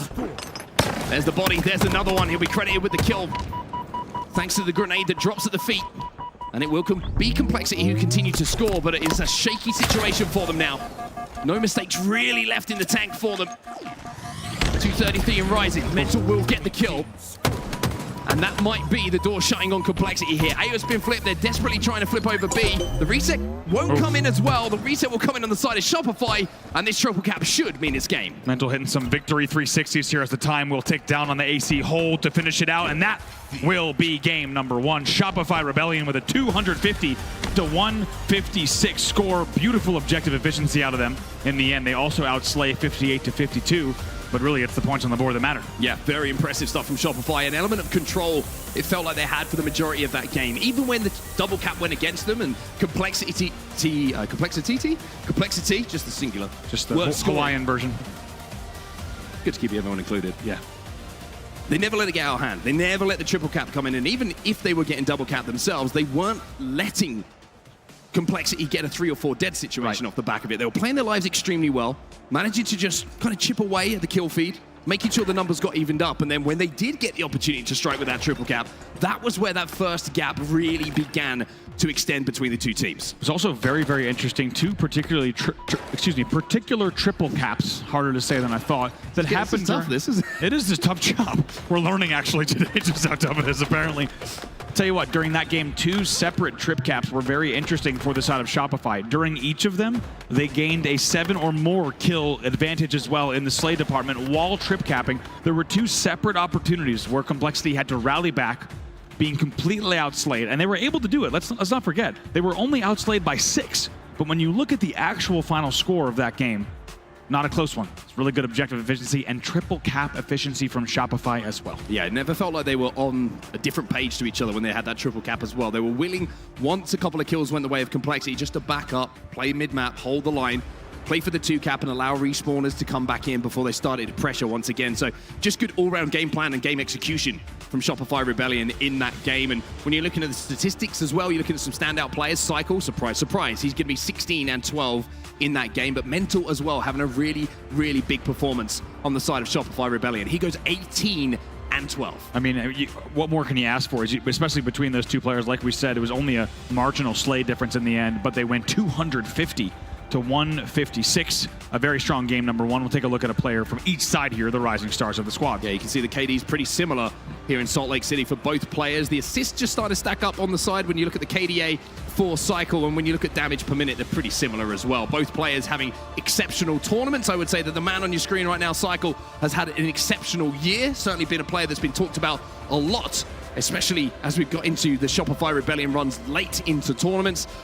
On the other side of things, Breaking Shot, his performance yesterday on the main stage was one that a lot of people were talking about. I mean, like we said, nobody had the pool falling the way that it did for Pool A, but it's been an amazing run for them. We'll see if they can keep it going here in the winners bracket. Shopify Rebellion up 1-0 over Complexity. And next up, we're going to Slayer Solitude. See what Solitude has in store for us for Complexity. This might be a game type where they can find a little bit of momentum here. We know that they can be one of the most obnoxious Slayer teams to play against, and we have to see what's in the bag of tricks for Complexity when it comes to Solitude. For Shopify Rebellion, it's an opportunity to create a gap in that series score, put themselves up 2-0, and if they can do so, they find themselves on map point. A spicy opening here. A lot of teams just throwing themselves at the mid. Sometimes you see slower openings, but not in a game 2 between these 2 squads. Suppress going to be the first player with the camo. Has information on where Complexity players are as well. He wants this shock rifle, but is he going to get it? The beat down, that's pretty good, but Rhino coming off respawn just lifts up to make sure it's traded out. It's going to be 3 dead here for Shopify Rebellion. Tied up at 4-4, but Rhino is already flying forward to try and help Huss, but Huss says, I don't need your help. Go and look at those spawners. And that's exactly what he's going to do. Right now, about to find several players trying to go Cafe to Flowers. Just doesn't get the timing here. Instead, going to try to maybe hold the hotel side angle. Such a cheeky angle, this, right? It is, yeah. A lot of the time, you're going to see players holding angles, more traditional angles. But Rhino is from this angle trying to catch people off guard, but the problem is, of course, if someone spots you out, it's very difficult to escape from there, and also very low percentage shots to be hit in comparison to maybe just staying over at the snipe side. You saw him right before the player cam changed, actually. I might have seen Ryan Noob throw his head back in frustration there. As you said, was trying to get crafty. We take a look here. 2 dead for both sides at the moment. Suppress is going to be the one who comes away with the shock in the end as well. It's just 9-8, a 1-kill game. Suppress also got a thrust to play with as well, so he can be a little bit more aggressive if he wants to be. Ooh, just managed to have a little peek, a breaking shot. Now he's got 2 players flying towards him. Does have a lot of help though, and this is an opportunity maybe to try and out-rotate Complexity. However, Huss is going to be there. Oh, wow. And he finds one, line him up, and knock him down. That's the name of the game here for Suppress. Only finds one though. It's going to be insult to injury. Let's not forget, it's Ryan who lost that shock earlier, and he knows that that has traded hands once or twice since then, but in terms of the insult to injury, it's him getting caught just before he gets to go drive away. Still, during all of that scuffle, it's 13-12, still a 1-kill game. It's such a high pace in this game. You see Complexity, it's kind of counterintuitive a lot of the time to how we expect a Complexity team to play. Usually a little bit more slow, usually a little bit more corners, being checked, shall we say, by their opposition teams. But this one's been a super, super high pace from both sides. 16-13, we're starting to see, for the first time in the game, a little bit of a gap open up between the two. It's only 3, make it 4 kills now, as Soul Snipe will find one and Suppress will find another to keep that gap extending. Now Complexity have to be careful because they're starting to get cycled a little bit here. It's going to be a triple coming in for Suppress. That's 3 members taken down by 1 man. Beautifully done here from Suppress. Just as you said, it was a 3-kill lead, and that now becomes a 7-kill lead. Very nicely done. Suppress slowly just capitalizes on the damage S1, then makes his way up to S2. And just takes advantage of all the damage that is done by his teammates. I mean, the crazy thing is Complexity go 3-4 dead, but then Suppress finds himself as last alive. Oh no! Oh no! Someone hit a shot, please! It will be Suppressed, who I think at the 9th shot decided that it's time to finish this battle. Windmilling on both sides. I thought I felt the breeze actually coming through the venue, and it must have been the same thing that hit everyone on the main stage. A killing spree to end that sequence, however. He's going to be very happy with what he saw there. Still now a 6-kill game at 25-19. Soul Snipe knows there's someone over here at the snipe tower. It's going to be Ryan who shield's broken. Manages to keep his heart intact though and keep himself alive for a few moments. However, the left rain will take down Soul Snipe, but he took a little bit of damage from that shock rifle. Well, who can collect it? That's the question here. This is the way back into the game for Complexity. If they can get that shock and start to put it to use, then there's a way back into this for them. Nice push there from Husson, breaking shot together in yard. Ryan Noob also capitalizes. That means there's 3 dead here. Suppress is your last player for Shopify. And just like that, it's a 2-kill game. Ryan Noob with another opportunity to blow the game back open, maybe get his team back in the lead. Now, what angles does Ryan take this time? Soul Snipe's going to find the first kill, and Cycle's going to find the second, so Ryan now has to just decide to slow things down a little bit and wait for his teammates to get back on the map. Camo coming up as well, and those kills being picked up at just the wrong time for Complexity, because the camo is now completely open for Shopify Rebellion to run top middle, to grab it, and now Soul Snipe has the opportunity to make some plays. Able to pick off one, and also only shoots twice selectively to maintain his camo for as long as he can. Eventually, 1v3 is too much, but he's able to at least take down 2 on his way out. Just like that, though, Shopify continues to extend their lead. Ryan Noob wants to slow that down. Double for Ryan. And the gap starts to close. Still 3 shock rifle shots here for Ryan Noob to try and bring the game closer. And if he hits every single one of these, then we pretty much find ourselves at a tie game. Complexity once again just trying to pin them in the back. Ryan's going to find one. Suppress will cut him down, but is there a trade here for Ryan? Mental. Couple of grenades going down defensively just to try and play his life, but with those shots being hit, and with the push now coming in from Complexity, we find ourselves all tied up at 30 kills apiece. All tied up at 30. This is exactly how you want a game 2 to go. These 2 teams neck and neck, and it's not really a surprise given the runs they've had so far. As Lottie mentioned, both 4-0, of course. Soul Snipe, unbelievable double back there and loop to win a battle that you might think he probably shouldn't have won. Suppress picks up another one and a double, the trade at the end as well. 3 dead momentarily for Shopify, however, still a 1-kill lead. Just a 1 kill, still separating the 2 teams. It's been back and forth for the majority of this game. A little bit of a comeback from Complexity in the last few moments, but these kind of 1v1s are the ones that might add up towards the end of this game. Huss will win his, immediately traded out. Rhino finds another kill onto Cycle, and that will put us all tied up again. But Rhino finds a grenade at the feet of Suppress, and that is going to give Complexity a 1-kill advantage. This is really a big moment in the game here. We have Snipe coming up. We also have Camo coming up at the 35 kill mark. This could really determine who pulls away here. A little bit of a Hail Mary nade coming in towards where that shock rifle is going to be spawning. Soul Snipe wins a 1v1. Traded out almost immediately, but the trades are just back and forth, back and forth. Huss in a 1v1 again! But he's going to be Suppressed who wins it this time round. 3 dead for Complexity, which means Suppressed now is rewarded with that camo. Even a clean 4 dead. Ryan Noob's your first spawner. They should have shock. Ryan Noob likely has it S1. They are all trapped. 40 to 38 now. Camo in his hand. Suppressed needs to make a play. Breaking shot though with that shock rifle. At least gives Complexity a chance to get back on the map. Suppress is going to fly forward though. He finds 1. He turns it into 2. And now he finds himself the shock rifle. Mental will fly through to clean up some remaining members and leftovers from Complexity on the lift, but has the damage been done at this point? 5 kills the difference between the two teams. What timing there to get 4 dead right before the camo and the shock pop. Even though they let go of shock for a second, they were able to flood and use the camo to construct a perfect collapse. Up by 6 here, 46 to 40, make it 47. A double from Suppressed as well. 19 kills for Suppressed in this game, 19 and 7. The man who usually leads the leaderboards when it comes to kills for his team, he's going to break 20. It's a 20 bomb in a game number 2 in our winner's semi-final. It's huge. He's not done yet. Just dealing damage, not afraid to challenge because they have that type of lead. 48 to 42, only 2 to go for Shopify Rebellion. Complexity is that moment they're going to look back on, and you highlighted it perfectly, and we'll talk more about it at the end of this game, but certainly easy to hone in on where it all went wrong. Breaking shot will find 1, but it's only 1 more kill required. It will be picked up on the side of Shopify Rebellion, and with a 50 to 43 final score here, they find themselves 2 up in the series and 1 game away from moving even further in that winner's side. Very strong from Shopify. That's a nervy moment when you're only up by 1 at the 36 mark. You've got shock and camo popping, and really, you're not worried about the battle over them, you're worried about the battle before them, and that's why Shopify was able to not just get the camo, but specifically then collapse on all of Sniper Tower. And when you've got a camo player on S3, as part of that mix, you're gonna clean up. Suppressed takes advantage of that. He comes away with the shock. He continues to do damage. And now they've earned themselves a short break. They're up 2-0. A final stat line of 20 and 9 for Suppressed. Not too shabby whatsoever. When you're looking at assists, when you're looking at damage dealt, you look at Cycle 11 assists for his team. Mental as well with 9 leading the way. On the other side of things, it was Ryan 15 and 11 for him, who kept Complexity in that game up until those final moments. But it was interesting, right? Because it felt like Complexity, when we're talking about that final camo that came up that kind of decided where this game was going to go, Complexity had the numbers advantage just before it. It was just a couple of kills off of respawn that Shopify Rebellion managed to pick up.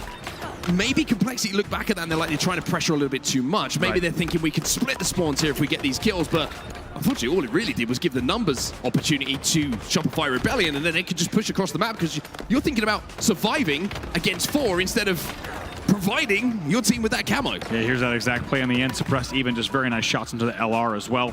They will close that one out 50 to 43, as you said. Suppressed going positive 11 in a game that they win by 7.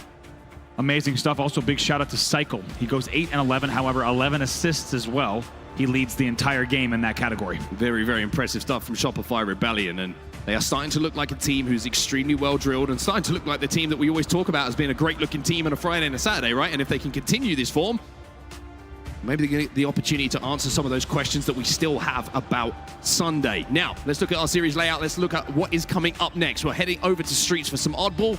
Shopify Rebellion been pretty good at this, but Complexity won't be too sad, I don't think, to see an Oddball coming up next. No, not at all. I think this is going to give Complexity an opportunity to not just be into battles where they can slowly control the game, rotate away, kind of play their slow, methodical game, but also just maybe a chance to breathe, right? You've got 3 rounds of ball, whereas you look at Strongholds Recharge, no room to breathe. And you saw the way that both teams played it. There's no room to breathe in that Solitude Slayer either. This could provide them maybe a game that's going to give them just a mid-series break, get back into the series and see if you can get a game on the board. I mean, it's been a crazy, crazy tournament up until this point, so Complexity maybe are thinking that this is an opportunity for us to get back into the series and start maybe continuing the story that we've seen from the other series, some big comebacks that we've seen, some reverse sweeps that we've seen, some game 5s that have gone right down to the wire, but with how the series is looking at the moment and the momentum that is heavily on the side of Shopify Rebellion, Complexity need to find a new level here, because if they continue to play at the level we've seen, this is looking like a 3-0. Yeah, people need to remind themselves just what they did yesterday as well as earlier today to get here, right? There's been hard work done by Complexity. They need to lean on that. Take a look at the Slayers here in 2024. And you can see that it's Shopify Rebellion story. This is a team that we were talking about before we even fired a bullet here at SLC as being arguably the best team in the league when it comes to those Slayers. 21-7 is a record that anyone would be happy with, especially when we know how we always term the Slayer in a series as the most coin flip of the game types that we do have. So to have that kind of dominance when it comes to Slayer is why they've had so much success in some of those big series that we've been talking about all year long for them. But an opportunity for them, seeing some of those big teams fall down to the elimination bracket a little bit earlier on. We've seen teams being pushed right to the limit. For Shopify Rebellion to really make another great run here, get rid of Complexity, get through this series in a 3-0 fashion, and then start thinking about the big challenge ahead of you. Exactly. There's a lot more Halo to be played, but these two teams know they're going to need to go through one another if they want to get there. For Complexity, it would be a real change of their season if they're able to continue even further in the winner's bracket. They've already shown up, you could say, in the biggest way they have all year here at Salt Lake. Question is, does that winner's bracket run end here in this third game, or will we see them extend it the distance? Just as we wait to get into this final, so to say, the next game of the series, potentially the final game of the series, we've been treated to some Halo today, man. Some of the series that we've seen. I mean, it's not just the ones that have been on the main stage as well. I mean, we were sat out watching Cloud9 versus SSG on the main stage. We were watching that Game 5. We also had ITB on our screens as well against Sentinels. That was a Game 5, and it was almost like a mirror image of what we were seeing on the main stage as well. And it's ITB who come through that series and keep their tournament alive. And then you see Quadrant versus Pure, and you're like, that's good. That's a crazy series. That's going to be a really tight series. And Quadrant, they crush them. I mean, yesterday, if you would have told me that Quadrant win that series in the way that they had, I would have called you a liar. Yeah, would not have believed it. This is the type of match, where so far, every time you see someone else backstage, they say, did you hear what happened on this stage? Yeah. Did you hear what happened in this series? And 9 times out of 10, you haven't, because you can't. It's too many. Yeah, you can only watch one series at a time, so it's been unbelievable to see the results that have been coming through. Complexity is no exception. They're still trying to upset here, but they will now need to reverse sweep if they want to upset Shopify Rebellion in the winner's bracket. And for Shopify Rebellion, it's got to be, I think they're going to be very aware of some of the narrative that is around them at the moment, right? Because it has been a great season for them. If you were to give them the opportunity of the results they've had so far this season, at the start of the season, they probably would have said, yeah, we'll be pretty happy with that. Top 3, couple top 4s. But there's more now. That's the expectation. Like, where are they in comparison to your Spacestation Gaming, Optic Gaming, FaZe, these tournament winners? And we were talking about how we felt it was the Big 4, but maybe there's a little bit more of a gap than we believed. Are SR able to change that conversation once again in this tournament? We're heading into game number 3 now. We're heading to the street, and we're heading into some Oddball. It's a chance for SR to make a statement here on this main stage and close this out in a 3-0 fashion. Been a dominating performance from them in terms of slays, in terms of damage across these two games. They're going to look to continue that at the same exact pace here in this game number 3. Wouldn't be surprised if they pick up where they left off, that they might end this one in 2 rounds. We're underway here, but based on the melees, we might not be underway for long. Universal sign of, let's try this one again. Yeah. But it gives us a little opportunity here while we wait to get this game restarted to kind of continue to talk about this SR story, right? Because, I mean, I want to know your takeaways on it, because we've talked about it a lot in private and elsewhere, and we both have opinions on maybe what is missing for SR on that Sunday. I mean, what is it to you? Because we spoke to the best man about it, the coach, and they're aware of it. They're aware of the situation. I mean, we heard Blaze on the stage as well, speaking to Soul Snipe yesterday about the situation of Sunday and how things feel different for them for whatever reason. I mean, what's your takeaway? I think it's just simply that. I think just hearing it from Soul Snipe as well, I think it's simply about locking in. I don't think, if you look at their VODs, if you look at the actual matchups and the brackets, it's rarely been a case of, this specific thing is going wrong, or they're failing to win these types of specific Slayers that they normally win against other opponents. I think it's simply a matter of locking in on Sundays. And they're lucky that they've got this event and Worlds still to do it, because I think this season can slip away if they don't figure it out what's going on Sunday. Have you ever had that experience in your coaching days? Standing behind a team who struggles to, I don't know, just raise their game in a big moment? I would say that the thing that I've seen most often with teams that I've coached, specifically Triggers Down rosters, was we would have really slow starts,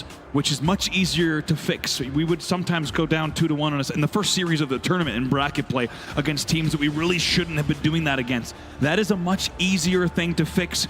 It's just a bit of a slow start thing. Maybe you're just not kind of leaning forward and dialed in just yet. That figures itself out as long as you stay, especially in winner's bracket. That figures itself out by the end.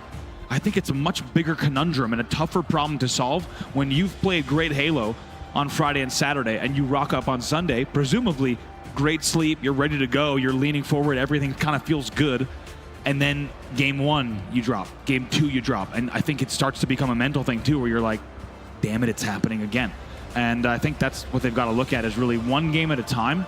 And don't worry about, I think they need to not worry about Sunday, because everyone's talking about it for good reason, but I don't think you worry about the day. I think you take it one game at a time. You know your game plan on each game type, and you know it versus each opponent in some cases, and that's how you have to focus on it. And I think if they figure that piece out, this could be a different weekend for them. No bigger time to do it as well, right? SLC, this is a chance for them to get rid of all of that conversation, to prove themselves. Of course, if they get to Sunday, we're kind of getting ahead of ourselves a little bit. We've still got some Halo to play, but the perfect time to start performing on a Sunday is the last major of the year, with Halo World Championships around the corner. And Soul Snipe on your screen, what a crazy run he was involved in.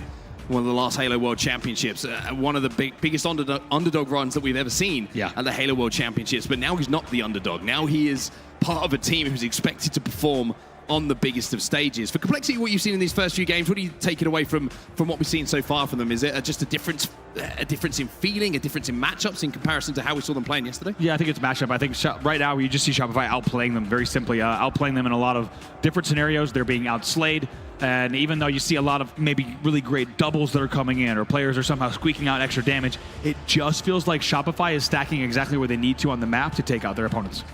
Well, looks like we're getting pretty close to getting back into the game. By the way, I want to say the crowd out here at SLC has been absolutely phenomenal. It's one of the loudest series I've heard in quite some time. It's very rare that you step out on a Saturday morning and everyone's filling up the seats ready to watch some Halo, and just an absolute packed crowd with people still, getting temporary tattoos. Although we found out, word of warning, semi-permanent. Semi-permanent. But they're also great tattoos. Make sure you swing over by the temporary tattoo parlor. Many fantastic Halo and SSG emblems, and as we found out, team emblems. What's that? All the orbs. Yep, it's true. Got team emblems.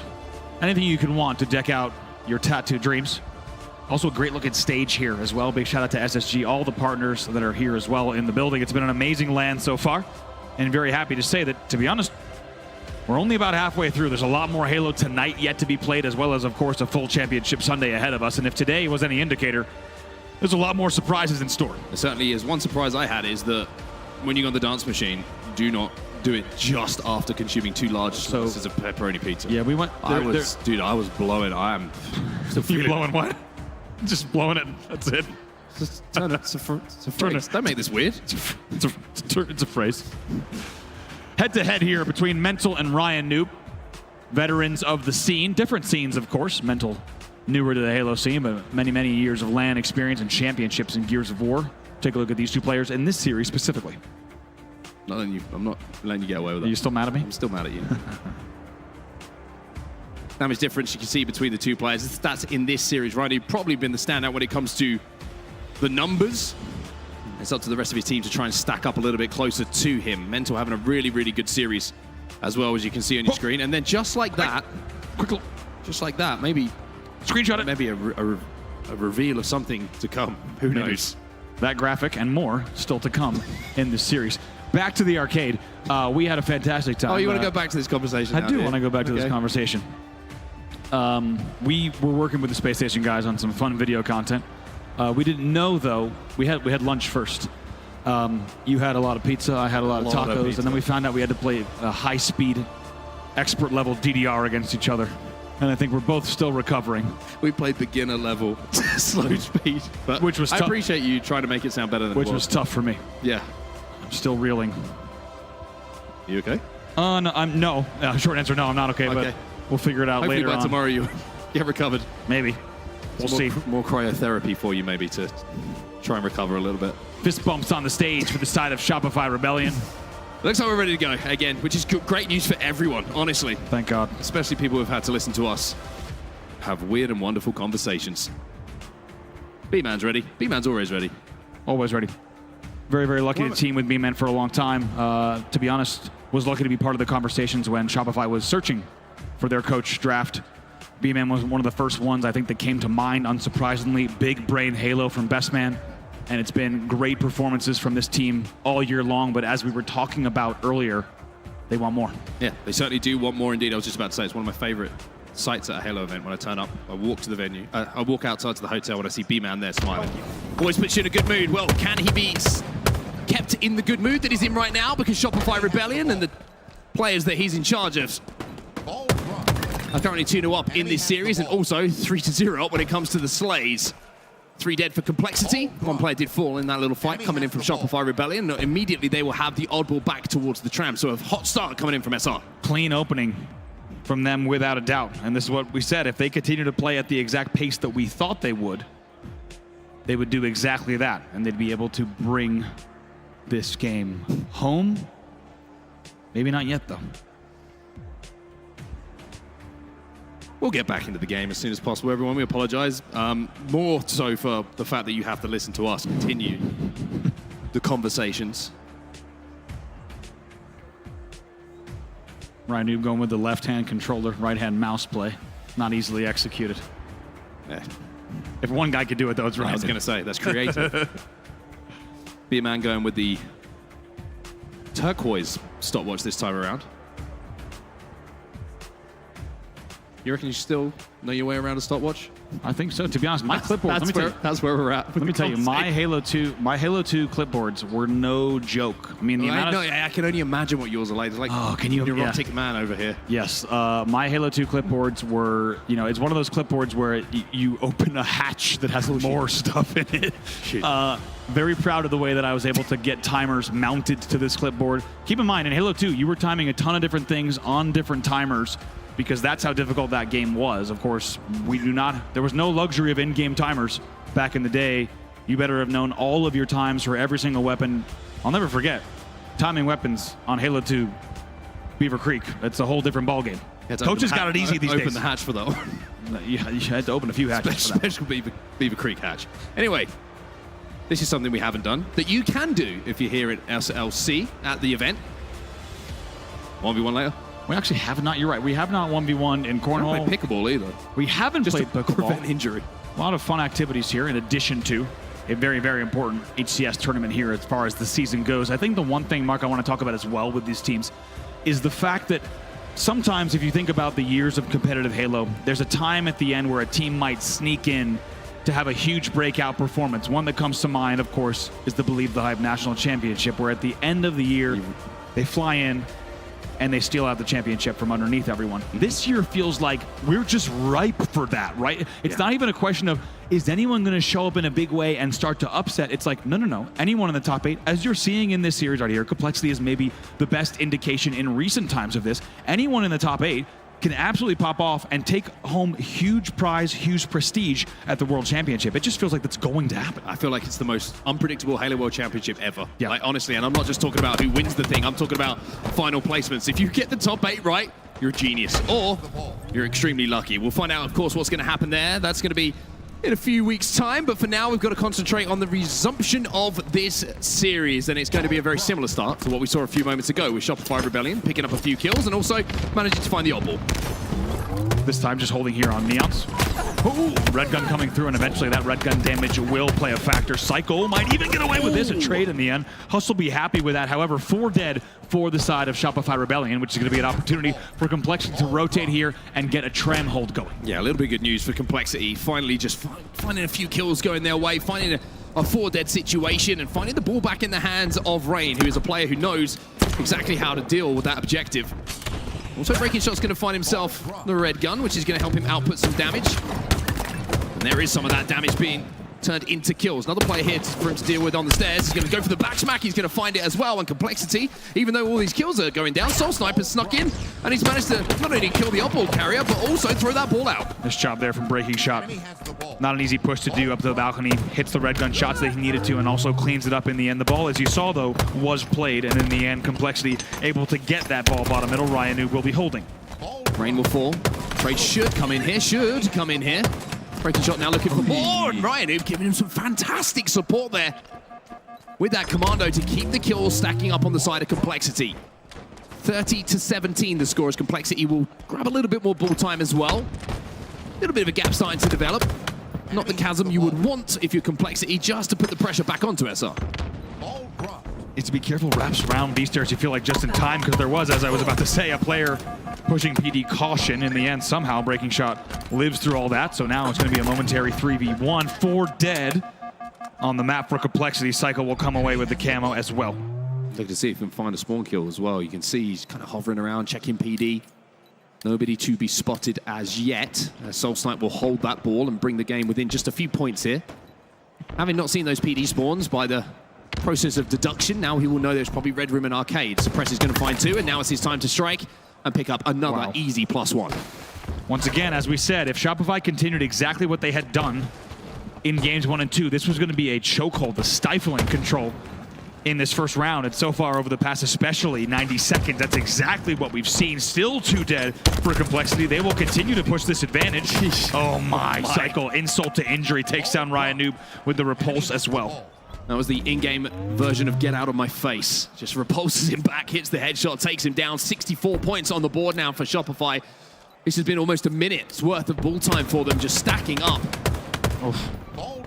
The damage as well. Look at this from Cycle. He's clinical the way he's approaching this, and now he's going to get some help from Suppressed, who picks up both with the red gun. Finally, he's taking down, but guess what? They'll take that every time. Also gets a pancake on Breaking Shot. Rain's the last player from Caution. And look at this. This round's about to be over based on that hold alone. I mean, Complexity are trying to stack 4 players on every single one of their pushes, but they're just losing the first kill somehow every single time. And Soul Snipe has been the ultimate observer in this game. He's 2-2-2, but he has 100 points almost of ball time. Everybody on Shopify Rebellion is doing their job of holding off these Complexity pushes. I kind of want Soul Snipe to get the last 3 seconds. Same. I don't know if that's just my OCD or if that just feels like it's going to be a nice way to end this one. It would be a stylish way to do it. I can tell you it's a combination of both. Rhino, he's going to be taken down. Soul Snipe is going to find another one. Cycle adds to his collection, and there's a few extra just to make sure. He's doing it. Yes!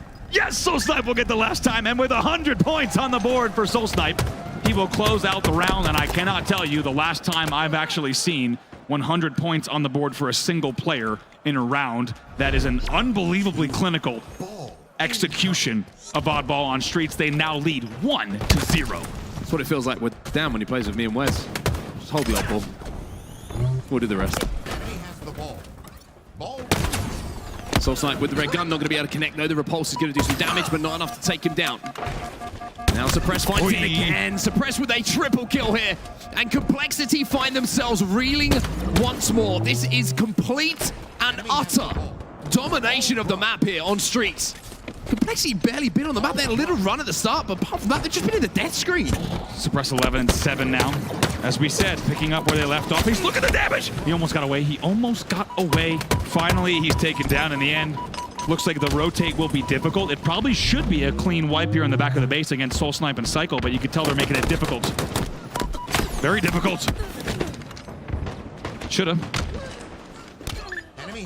3 dead somehow for 4 dead for Complexity, and what felt like a 3v2 in the back of A somehow becomes 4 dead for Complexity. And all of Complexity squad spawning together again inside a tram. So Suppressed now can push up, he can wait for info, and then he can essentially be the player who's going to pinch in behind where these players come from. However, some grenades, well-placed ones, are going to find him. They're going to sniff him out. Triple positive, by the way, for Cycle here. Just casually going about the game, 12-4. Huss is going to take on Soul Snipe. A little bit of help is going to come in. Breaking Shot will find a double, and finally Complexity have hold of that Oddball, and more importantly, are winning a couple of fights. Rain's going to find another. Last player alive is going to be Mental now. He's going to be trapped on the arcade. Spawns in and around the red room. Going to be good for his life. But Huss continuing to put in really good damage here for Complexity. Maybe he can just get them going. With a little run like this, Complexity will be back into this round and finally find a foothold in this game. Yeah, really impressive there from Huss. That's not easy to manage those battles, to isolate yourself against music, to make sure you get the damage there and then stay alive. Also to get the melee on the player who rushed Caution. Really nice from Huss. He's a big part of why they're now in the lead by about double in this round. Just needs to not get carried away with this though. You can see he's trying to put more and more damage down, but in the end he just kind of over-challenges a little bit. Falls into the trap of Shopify Rebellion, just waiting to find that pick. And off the back of it now, Soul Snipe has managed to pick up the camo, which is going to make this break a little bit more comfortable for them. 2 kills go the other way, though, and now Soul Snipe has to think about how he plays this. Doesn't want to shoot just yet, but he has been spotted out by Breaking Shot. Will find one, and they will manage to sniff out this camo, and it essentially isn't too effective. Complexity do a really good job. It was the kills just before SoulSnipe was able to engage initially with that camo that made him essentially double think about how he wanted to approach the situation. Had to just play his life a little bit longer, and off the back of it, Complexity and Huss especially managed to just sniff him out and make sure that he wasn't too much of an impactful player in the next few moments. For now, that Breaking Shot is trying to output damage. Shopify Rebellion find the kills onto Huss and Breaking Shot, and Ryan Noob still has that Oddball in his hands, but he is going to be last alive now. Ryan Noob finally taken down, but even when they were 2 dead, he was still putting more time on the board. They go all the way to 67 points here. A little bit of composure, a little bit of resilience being shown here by Complexity. As once again, as a fall, they try and swarm, this time up the driveway, to find a target they can prioritize. Mental with some really good damage though, and more importantly, just managing to keep his shields intact for quite some time there. Finally, he will go down, 2 dead on the side of Shopify Rebellion, but also the same can be said on the other side for Complexity. Oddball's been dropped for a second as Suppress finds his kill. SoulSnipe will find his. And that should be the Oddball in a few moments' time being scooped up once again. Yeah, if that went a different way, they should be able to take out Ryan Noob as well. Actually, Ryan Noob sneaks out another one, so they will still need to take him down. Ryan Noob is still here. SoulSnipe sends him back again, but no ammo to play with now on the Stalker rifle. Instead, he's going to exchange it, and Ryan Noob comes back. Somehow, Ryan Noob is still alive. Unbelievable here from Ryan Noob, and you thought he might have been taken down a long time ago. Going to sit on camo for a second. Can he get away? He pops. He will burn in the end, the camo, so that will not be a factor. A great run from Ryan Noob. However, still just a 20-point game. 2v2 on the map for now, but respawners coming in over by the tram for Complexity allows Cycle to just move this ball back to his spawners, who are going to be coming in on the opposite side of the map. Suppress trying to cut the angles down. 3 players from Complexity trying to push up that pink streak, push towards that tower. And even though they've been successful in doing so, the ball is still in the hands of Shopify Rebellion. And with that, we essentially now find ourselves with a tie game. Only a couple of points separating the 2 teams. 2v2 Ryan Noob, actually last player alive, 4 dead here. And as we said, at the tie game mark, right around 65, you'll probably see Shopify A rotate the ball and B go into a lead. Really, really smart from Cycle as well. We saw where his teammates' respawns were coming in. And then from that, was able to deduce where the Complexity spawns were coming in as well, wrapping it all the way back towards Tram and towards his teammates. SoulSnipe manages to get a stick in the feed onto Breaking Shot, and now they can re-wrap, knowing that Complexity have got to chase this ball down. SoulSnipe's looking for kills. Front of the base, he knows he's got damage. He's going to get that beat down, and Complexity at the moment are chasing shadows. Ball should have been rotated as well if we take a look. Looks like Cycle actually stayed pretty close to Red Room. Surprised to see that. I think there was probably a rotate opportunity all the way through Music. In the end, they're not going to take advantage of that. 3 dead, though, so they're playing it well anyway. 86 on the board. Only 14 points to go to close this one out. Make it 12 to close out the whole series. You want to hear a ridiculous stat line? Yep.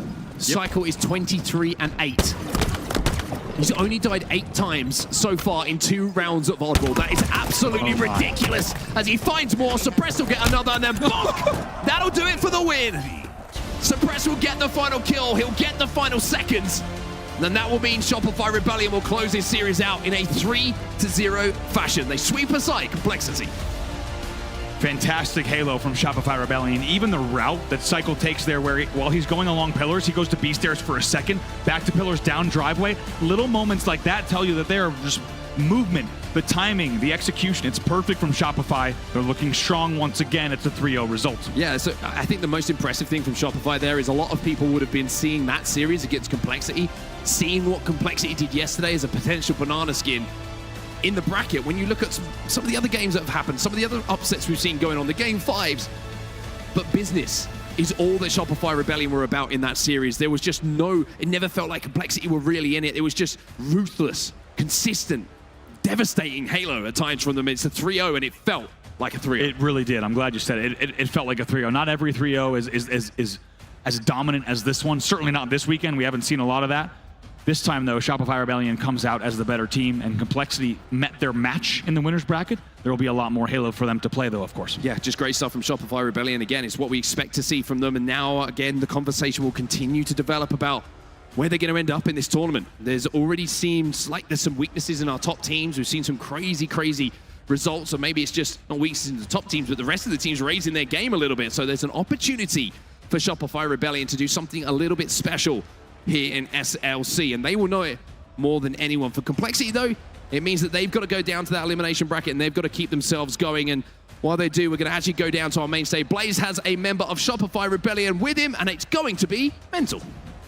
Yes, I do. I got Billy Goat with me on the main stage. Make some noise for Shopify Rebellion as they make it back to the winners finals yet again. Billy, how does it feel for your squad to be able to at least get top 3 yet again after y'all last performance in Atlanta? Yeah, so we were super confident coming to this event.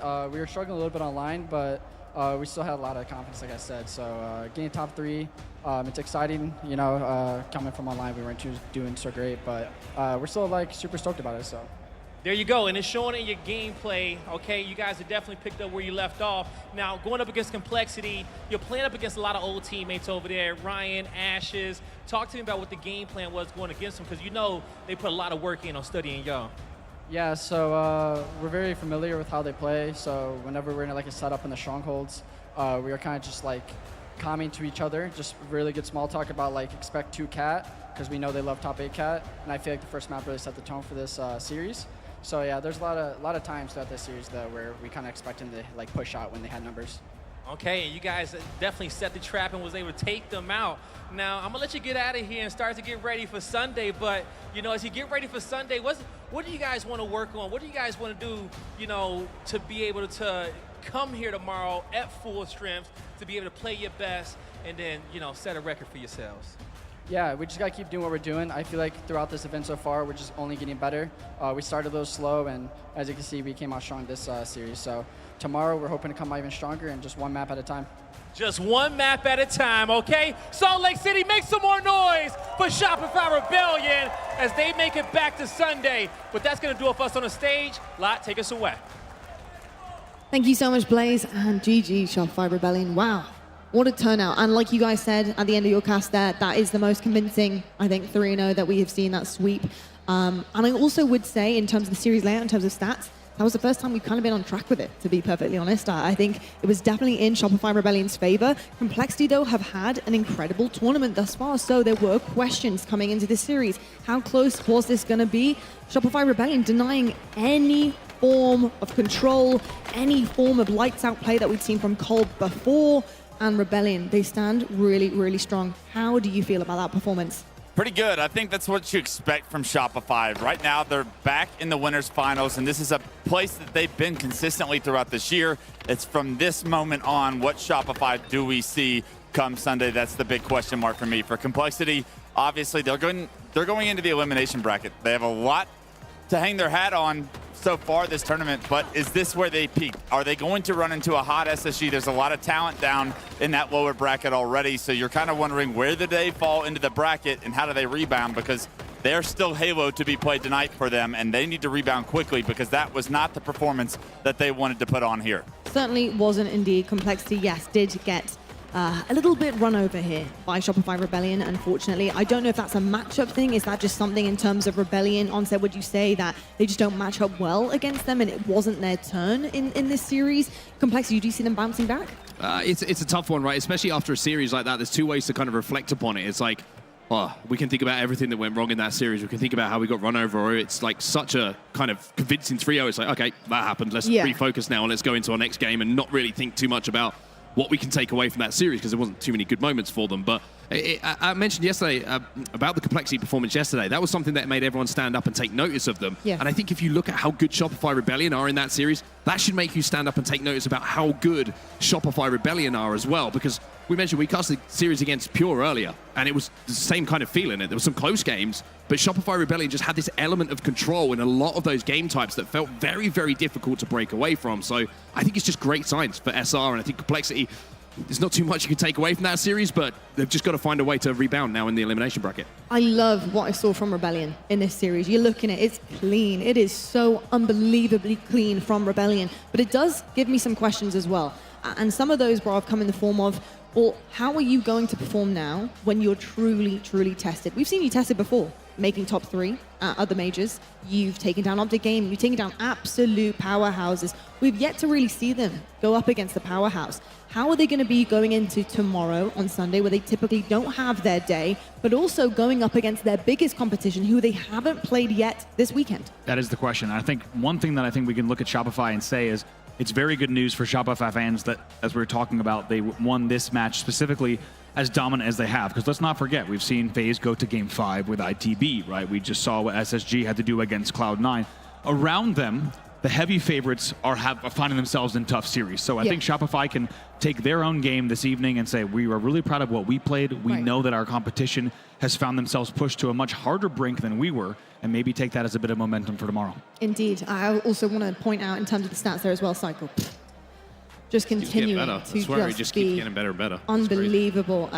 Only getting better. I mean, this guy is insane. We have so many superstars, and each one takes turns, but I got to say, on Shopify Rebellion, Cycle is consistently the top fragger. He is unbelievable clutch. This young man, you just want to see him awaken tomorrow as well. I think for his team, including his duo Suppressed as well, but Cycle, I want to see him have a superstardom Sunday too. Yeah, we'll talk about it tomorrow when we see them next, but I really think that no matter what the series layout is, that game one is going to be everything in that winner's bracket finals. You got to start on the right foot. Who is it going to be from SR that steps up and makes a play in that game one that says, we are here to play this Sunday. We're going to get rid of all the bad bed bugs that have haunted them throughout this year on those championship Sundays. Those bed bugs, man, they'll get you. They will. They'll bite you. We know too well. Certainly will indeed, and you won't forget it sometime soon. Let's take a look at the winners bracket though, because things have been happening behind the scenes as well. Shopify Rebellion 3-0 Complexity on the main stage. We've got Optic Gaming versus Space Clan happening in the semi-finals to find out who will be joining Shopify Rebellion to make that top 3 position as well. And just so you guys know, Sentinels, they are out of the tournament. We also have Pure out of the tournament too, because looking in the elimination bracket side of things, Quadrant 3-0 Pure, that is something I am unbelievably shocked by. And that's not because I don't think Quadrant are an incredible team. I certainly do indeed. They also had a bit of a bumpy day one as well coming into this tournament, but Pure were looking pure gas yesterday. So what on earth happened there on set? It was a tough one. I think the thing for Pure, I didn't watch the series, but I caught the end of the Aquarius game, and that was a very, very close one that kind of went back and forth. But I kind of looked up and I was like, I don't know what to think of Quadrant. Like, it's really weird. Yesterday I was like, there must be a typo in the graphics, because I saw a 3-0 loss and I was like, really? And then today I see that and I'm like, really? So it's kind of like you don't really know what to expect from Quadrant. It feels like the thing. They can play this incredibly high-level Halo, and then the next series is like, this new flaw they try and find. So it's a very confusing Quadrant, but the most important thing that you mentioned a few moments ago is like, it doesn't matter how you start, it's about how you finish. And Quadrant seem to be getting it together and just managed to find a good result against Pure. I think if you look at that entire elimination bracket and how this entire tournament has gone, is throw away anything that you can try to predict, throw away any standard you have set for a team, because the competition is so fierce. Every single best of 5, somebody is showing up different. Someone is stepping up or not playing to the level that we expect them to. So there's really nothing that is going to surprise me for the rest of this tournament. No. All of these teams could upset any of these teams. I mean, we have seen such close series, even at the start of our Elim 1, even in pools with open bracket teams coming out and creating upsets. Anything can happen for the rest of this week, and I think that makes it an exciting tournament as we continue to advance to the elimination bracket. It certainly also is very exciting for teams who have qualified for Worlds, and I do have confirmation that Alpha Esports and Dark Inside have qualified for Worlds. They have respectively won their series in order to do that, so incredible job from them. They will continue on, which is fantastic, through the elimination bracket. I'm excited to see how they are going to fare for the rest of the competition, especially with some titans like Spacestation Gaming in that elimination bracket. That is pretty scary stuff. Well, folks, we're going to head to a quick break right now, but when we come back, boy, oh boy, do we have a series for you. 2 absolute titans of teams going to be matching up on that main stage. One green, one red. You already know what it is. Optic versus FaZe coming right up after this break.